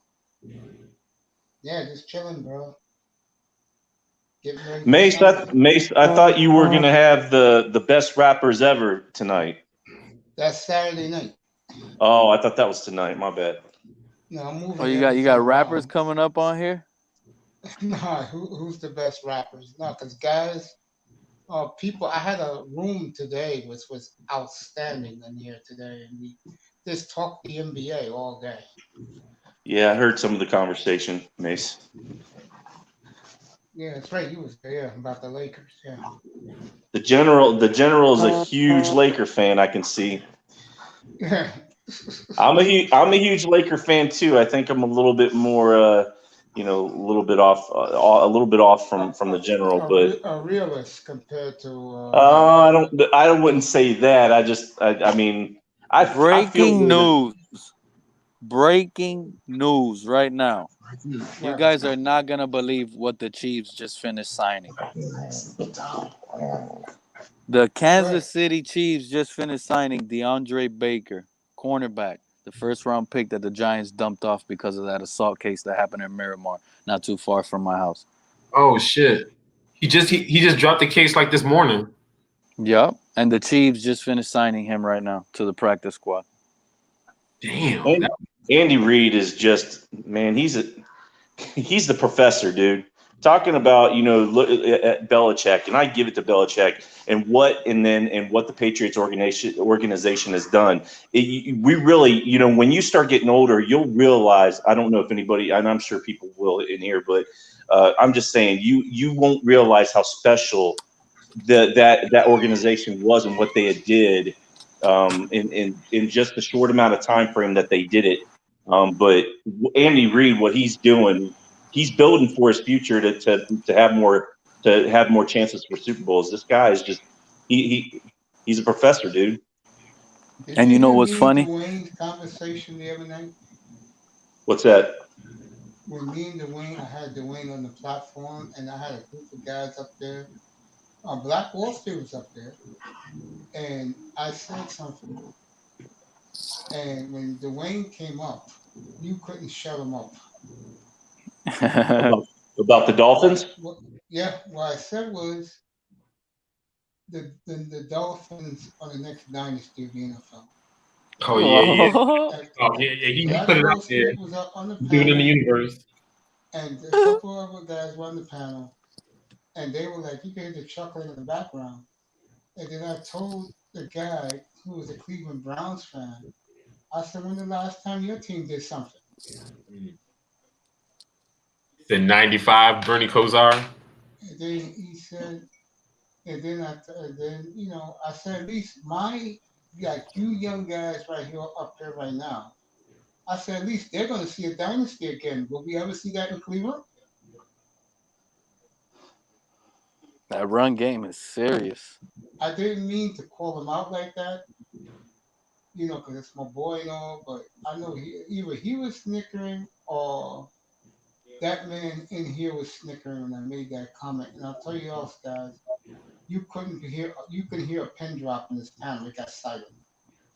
You're right, Pete. I mean that combination that they have there is one of the best I've ever seen compared to, like, let's say when they had the two tandem with Williams and who else was it in Carolina? It was Jonathan Williams Stewart. and Stewart. Like that combo was probably one of the best, if not the best. But I mean, there's been a few. I'm sure there's been a couple more. But yeah, this combo, man, is beast mode. Like, they shouldn't even have those two guys there. I'm jealous of them just because of it. That, bro, it's unreal. Unreal with those I'll two. tell you guys, when Dwayne came up there, forget it, bro. And y'all know Dwayne, his name is like something like Dwayne the Dynasty The Dynasty Fans or begins. something. Oh my God, Dwayne was the big. I call him Big Boss. He was glowing on the panel. Yeah. And he was calling every dude on the panel out. He said, who's going to touch them? Who's going to touch this defense? I said, Dwayne, big man, it's all yours. I remember the first time I saw Dwayne on TD's show, I donated. I'm like, you got to keep this guy coming back, because he ended up screaming one time, the first time, go Dolphins. Really? He was go screaming? Dolphins.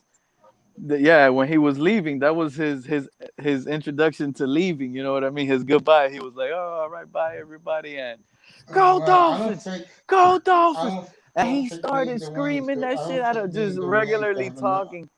And I he don't think me and Dwayne ain't gonna have another argument on this platform until the draft, because they fucked it up. But until then, me and Dwayne is on perfect terms. Here you go, God. Dwayne. I'm happy for him. I'm happy for the millennial Dolphin fan, but I didn't think he would go along with what I said. He took it 5 steps further. Good for him. He really believes it too. Dynasty is coming to Miami. I see you two. I do believe. No, I do believe that. It's hard. It's hard to not believe that you're gonna just imagine what we have next year in draft capital. In the first 2 rounds, we already have 4 picks. Yeah, that's 4 extra young studs. You're able to just continue to soup up your roster while other teams are getting 2. You have an advantage. Yeah, I don't want to jump too far ahead, but I think that we are on the road to possibly being that next dynasty. But you always wanted.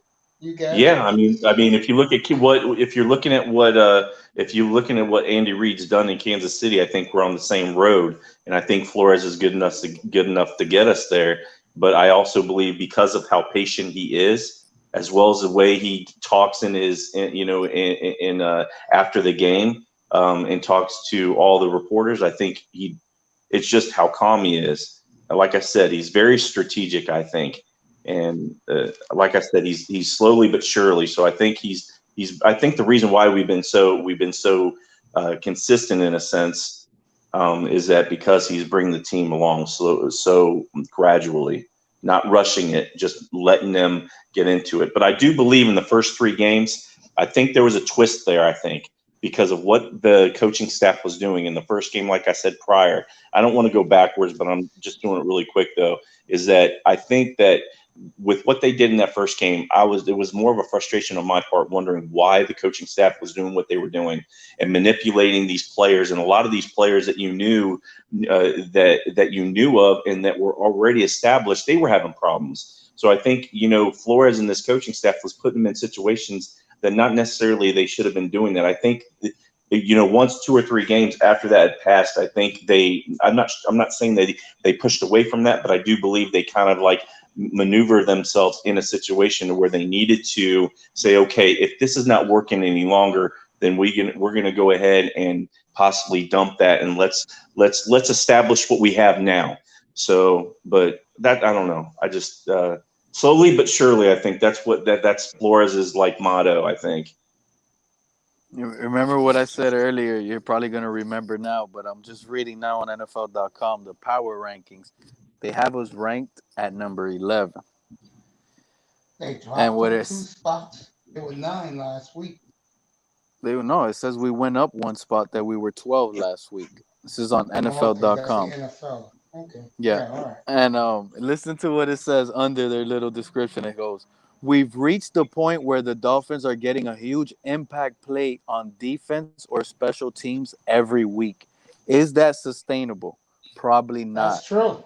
That's so. I'm sorry, but that's ridiculous because too many teams. You see what I'm saying? I've been saying that for the last 2 weeks. But that's so ridiculous because you have too many teams that have built a defense like Baltimore, like Chicago, that did the same thing, and they were probably saying the same thing back then. Is it obtainable? Can it be done consistently each week? And you know what? They proved that it could be done. That it could be done. No, the thing is that the Bears right now have a really good defense. They're just not, it's just really hard to get turnovers in the NFL. I'm talking about back in the day with Rex Grossman. No, I know, but there's teams. I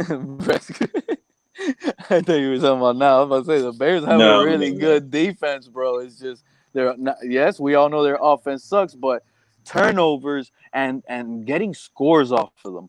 Getting scores off of special teams back to back, pretty much. That was a block punt you got at the 1 yard line. That's a guaranteed score. So it's just unreal what's going on with the Dolphins, bro. Do you think it's the Samoan spirits coming over from Hawaii that are pushing on? Come on, man. I think they're that. I think that look at Van Ginkel. He is that special of a player. When you have special players like that, they're going to make special plays. You got to give it to them. It's like looking at Devin Hester. I mean, when you look at what that kid did in Chicago back then and what they accomplished to get to the Super Bowl, they did as much as they could and gave Manning a run for their money in that Super Bowl. Now, Rex Grossman wasn't all that great of a quarterback. He wasn't, but at times he managed the game well enough to get them where they needed to. But their special teams and their defense did everything to score points. Our offense is much better than that. It's just too vanilla at times. And the offensive play calling is absolutely horrid at times. And I don't get it. And that's not on Tua. That's on Chan Gailey. So I don't get what they're trying to do there. They're going to have to do something different once we get to Kansas City. If not, we're going to see a team that we're probably going to get beat by 21 points. No, the thing is, I do see. I'm starting to think that the Dolphins might lose to the Broncos. I think the game is very losable. Every game's losable, Mace. I think the Jets are not losable. But you might be right about that, but it's a divisional game. Anything can happen. Yeah, divisional game, anything can happen. But this is a Dolphin team going to the cold. It's going to be about 30 degrees. Our offense has been averaging at least less than 50% every single game on third downs. Horrible. 5 for 13 last week.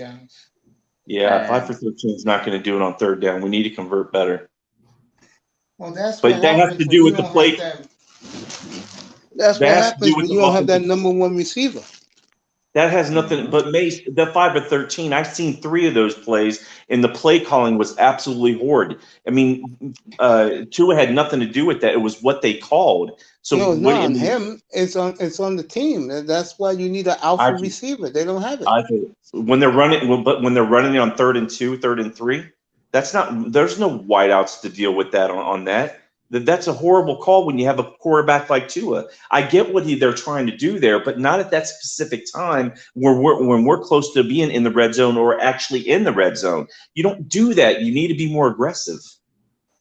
That's just my opinion, though. I don't. It's just that's some okay, of these. but here's the I question. agree with him. We got some plays that this guy's running off a shotgun or pistol. Call it RPO pistol formation. That's really what it is. And then you got Gesicki all the way out wide on the right. You got the other tight end in the slot on the inside. Nobody's scared of those two wide receivers, bro. Now you got Parker on the left side. What's going on over here? You really have no receivers. You just have two tight ends lined up, just spreading it out. This team is not scared. The safeties are coming down. You have nobody to beat them over the top. It's just either hard. The play design is probably good, but the players you have set on the plays is just those guys are not executing the play because they're not good in part to what they have to do. So then when we're like on the 26-yard line or something like that, we're 3rd and 2, and you're fine with running the ball at 3rd and 2 with Tua? Nope. I prefer to just line up in an I formation and hand it off and try to get 2 yards. I like to get 8 yards on the play. What's that? I like to get like 8 yards on 3rd and 2. Right. I'm looking for. That's another thing. Every time it's 2nd and short, most coaches want to open up the playbook. Hey, bro, this is our chance to go deep. This. We run the ball. On plays we have opportunities to take chances and open it up. The Dolphins run the ball. Conservative all the way through. That's what the Dolphins offense is. Conservative all the way through. This controlling the clock is going to kill us at times, and this almost came about towards the San Diego game because we were playing conservative all the way down instead of playing a little bit more aggressive in the San Diego game. Or did you forget if the Rams make that field goal with about 6-7 minutes left in the game? I'm not disagreeing with you on that, Pete, especially when I hear people saying we should have went for it instead of taking that field goal. Now you're looking at it. My opinion is we should have taken the field goal, and it was right to take the field goal. Do you believe we should have taken the field goal, or do you believe that we should have went for it?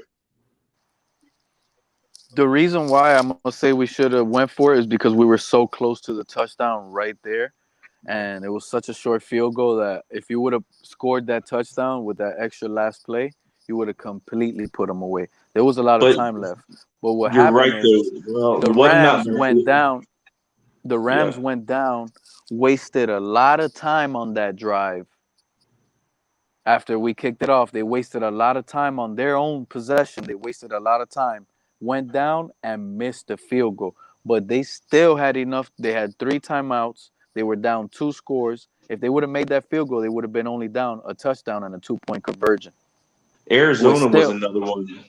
With 5 minutes left, but since they were down 2 scores, it was just probably out of reach with 5 minutes left. Arizona was another one that we kick a field goal or we go for it, and kicking the field goal was the smartest thing to do. The way Arizona was pushing the ball up the field, they did the same thing even with kicking the field goal. Just think if we didn't kick the field goal and we didn't make it, now you have Arizona tromping down the field, and then he kicked the field goal to win. Now we're sitting here thinking we should have kicked the field goal. The reason why you go for the points in that situation is, one, that if they miss the field goal like they did, and 2, you make that other team say, you know what, we don't really have to get a touchdown here, because you're automatically making them think, hey, all we need to do is tie. You're making them think, you're getting in their head.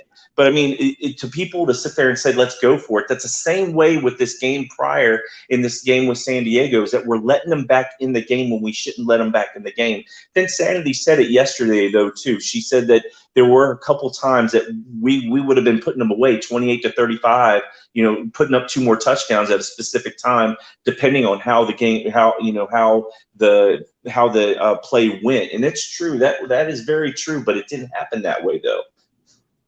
Well, you're talking about the Cardinals game? No, I'm flip-flopping, man. I'm going from the Cardinals game to the San Diego. I know.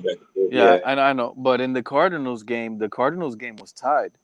And guess who continued to go for it on fourth down when they had the opportunity the first time to go up a field goal, but they wanted to get a touchdown. They went for it on fourth, and they got stuffed with Edmonds on that 4th-and-1 run. That's when we went down, short field position, couldn't move the ball. And this is a play that I'm going to sit here and talk about. The play action. We continue to play action. We lost yards on one of those play actions, trying to just be so conservative instead of just trying to take chances, be so conservative that we got into a situation where we had to kick a 50-yard field goal. And one of the play action plays, what does Tua do? It takes forever. He comes, play action. The cornerback does not bite, or the safety, whoever that was that blitz, he did not bite for the running back. He went straight for Tua. What did that do? Broke the play instantly because Tua kept it. He had to scramble and run instantly, and he got sacked. So that hurt us right then and there. What did? We didn't until 2 seconds left on the clock. We ended up kicking the field goal, just burning clock, being conservative. Kyler had enough time, came back, and they missed a field goal. But it almost hurt us, like you said. It almost hurt us. I mean, if you have people sitting there saying we should have went for it and we missed it, we would have lost that game, man. I'm sorry, but we would have, just because of how Kyle Murray was just breaking our defense apart. I don't know. Like I said, that's why I agreed with. I stuck up for you in there, man, because I think we took the lesser of the two evils. I feel this is just how I felt that, if we went just all out and stopped, Edmonds, Kyle Murray, and then we let Edmonds go, I think we were going to get what Buffalo got this past week, where they were stopping Kyle Murray, and then, later on in the game, Kyle Murray started opening it up. Well, I think that's the reason why we tried to stop Kyle Murray in a sense, or contain him, even though I feel that Baker, kind of screwed us a few times. I feel that we went ahead and closed it with Edmonds, and then we closed it up for Murray, and we let. So I just feel that, in that sense, it's hard to stop a quarterback like Kyle Murray. He's that special, I feel. Yeah. I just feel like when it was tied up and they went for it on fourth, their coach was like,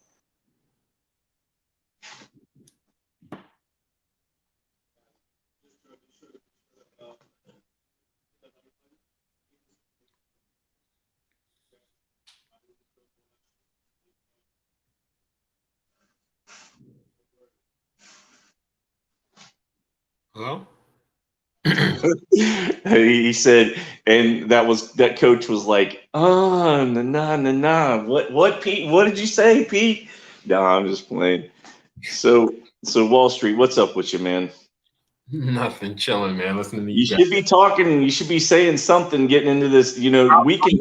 We can in depth with the Dolphins, man. You guys are on it with the Tua talk, man. I'm just listening to you guys. I'm still hurt over my team. Just yeah. That was a rough one, man. Do you follow anybody on YouTube watching or like big Ravens fans? No, not really. Just watch the team. I don't know you guys. Yeah, check out Engraven. You'll like him, I think. He's a big Ravens fan, man. And he's not, he won't. I've watched him a few times. His streams,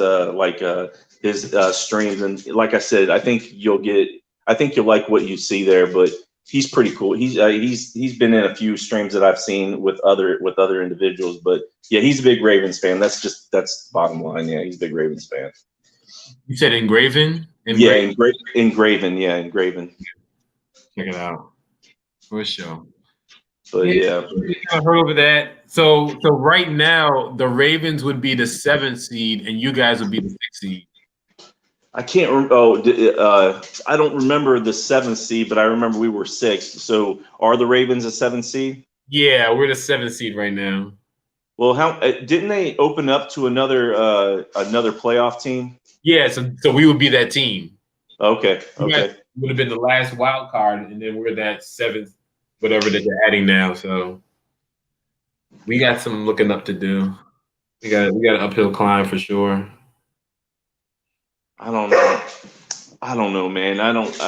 Hey, Ingram looked really good. I mean, I don't know what they're doing with Dobbins. I don't know what they're doing with him. I think he's a special player, but I don't know if he understands the offense or they're not giving him the opportunity, because Edwards looks like he's getting more reps than Dobbins. I mean, what do you think about that, man? Everybody's got to get touches. It's like that every year. Ever since they started with this offense, everybody's got to get their touches. One guy looks like he's getting overused. The other guy looks like he's fresh, and then he plays, he gets hurt, something happens. So, I mean, it's always like that. I just charge it to the game. That's just how they play. There's always going to be a running back by committee kind of thing.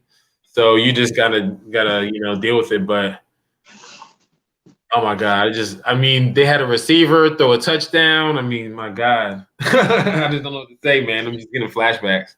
Yeah. What a game. That weather was rough, though, man. I mean, it was bad. It was bad out there, though. It was bad, and I guess New England was more accustomed to it, I guess you could say. I know Lamar's from Florida, so I mean, whatever that's worth. But yeah, what a game! What a game! What do you think about Lamar's development, man? Yeah, I mean, I feel like, he really could use a receiver. He could use somebody that's, reliable. I mean, he was throwing it to Willie Snead, and he had, Willie Snead was looking like, he was looking pretty good out there the way he was throwing it to him.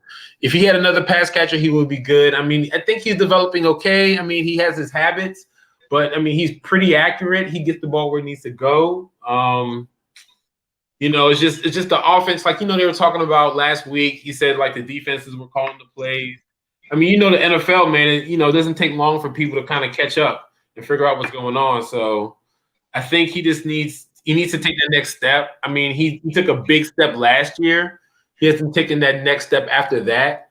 I think he's kind of stagnant on that point. But I do take a lot of it to the to who he's throwing to. I mean, everybody is on a rookie contract, that he's throwing to. Like, everybody's been in the league for like 2-3 years, except for Snead, except for like Willie Snead. Other than that, everybody else is like, their second year that he's throwing to. So, he just needs some more pass catchers, man. I mean, for a quarterback, you see what's going on in Buffalo. Josh Allen is looking like, like a all-star. Yeah, with pigs there, Yeah. Just one good receiver. I mean, the tight end is good, but a receiver who that's his job, to catch the ball. Like, he'll catch the ball when you need him to get the ball. Like, you see what's going on in Arizona. I mean, that whole team has changed. And then you see what's happening in Texas, where they're not, or the Texans, where they're not. They're sputtering. Just off that one player. So a receiver, a legit number one receiver is essential. I mean, is needed. I mean, they got Des Bryant coming off the practice squad, so we're just hoping that he can do something. But it wouldn't be wise to rely on that. But we do need something. I think if these guys could continue to play, can step up, we can do something in the playoffs. But like I get us trying to draft, our roster, but there's certain holes that you need to fill in free agency if you can, that'll help you. So if we can get somebody, just number one, we can get a number one, get some pressure off of Hollywood and the rest of the guys, I think we'll be fine. But we can't keep on drafting these guys, expect them to figure out an NFL playbook, on the fly. It's not fair to think that will work. No, I mean, I think you're right. I do believe that they need a speedster, though. I think that'll help. Jackson. But people forget about the sophomore jinx. That's you have their first year, you're doing really well, and then the teams have the film on you, and then you struggle. I mean, you have some quarterbacks that are able to get through that, but most of the time you're not able to do that. So I mean, I think that's what he's going through, is the sophomore jinx is all. Let's see what he does this will be his third year coming up, right? Yeah, this is his third year, but I think they have the worst receiving core in the league, though. Like, I think they're pretty bad at receiver. Everybody on their team is like on their rookie contract. They don't have any legit number ones, at all. And if you really look across the league, pretty much everybody has at least one good receiver, and they don't really have anybody that's a threat, that you got, let's double him or let's watch out for him. I mean, Hollywood, he's not consistent enough, and he's kind of undersized. But in terms of like a number one receiver that you have to game plan around, they don't have that. And pretty much every team in the league has at least one receiver, if not two. So that's really what the problem I think is. They have to like acknowledge that. I know they're trying to run the ball, and they're trying to get receivers that can run block and all that stuff, but they need you see it happen every year in the playoffs when they neutralize that running game and they can't run the ball like they want to. They don't have anybody to throw the ball to. If Andrews got hurt last year and everybody dropped the ball, in the playoffs after that game. So, it's needed, man. I mean, you guys got Devontae Parker. I mean, that just opens things up. I mean, you guys were talking about all the like tight end stats and all that kind of stuff. It opens it up when you have at least one guy that commands attention, So, I mean, and then all the other players that you guys are talking about, that's basically our starting lineup is all those other guys without Devontae Parker. That's our receiving core. We have the same receiving core except for Devontae Parker, pretty much. Yes. No, I mean, you're right, man. Parker's gonna create that awareness, because if you let Parker go out, he's that special where he can get you in the back of the end zone. I mean, you have we're using all three tight ends. Smite, we're adding Adam, and then of course Gesicki, and then if they can establish to put in like Perry more, and maybe if Merritt, whatever's going on with Merritt, and then Grant, I think we'll be fine. Like I said, it's just too vanilla, but with Jackson though, it's in his third year, but he didn't start all of his first games though, right? Yeah, he didn't start. And one thing I will say though is your guy Tua, this is his. I mean, you're talking about Jackson's third year. This is Tua's third game, so he's gonna need some time. I was gonna say that while you guys were talking, but he's probably going to need a little bit more time. I mean, you're expecting a lot out of a guy who hasn't played football in over a year. You know what I mean? Yeah. Major injury. So he's going to be – I don't think they're going to open up the playbook for him just yet. I think they're still trying to – I mean, that's why they're being cautious, because he's still very raw. Like he doesn't – I mean, he's coming off an injury. They don't want to do too much with him right now. I mean, they're just going to give him those – that's what they did with Lamar. They did the same thing with him. Like you were talking about, like that first year when he came in for Flacco, he was running the ball. He was running the ball like 10, 15 times a game. It was not sustainable, but it was only for like 5-6 games. So that's what they were running with. They just really after the off season, this past season, the last year is when it kind of took off, because he had a off season to really study the playbook and all that, but It does take time. It takes time, and you need players, but it also takes time. I mean, you guys are doing a good job, with him, and then with the defense and stuff. So you guys are, you're not. I mean, you don't want to do too much. You don't want to turn the ball over.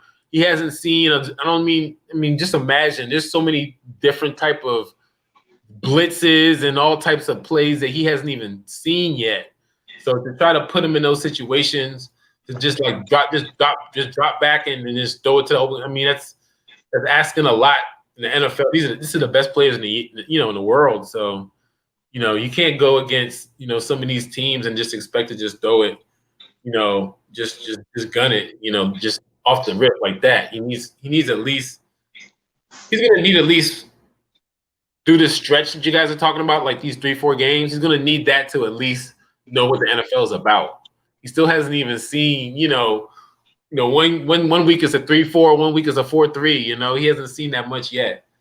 So he'll come in time. That the accuracy jumps off, the release jumps off the charts. Jumps off the screen, at least for me.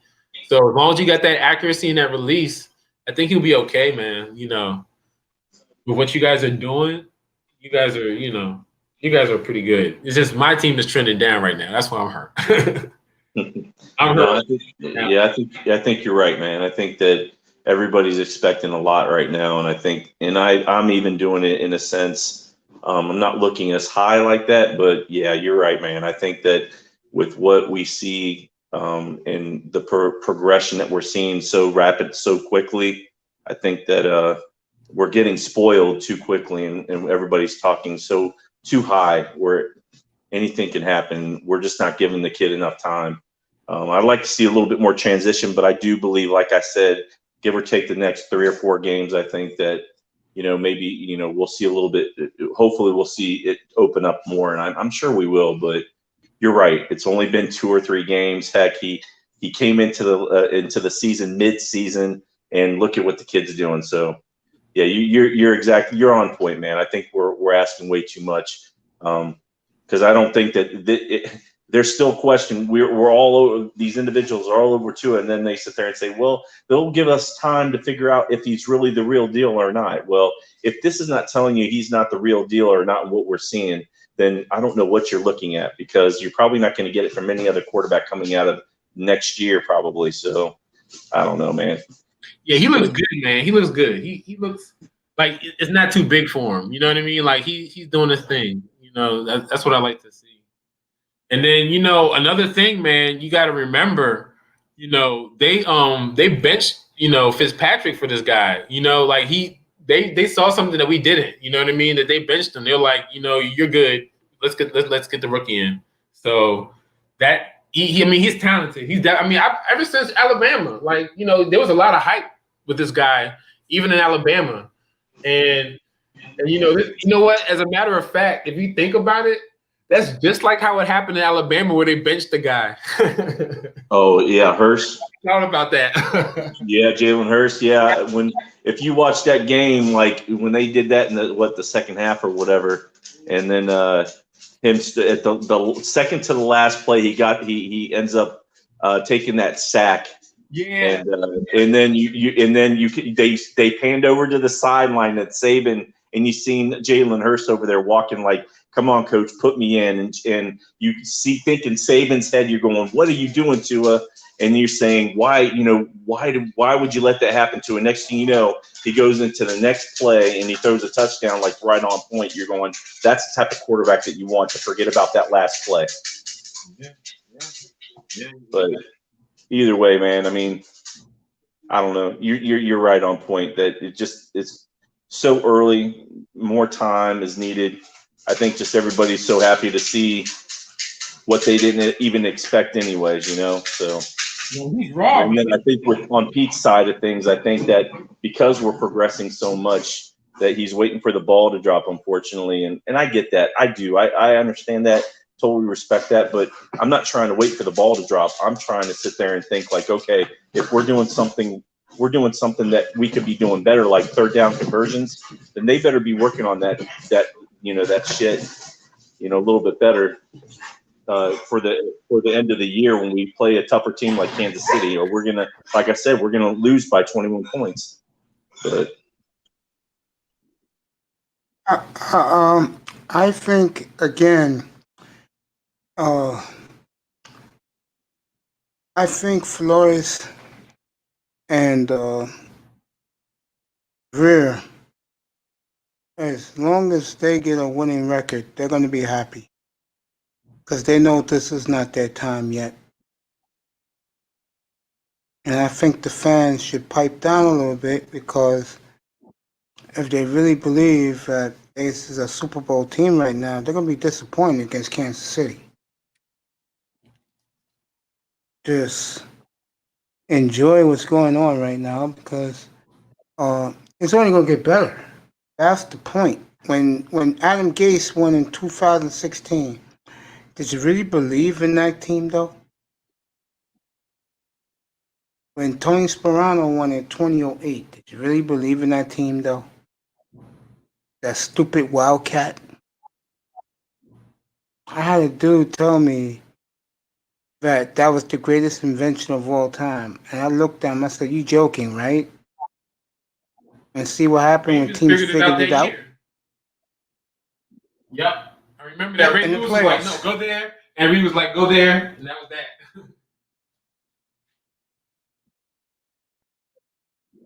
I think the difference now is something that big time ain't gonna like, but it's your quarterback, bro. Big time, unmute yourself. You're not gonna like what I'm gonna tell you. Big time. You said, He left for a little bit.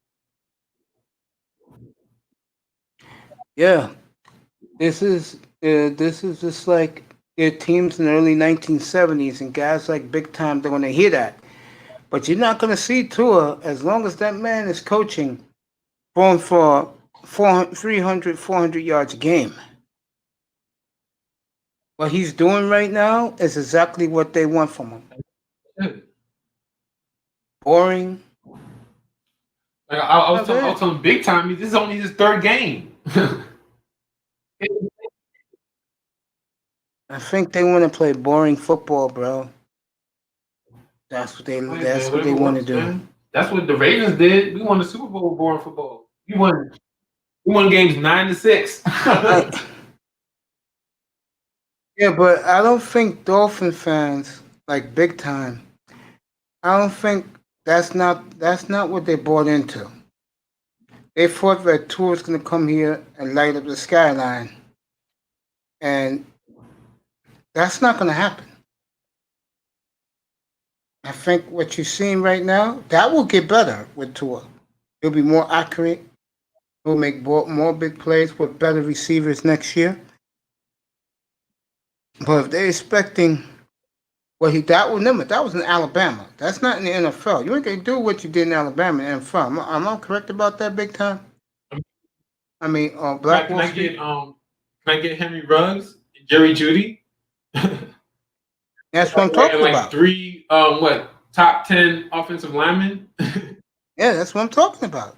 He's not gonna get that in the pros. In fact, wasn't he throwing to Calvin Ridley that first year? Yeah. Yeah, that's not too bad. Yeah, that's the point. Receivers he'll ever throw to. Probably. I think for Dolphin fans, it's a big letdown for them. Because they really thought that Tua was going to be somebody that was going to throw for 400 a game. That ain't going to happen. He ain't going to be like Kyler Murray. That's not going to happen. If I compare him to a quarterback right now, but he's a lot more accurate so far. He's another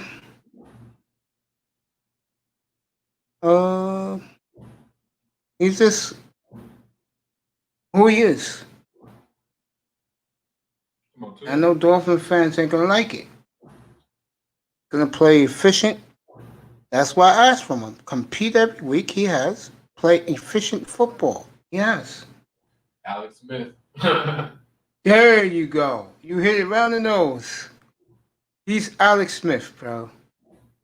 Just coming off the injury and all. Don't tell that to Dolphin fans. They don't want to hear that, bro. They think this guy is supposed to be the savior. He's the new Marino. Nope. It's Bob Greasy. He's Alex Smith. Yeah, that's probably better. Bob Greasy. And if you want that, you want Bob Greasy and go undefeated, or do you want Dan Marino losing the Super Bowl? I just think that the Dolphin fans are in for a big disappointment if they think that the coach is good. And the only game I can see it is the Chiefs. Because they're going to have to get into a shootout with Mahomes. Other than that, and I don't think there's anything wrong with playing mistake-free football every week. You know, like Dolphin fan, I know they don't like the play calling. I think that so far from what I've seen, he's moved the football down the field without a problem. If he would have gotten to the end zone, instead they missed the snap, that would have been 21-0, halftime, game over. But that didn't happen. So the defense went back out there and it took care of business. But that said, since Big Time is mic'd up, Wall Street, what's up with all your injuries, man? Which ones? The COVID ones or the non-COVID ones? Because we got two different types of injuries right now. Who's the COVID guys? No, Marlon Humphrey had COVID. Who else? A couple other guys. I know Calais Campbell's hurt. Just a bunch of backup guys, depth, all that special teams type stuff. But yeah, we just trending down right now, man. I don't know what other way to put it. We just trending down. I mean, we're not making that next step offensively. I mean, people realizing that, okay, y'all gonna run the ball, and then Ingram's been hurt, so that's not making it any better. But they realize that it's pretty much Mark Andrews, and that's it. And then some gadget plays, but that's pretty much it. So I just feel like we need to take the next step. I don't know if it's the play calling. I feel like we just need a legitimate outside threat, and it's going to be like this for as long as the Ravens don't get a legit number one. If they keep on thinking they could draft a number one, it's going to take a while for that to happen. They already drafted like 5 receivers, so it's time to get a number one. And until they do, Jackson's going to struggle. That's it's painful to see it because there's no one else to go to. They double team Andrew. Yeah, I can see that. And then you got any kind of trick play. Like we're missing our guys, man. We have our whole team. It'll be a lot different. But when you don't have we're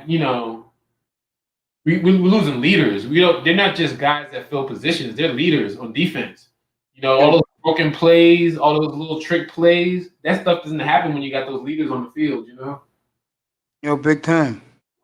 Yes, sir. All right, let me get back to what I was trying to tell you, bro. Before when you was I muted. heard you sit there and say that something about Flores, and he's not going to let Tua, throw for 300 or 400 yards. He's happy with him being content in 150. Here's the thing with that, Mace, is that if you believe that, then that unfortunately that if they won't let this kid open it up and you're going to just expect just 150 yards all the way through his career, then No, it's he'll going to throw be about 250, like I said he should. about 250. Yeah, 250. I think that if towards, when he starts learning the system a little bit better and he starts getting into himself, I think we could see 40 to 60 yards rushing, a touchdown every other game, possibly rushing like Kyler Murray. I think he can throw for 2 to 3 touchdowns, 250 to 300. That's what I expect. But if they try to control him and not let him do something out there and keep him low key, then that'll be a shame for all that talent that he has. I don't know. I mean, I think playing conservative, I say conservative, playing mistake-free football with the quarterback, I don't think is bad at all. I'll just say this. He won't be your fantasy quarterback pick. Ever? Ever. Wow. Ever? No, man. I think Alex Smith, baby. Like I said, see, but he changed too. I mean, like I said, if they hold him back with that much talent, then it's a shame because he can turn out to being, that type of guy that teams fear instead of managing the game. And there's nothing wrong with that, but he's going to make those mistakes. It's a question of what he does after that mistake. Is he going to harp over it and then get intense and think about it consistently, or is he going to be able to move on from that? And he looks like the type of player that's able to move on from those things.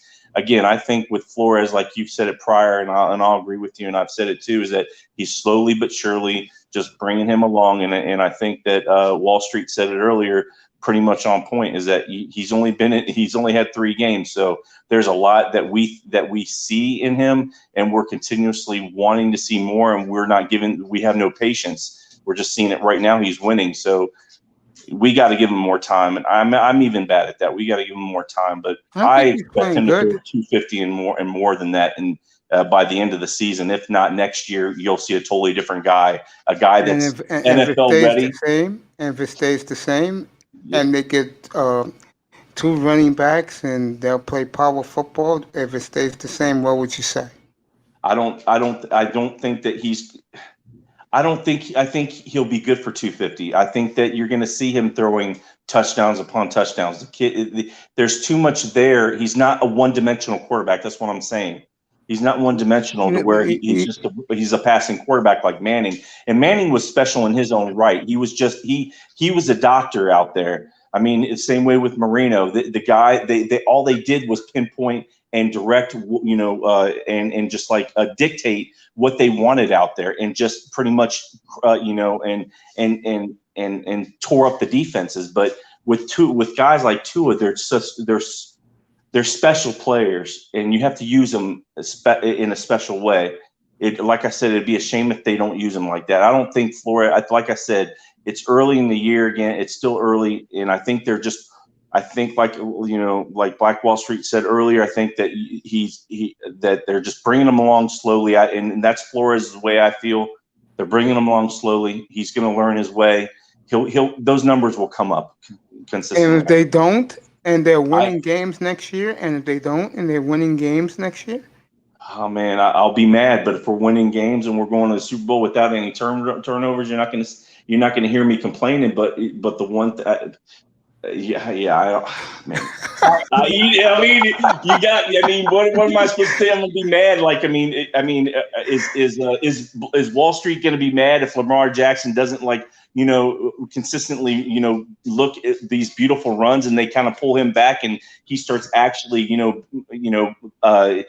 passing the ball a little bit better, and they have wideouts where you can pass instead of running the ball. That honestly will give him more longevity anyways. And if they get to a Super Bowl and win with him, will he take that loss in him actually running the ball more and being that like Cassell out there, like Michael Vick, but yet he actually wins a Super Bowl? I'm sure he'd probably take that as well. So I don't see him Michael Vick at all. What I see is the pieces are not here yet for him, and they will be here. And that will be 2 running backs and a game-breaking receiver will arrive for him. And when that happens, those running backs are going to be running. Kind of remind you of something, doesn't it? Hey, I will say this about Tua.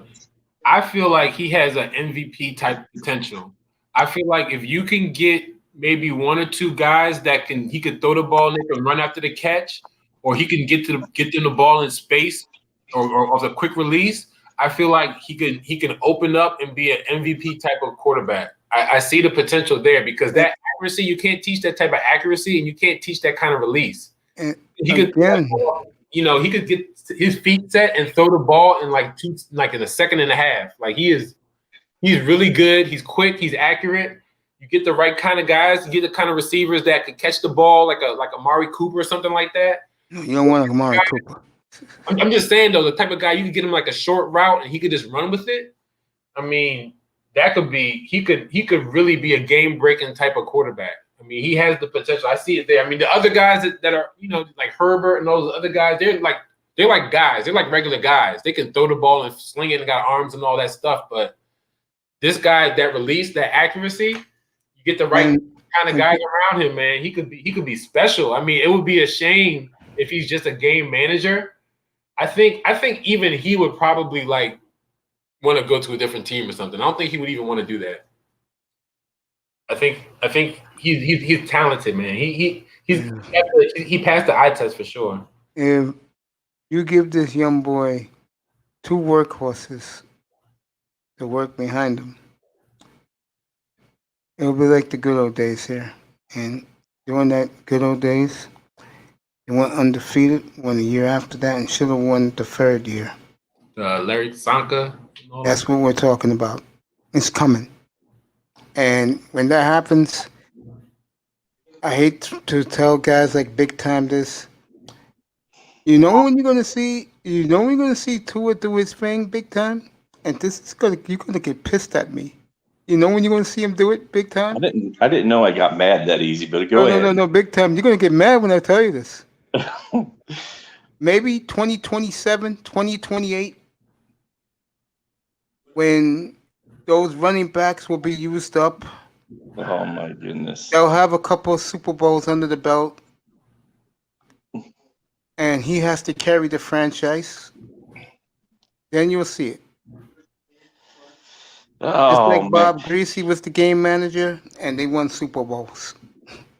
What did Bob Greasy average per the season? What, like 200, like 160 yards? No, it was better than that. Oh yes, it was, bro. Look it up. I'll have to look it up because I think Bob Greasy did In a lot the Super Bowl, he only threw 7 passes. What? Yeah, Super Bowl 8. I'm laughing because I cannot believe that this is a fucking mirror image. No, it is not, Mace. Hey, would you rather win and you have workhorses in the backfield and a great offensive line and a game-breaking receiver, or would you rather be very good, your quarterback is thrown for 350 a week, but you're winning, let's say, 10 games a year? Which one would you rather have? I'm looking at a Ben Roethlisberger where he can manipulate, he is not Ben and he's gonna. What I'm saying is, Mace, is that I would rather have a Ben Roethlisberger back there where you have a good defense and a good offense, have speedy wideouts, and do whatever the hell you want to, and manipulate what you want to. Probably be one of the best elusive quarterbacks ever that you'll ever see. Wow, you really putting the expectations. I said Mace. I said elusive, not scrambling. Elusive. No. The reason I'm laughing at you is because one thing you young guys don't realize, but Tua has in his hip pocket already. He's a winner, and he's gonna go with anything that head coach tells him to do, and he's not gonna get mad because he's gonna be getting chips. But you're right, Mace. But here's the thing that Flores is doing. I think that people are not looking at. They're looking at it as a negative more than a positive, and I think I'm doing it somewhat too. Is that when you have a defense that is doing this much for you and creating these turnovers, and then you're creating these points off turnovers as well, as long as Tua is doing that and not turning the ball over, and you're winning the game by 15 to 20 points. You know what's going to happen. He's going to do like a Bill Cowher would do. He's going to do NFL ball. He's going to go ahead and slow it down, run the clock down, run the clock out, and that's what a Flores is doing. And don't think that Bill Belichick, it wouldn't be the same exact way. So I think that you get what you get per game, and that's why you see let's say a Joe Montana that was one of the best quarterbacks ever, that the numbers were never there Hall of Fame wise, but he was a Hall of Fame quarterback.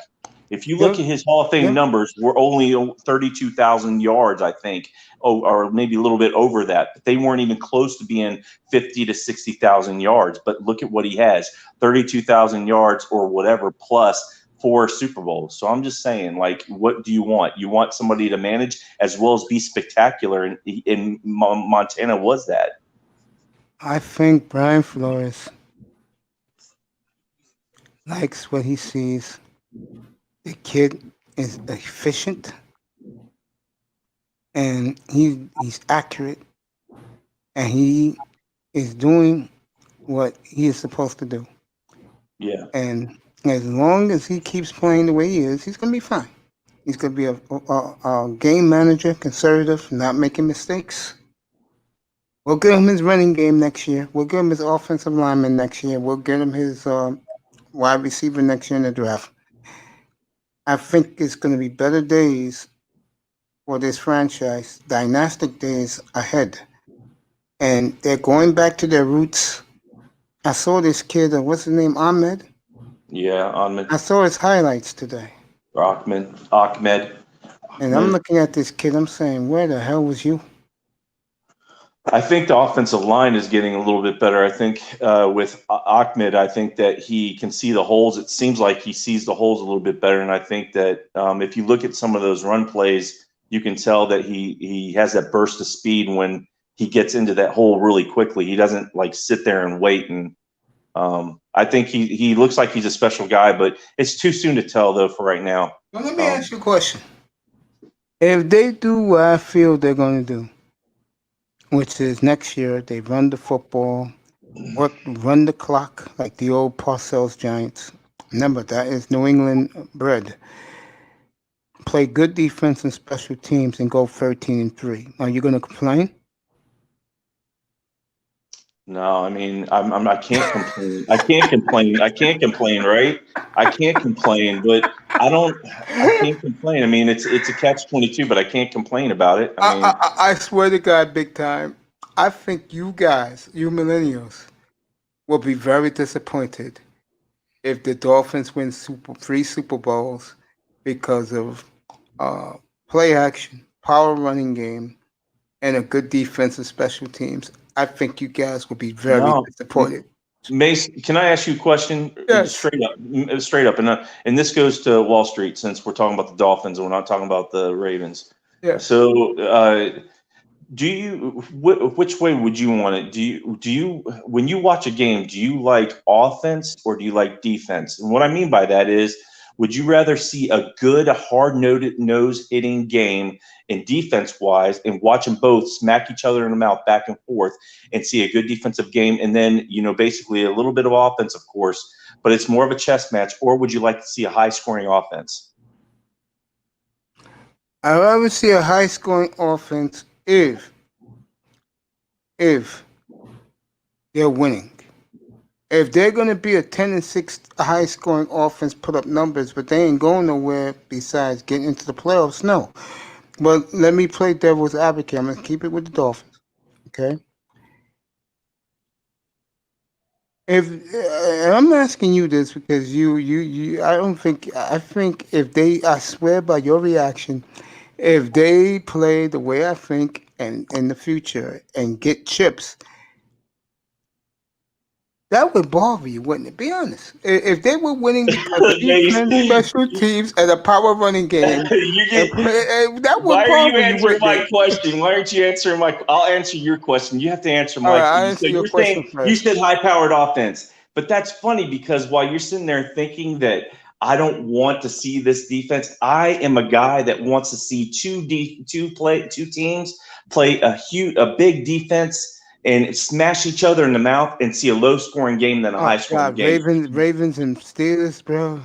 Yeah, but that's the way honestly, there's so much more excitement to me. Yes, offense, seeing all these offensive touchdowns, yeah, blah, blah, blah, whatever. But when you see a smash mouth defense going head to head against each other and seeing, running backs just, wearing down the defense or whatever, that's what I'm talking about. To me, it's more exciting where you see these guys are going out and seeing these hits. You're going, holy shit, what was that?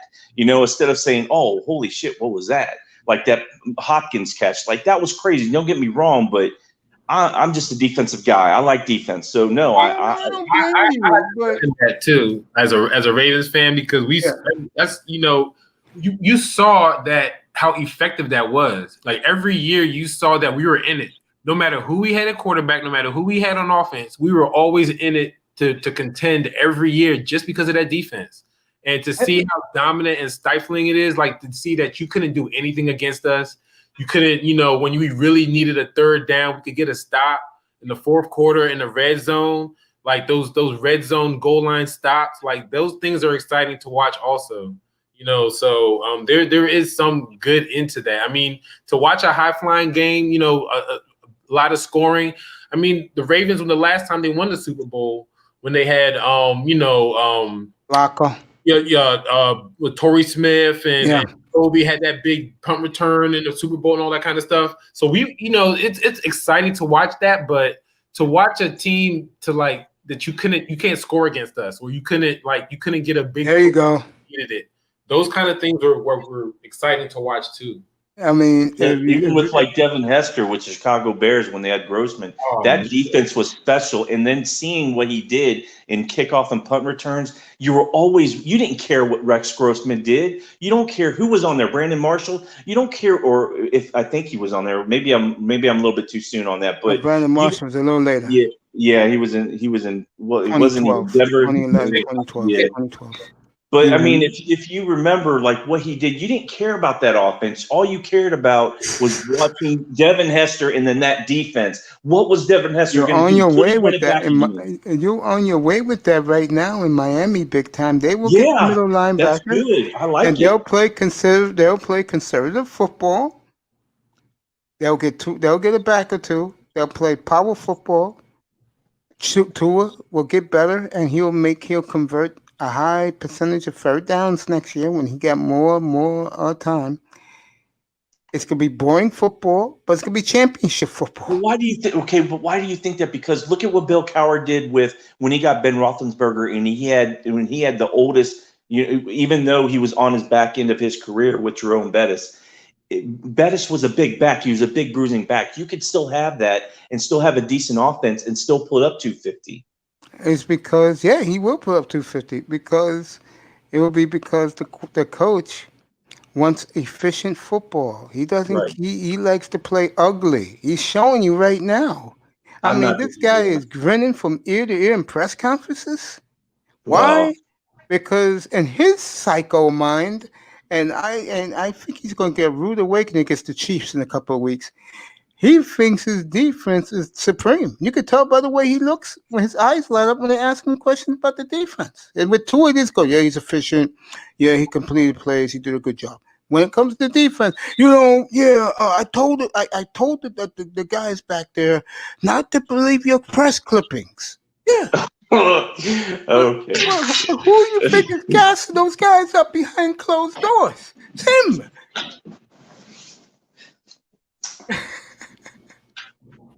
Look, I'm being honest here. I think Black Wall Street made a great analogy about his Ravens. I think it's going to be boring. Yes, I will admit that it's going to be boring football.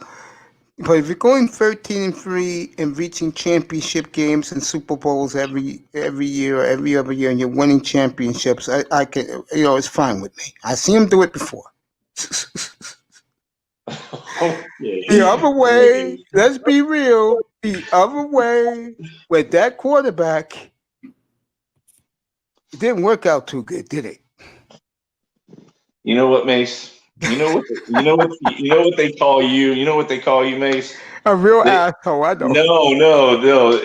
They call you a habitual line stepper. See, you like to step over that line consistently. You habitually step over that line. Dancing on that line. I'm playing with you, Mace. I think that was funny. I won't be alive to see this, but in the year 2040, when Tua is inducted to Canton. With 3 Super Bowl rings, getting his gold jacket, they'll put his numbers up. They go, Bob Greasy numbers, Alex Smith's numbers. Alex Smith, his numbers went up though as soon as he left. San Francisco. His numbers. But my point is, he'll be remembered as a winner, and he was efficient. There'll be nothing dynamic if Brian Flores have to do with it in Miami. They'll just win. That's all that matters to me. It's hard to argue. It's hard to argue that point and not say, what it is if we're getting chips, So I think whatever. No, be real. Big time, you'd be very disappointed, bro. No, when they win their 3 chips, right? And it's the year 2028, Tagovailoa over 31 for 44. 470 yards, 5 touchdowns. You're going to be like, what the F was this when we were winning chips? So, Mace, were you the same way when you see Bob Greasy only throwing for 160 and whatever on average, supposedly, if that's the case? Were you upset about that? No, because when they needed a big play. But Mace, you just sat there and said you liked offense. You rather see a big offense, but hey, if I'm winning with boring football and they winning chips with it, I ain't complaining. There we go. I'm not complaining either because I like the defense. All right, let me ask you this question. Here we What I go. just said in the other room, you know who the other room is with those people in there. Okay. If Tua was playing boring, efficient football and wasn't lighting it up, but they had power running game, they would get rid of him. They would get and rid of the, and him. the defense, they would hit him, wouldn't they? They'd probably get rid of him. Probably. I guess more than half of them probably sit there and say they'd be happy with it, but they need a new quarterback, and then so I'm going. Yeah, in the year 2028, bro, Tagovailoa 31, 44, 460, 470, and 5 touchdowns. I swear to God, you guys gonna go, where the F was this when we were winning chips? If they thought that with Joe Montana with his numbers too, then they Bill really Walsh need to was a look back. different coach, though. You're right, but you need to look at the numbers too. Where I sit there and say numbers are whatever. Just like when you talk about LeBron James and you say, well, you have NBA fan. Look at all these numbers. Numbers. First of all, records are meant to be broken sooner or later, so numbers don't mean shit to me in a sense. I agree with that. When you look at Joe Montana, his numbers are not all that, but he's a Hall of Famer for a reason. So if Tagovailoa, if he ends up winning 3 chips, he's gonna be in the Hall of Fame. Well, we'll see what happens. If you telling me if he wins 3 Super Bowls as the quarterback of the Miami Dolphins and he's efficient, boring football, but he wins 3, you tell me he's not going to get a gold jacket? I mean, how long is he? How long? Yeah, 3 Super Bowls. I'm sure he will. I'll give Tagovailoa 14 How long years. is he? How long is he in the? How long is he in the league if he wins 3 championships? 14 years, but he'll win 3 early in his career. So if that's the case, how many yards do you think he'll have then in his career? At that time when they're winning chips? No, I'm just talking about in his career. Probably 30,000. So he'll be less than Montana then. Yes, but he'll get in. Miami's a glamour franchise. He'll do more than Bob Greasy, who's already in Canton. And I'm not even going to talk about number 13. That's not even a conversation. No, I think that's the thing we need to get away from because we're never going to see another Marino again anyway. I hate to say this. I said this Sunday night, and I didn't mean to be harsh. And Larry.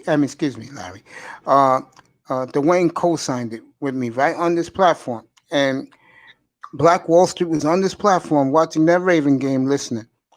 I said to him, as far as the Generation X fan, which is the Dan Marino crowd, they will not, and they cannot live with seeing Tua win 3 Super Bowls. So they'll stop liking the Dolphins once Tua win 1. They will never like the Dolphins again. Because it's going to kill them that this kid from Alabama, busted hip. And all you millennials wanted this guy. Most of the millennials in that room wanted him. And he's winning, and 13 wasn't winning. Oh, that will kill the Generation X Dolphin fan. They'll never recover. But remember, Mace, these guys were the same ones that sat there and said, well, Tua's not starting. There must be a reason why. He must be hurt. They must be injured. Or it has to be about his hip, or he's not good enough to start. Good enough to start. And all that stuff was such BS because none of that was true to the fact. I mean, just because a kid needs a little bit more time, or heck, if he needed a little bit more time, them actually changing the bye week, well, that actually just sped up where he probably was going to start within this. Supposed to be our bye week. Yeah. So yeah, exactly. So again, those same people that you're talking about are the same ones that wanted to get rid of him and wanted to bring in Rosen, or wanted to sit there and wanted him to start. But when he did start, even in his first game, they say, "Oh, if this is all we're going to see, then I understand the reason why we have him, or why we shouldn't have him, or we should still be looking into getting Trevor Lawrence." I'm going, these are the same guys. I mean, it's either damned if you do or don't. With a lot of. Tell you what's going to happen.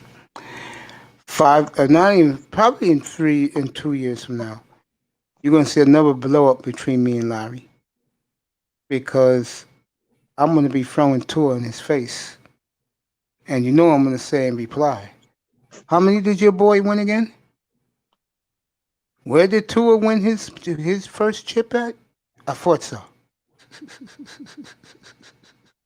But I think Black Wall Street's right though. I mean, we're already talking about Super Bowls and defenses and all this other stuff and where Gonna you're going to happen, be. bro. Don't worry. I've seen it. And yet, I'm sure the way Marino started off, we were already talking about 5 Super Bowls. I didn't do that. And this kid hasn't even played but 3 games. So again, you want to know the difference is? I'm gonna say it one more time. And Brian Flores, this is what he wants. This is what the owner wants. The GM, and I think Flores has come around.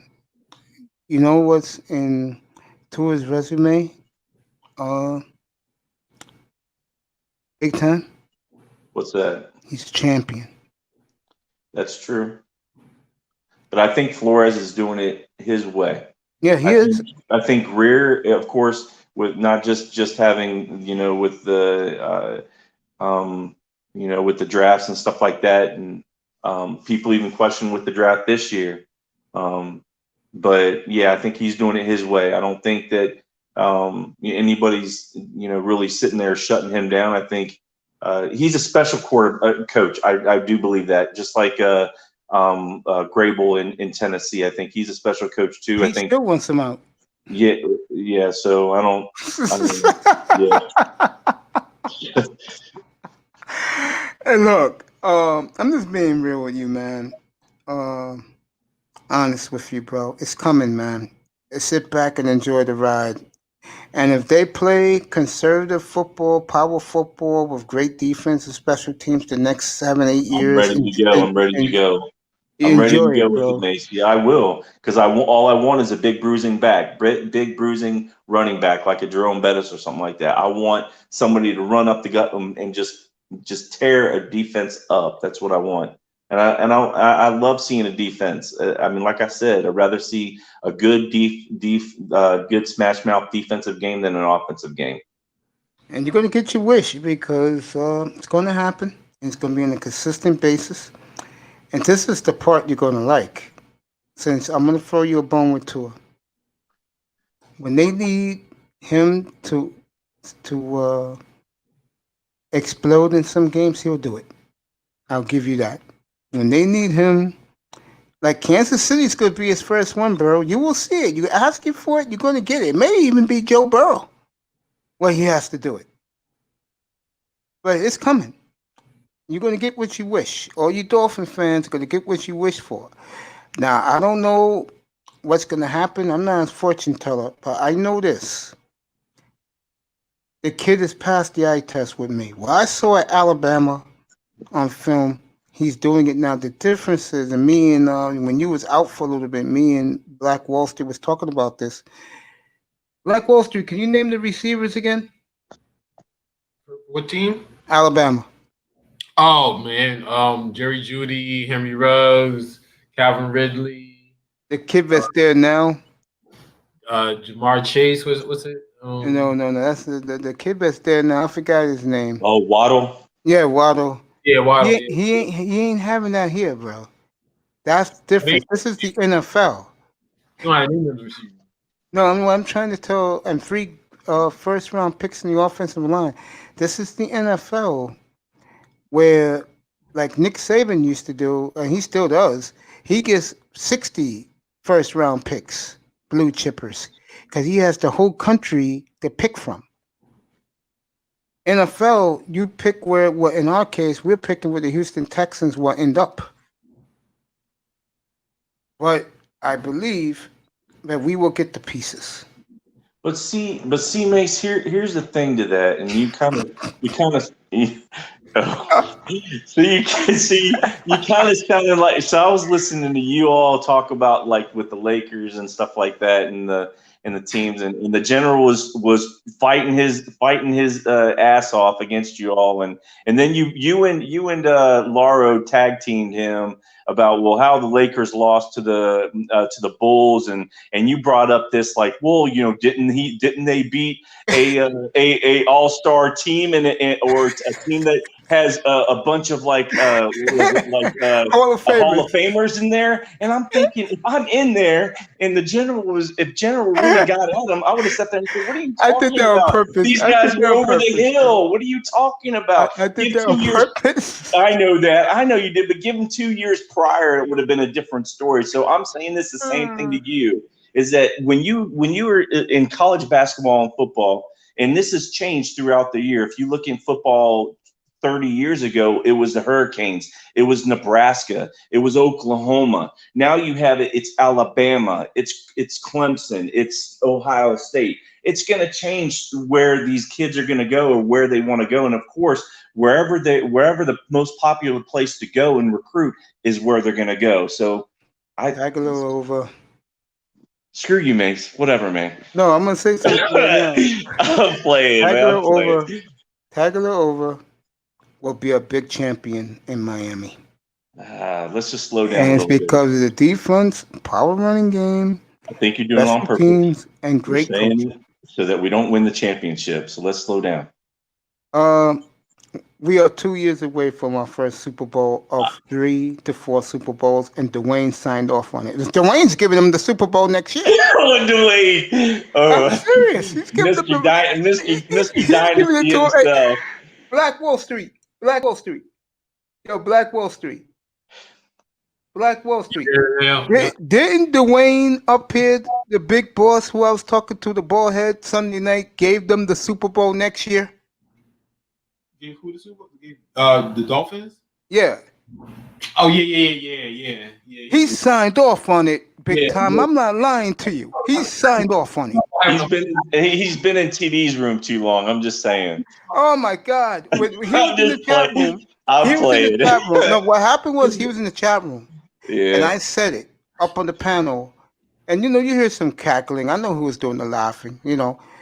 When Dwayne came up there and he signed off of it first in the chat room, and I was shocked. I was like, really?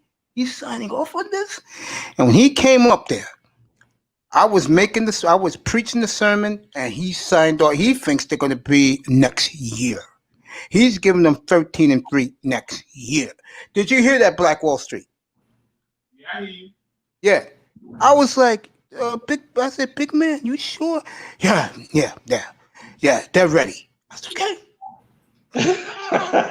Dwayne, I like Dwayne. I said, okay. Yeah. That's exactly what I said. I said, okay, big boy, I'll go along with you. I think they're 2 years away, but I think next year it begins. And he signed off on it. I don't know, man. It's gonna be a different Dwayne next time he comes up here, bro. He's gonna be preaching, and he's gonna want me to join him in the preaching. And I'm just gonna be honest. I'm just gonna go along with it because I told him the truth. I said, big boy, I think we'll be ready next year. We'll turn it around next year. We'll be 13-3. We'll be fine. Everything will be put in place, draft picks, money, because we got a lot of cap space coming up. And I said to him, it's coming. He thinks it's next year. I'm like, hey, if he believes they're going to win it next year, God bless him.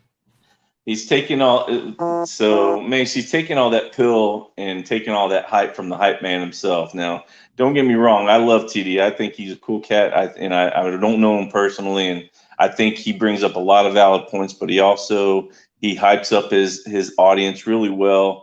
And also then I see people sitting there after we win against the Chargers. We're going to the Super Bowl. We're Super Bowl bound. Like, that's the problem. No, that's not me. I know that, but when you're throwing that stuff out on your channel consistently, you have a bunch of ignorant mother chuckers that are going to see the stuff that you're feeding. That's the problem. Like that's the problem that I have with that. Other than the hype stuff, that's cool. No big problem. But TD is a real smart guy. He knows what he's doing. I mean, man, what has he done though in the channel? Because for a few months there, he was stagnant. Now he has like almost 14,000 viewers now. And it's like it's completely growing. And in his channel, when he has like a game going on, he has 1,300 to 1,400 people in his channel. Like, I'm going, man, what did he do? What did he turn? How did he turn the corner? I don't know what he did. They're winning. Yeah, true. They're winning. That's what it is. But And he even was the ultimate yeah, hype man for the franchise. And now he got a job as sportscaster. Good for him. even And the Dudley Durong Dolphins doesn't have that though. You know the numbers like that. gave him a job doing the podcasting. Good for Yeah. him. I mean, I just started, bro. But you see, here's the difference between me and him and Dudley Durong. K Flexing. Those guys are pom pom wavers, bro. I'm not. Like this Sunday, I'm not putting the Dolphins up fourth. I'm gonna be sleeping. I'll be up for the game. I'll be up and I'll be in here for game time. But my point is, like, for example, I forgot who's the big game. Oh, it was Ravens Tennessee. But now that the Ravens are banged up, that game got an asterisk next to it. But I'm gonna still I'll cover it. I'll be up here late in the fourth quarter of that game, getting ready for Miami and Denver. But my point is, I'm all sports. He's Dolphins. He's the pom pom waver. Him, Dudley Durong, K Flexen, the other Dolphin guy. They do that for the team, bro. I'm more all sports, but I'm a Dolphins fan. See, guys like Pete, yourself, Dwayne, ball game used to come in here. I had what's my guy? Havoc. They come in here because they know if the team is playing well, I'm pumping my fist. They're gonna get that from you. You've seen it ever since the San Francisco game. You know how pissed off I was when they gave that shit to Seattle. Yeah, but I don't, like I said, there was a lot going on in that game. I don't even like backtracking. I don't blame That game is history now. Patrick. I know what you're I saying. blame the offensive. I blame the vanilla offense to where we're not going for it. And Yeah. so I was pissed, bro. I'm looking at Buffalo ripped them an a-hole last weekend, and I'm saying we could have done the same shit. Well, tell me something. Why was I wrong about the Seattle game this week? Because I really thought Seattle would have won that game. I told everybody they was gonna lose to the Rams, and they're gonna lose this Thursday. I don't know why would you Lack think of that? defense. That's what it is. And Russell Wilson can't handle now. Pete Carroll's proving everybody wrong now. Russell Wilson can't be whatever they call his nickname, the new nickname. That's not him. He needs a running game. He needs balance. Let Russ Cook go still. He needs balance. And that's my point about Tua. If you want to compare Tua to somebody and it will make you happy big time moving forward, he's going to be, and I hate to give TD a lot of credit, even though I love TD. I got nothing against him personally. He called it. He's going to be Russell Wilson, bro, but the young Russell Wilson. The young one. The one that's efficient, making big plays when they need him, but they're going to run that football, and our running back is not here yet. He'll be here in this draft. Yeah, I hope so, Mace. Yeah, but my point is to end this.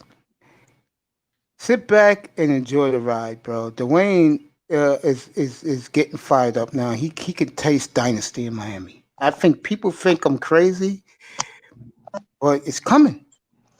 And Mike Florio predicted it back after the draft. He predicted it after free agency. I'm not kidding. He predicted it. You know what, Mace? This is going to be, you're going to laugh and then you're going to say, okay, I'm not going to comment on this, but I'm going to say it anyway since it's in my head. So when you sit there and say, relax and enjoy the ride, my ex-wife said the same thing, relax, relax big time, enjoy the ride. But you see where that happened. She's an ex-wife. So I'm just sitting there saying, I enjoyed the ride, but the ride ended sooner or later, Mace. I'm saying. that was stupid. I will say this to you, though, and I mean this. If God bless me, I'll see the new dynasty in Miami. Yeah, I hear you. But let me tell you something big time. When it ends, all of you, and you're going to be older too yourself, or that clown, Esteban, Finsanity, going to be a hell of a lot years older when this run ends. It's going to be bitter in your 50s when they're not winning again. Gosh, Mace. Damn. That was brutal. You guys, it's going to be bitter for you guys when they're not winning again. And you're gonna be like me 20 years, 30 years from now. All of you gonna be like me, like I am now. You're gonna remember the 2020s. Mace, how old do you think I am? I'm not that young. I'm gonna say you are near 40. Yeah, I'm like 46, Mace. Jesus. Well, thanks, Mace. I appreciate that. All right. For you, I understand what you're for saying. you, bro, you can go into retirement and say, at least I saw it happen. Okay. All right. He said, with you and all these millennials can go to hell and die.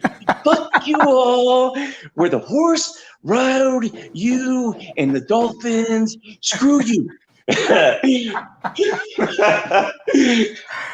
ain't gonna lie. I've come a long way since that Buffalo game in here. Yeah, that's unfortunate.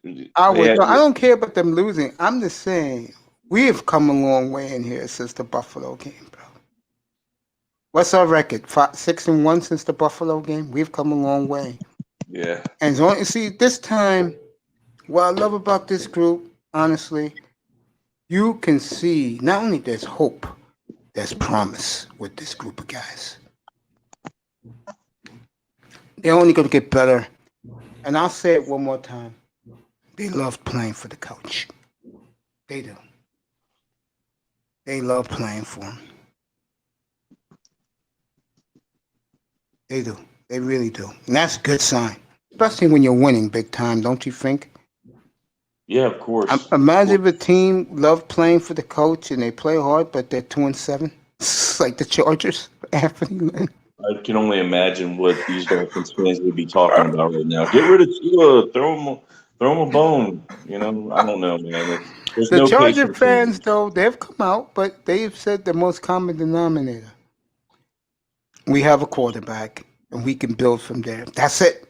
I know when Seattle a couple years ago was rebuilding on the fly, and a lot of people had them going, I think 6-10 that year in the NFC West.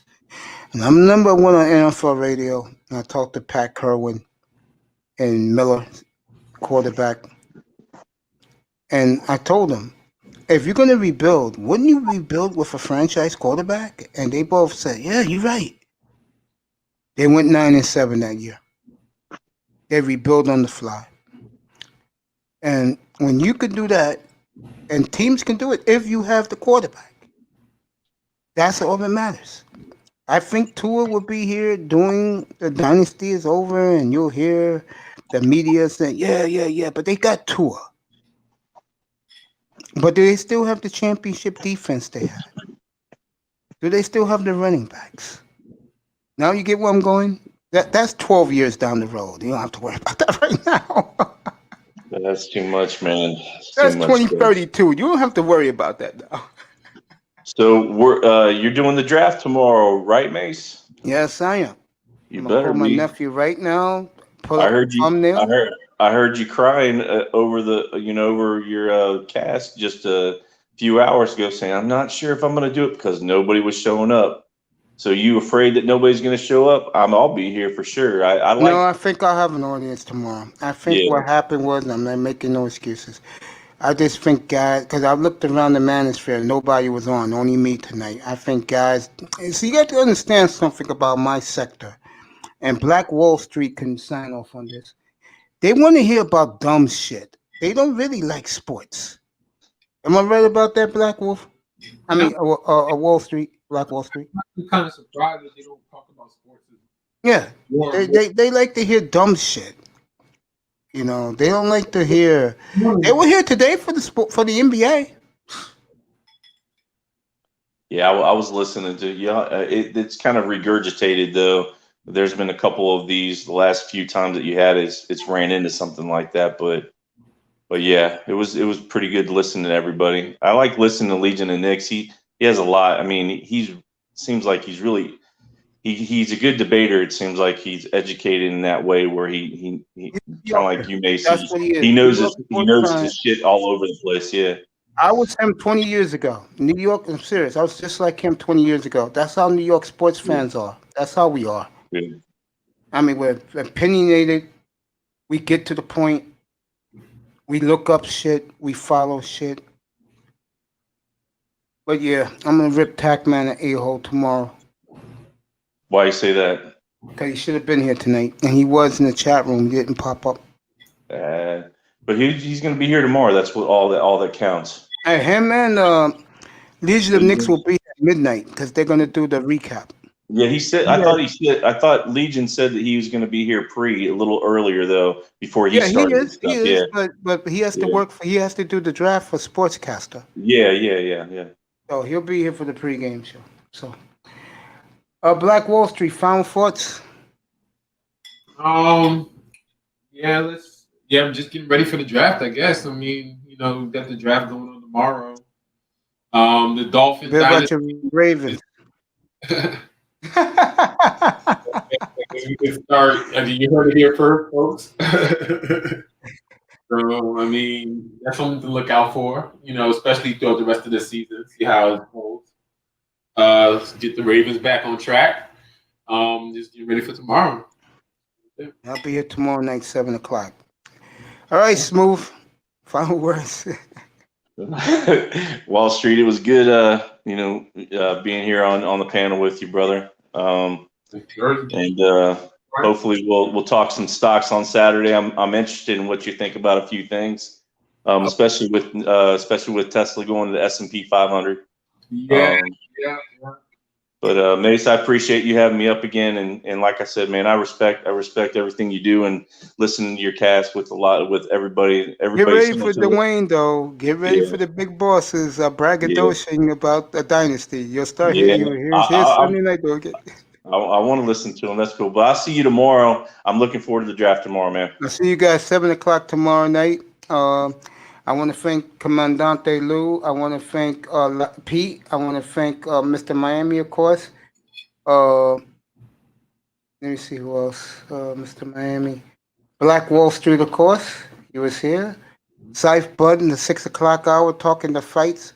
5 o'clock hour was Kid Rascal, who is in that show, The Walking Dead.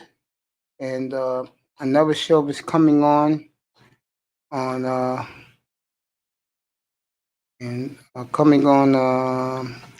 Amazon. Congrats to him.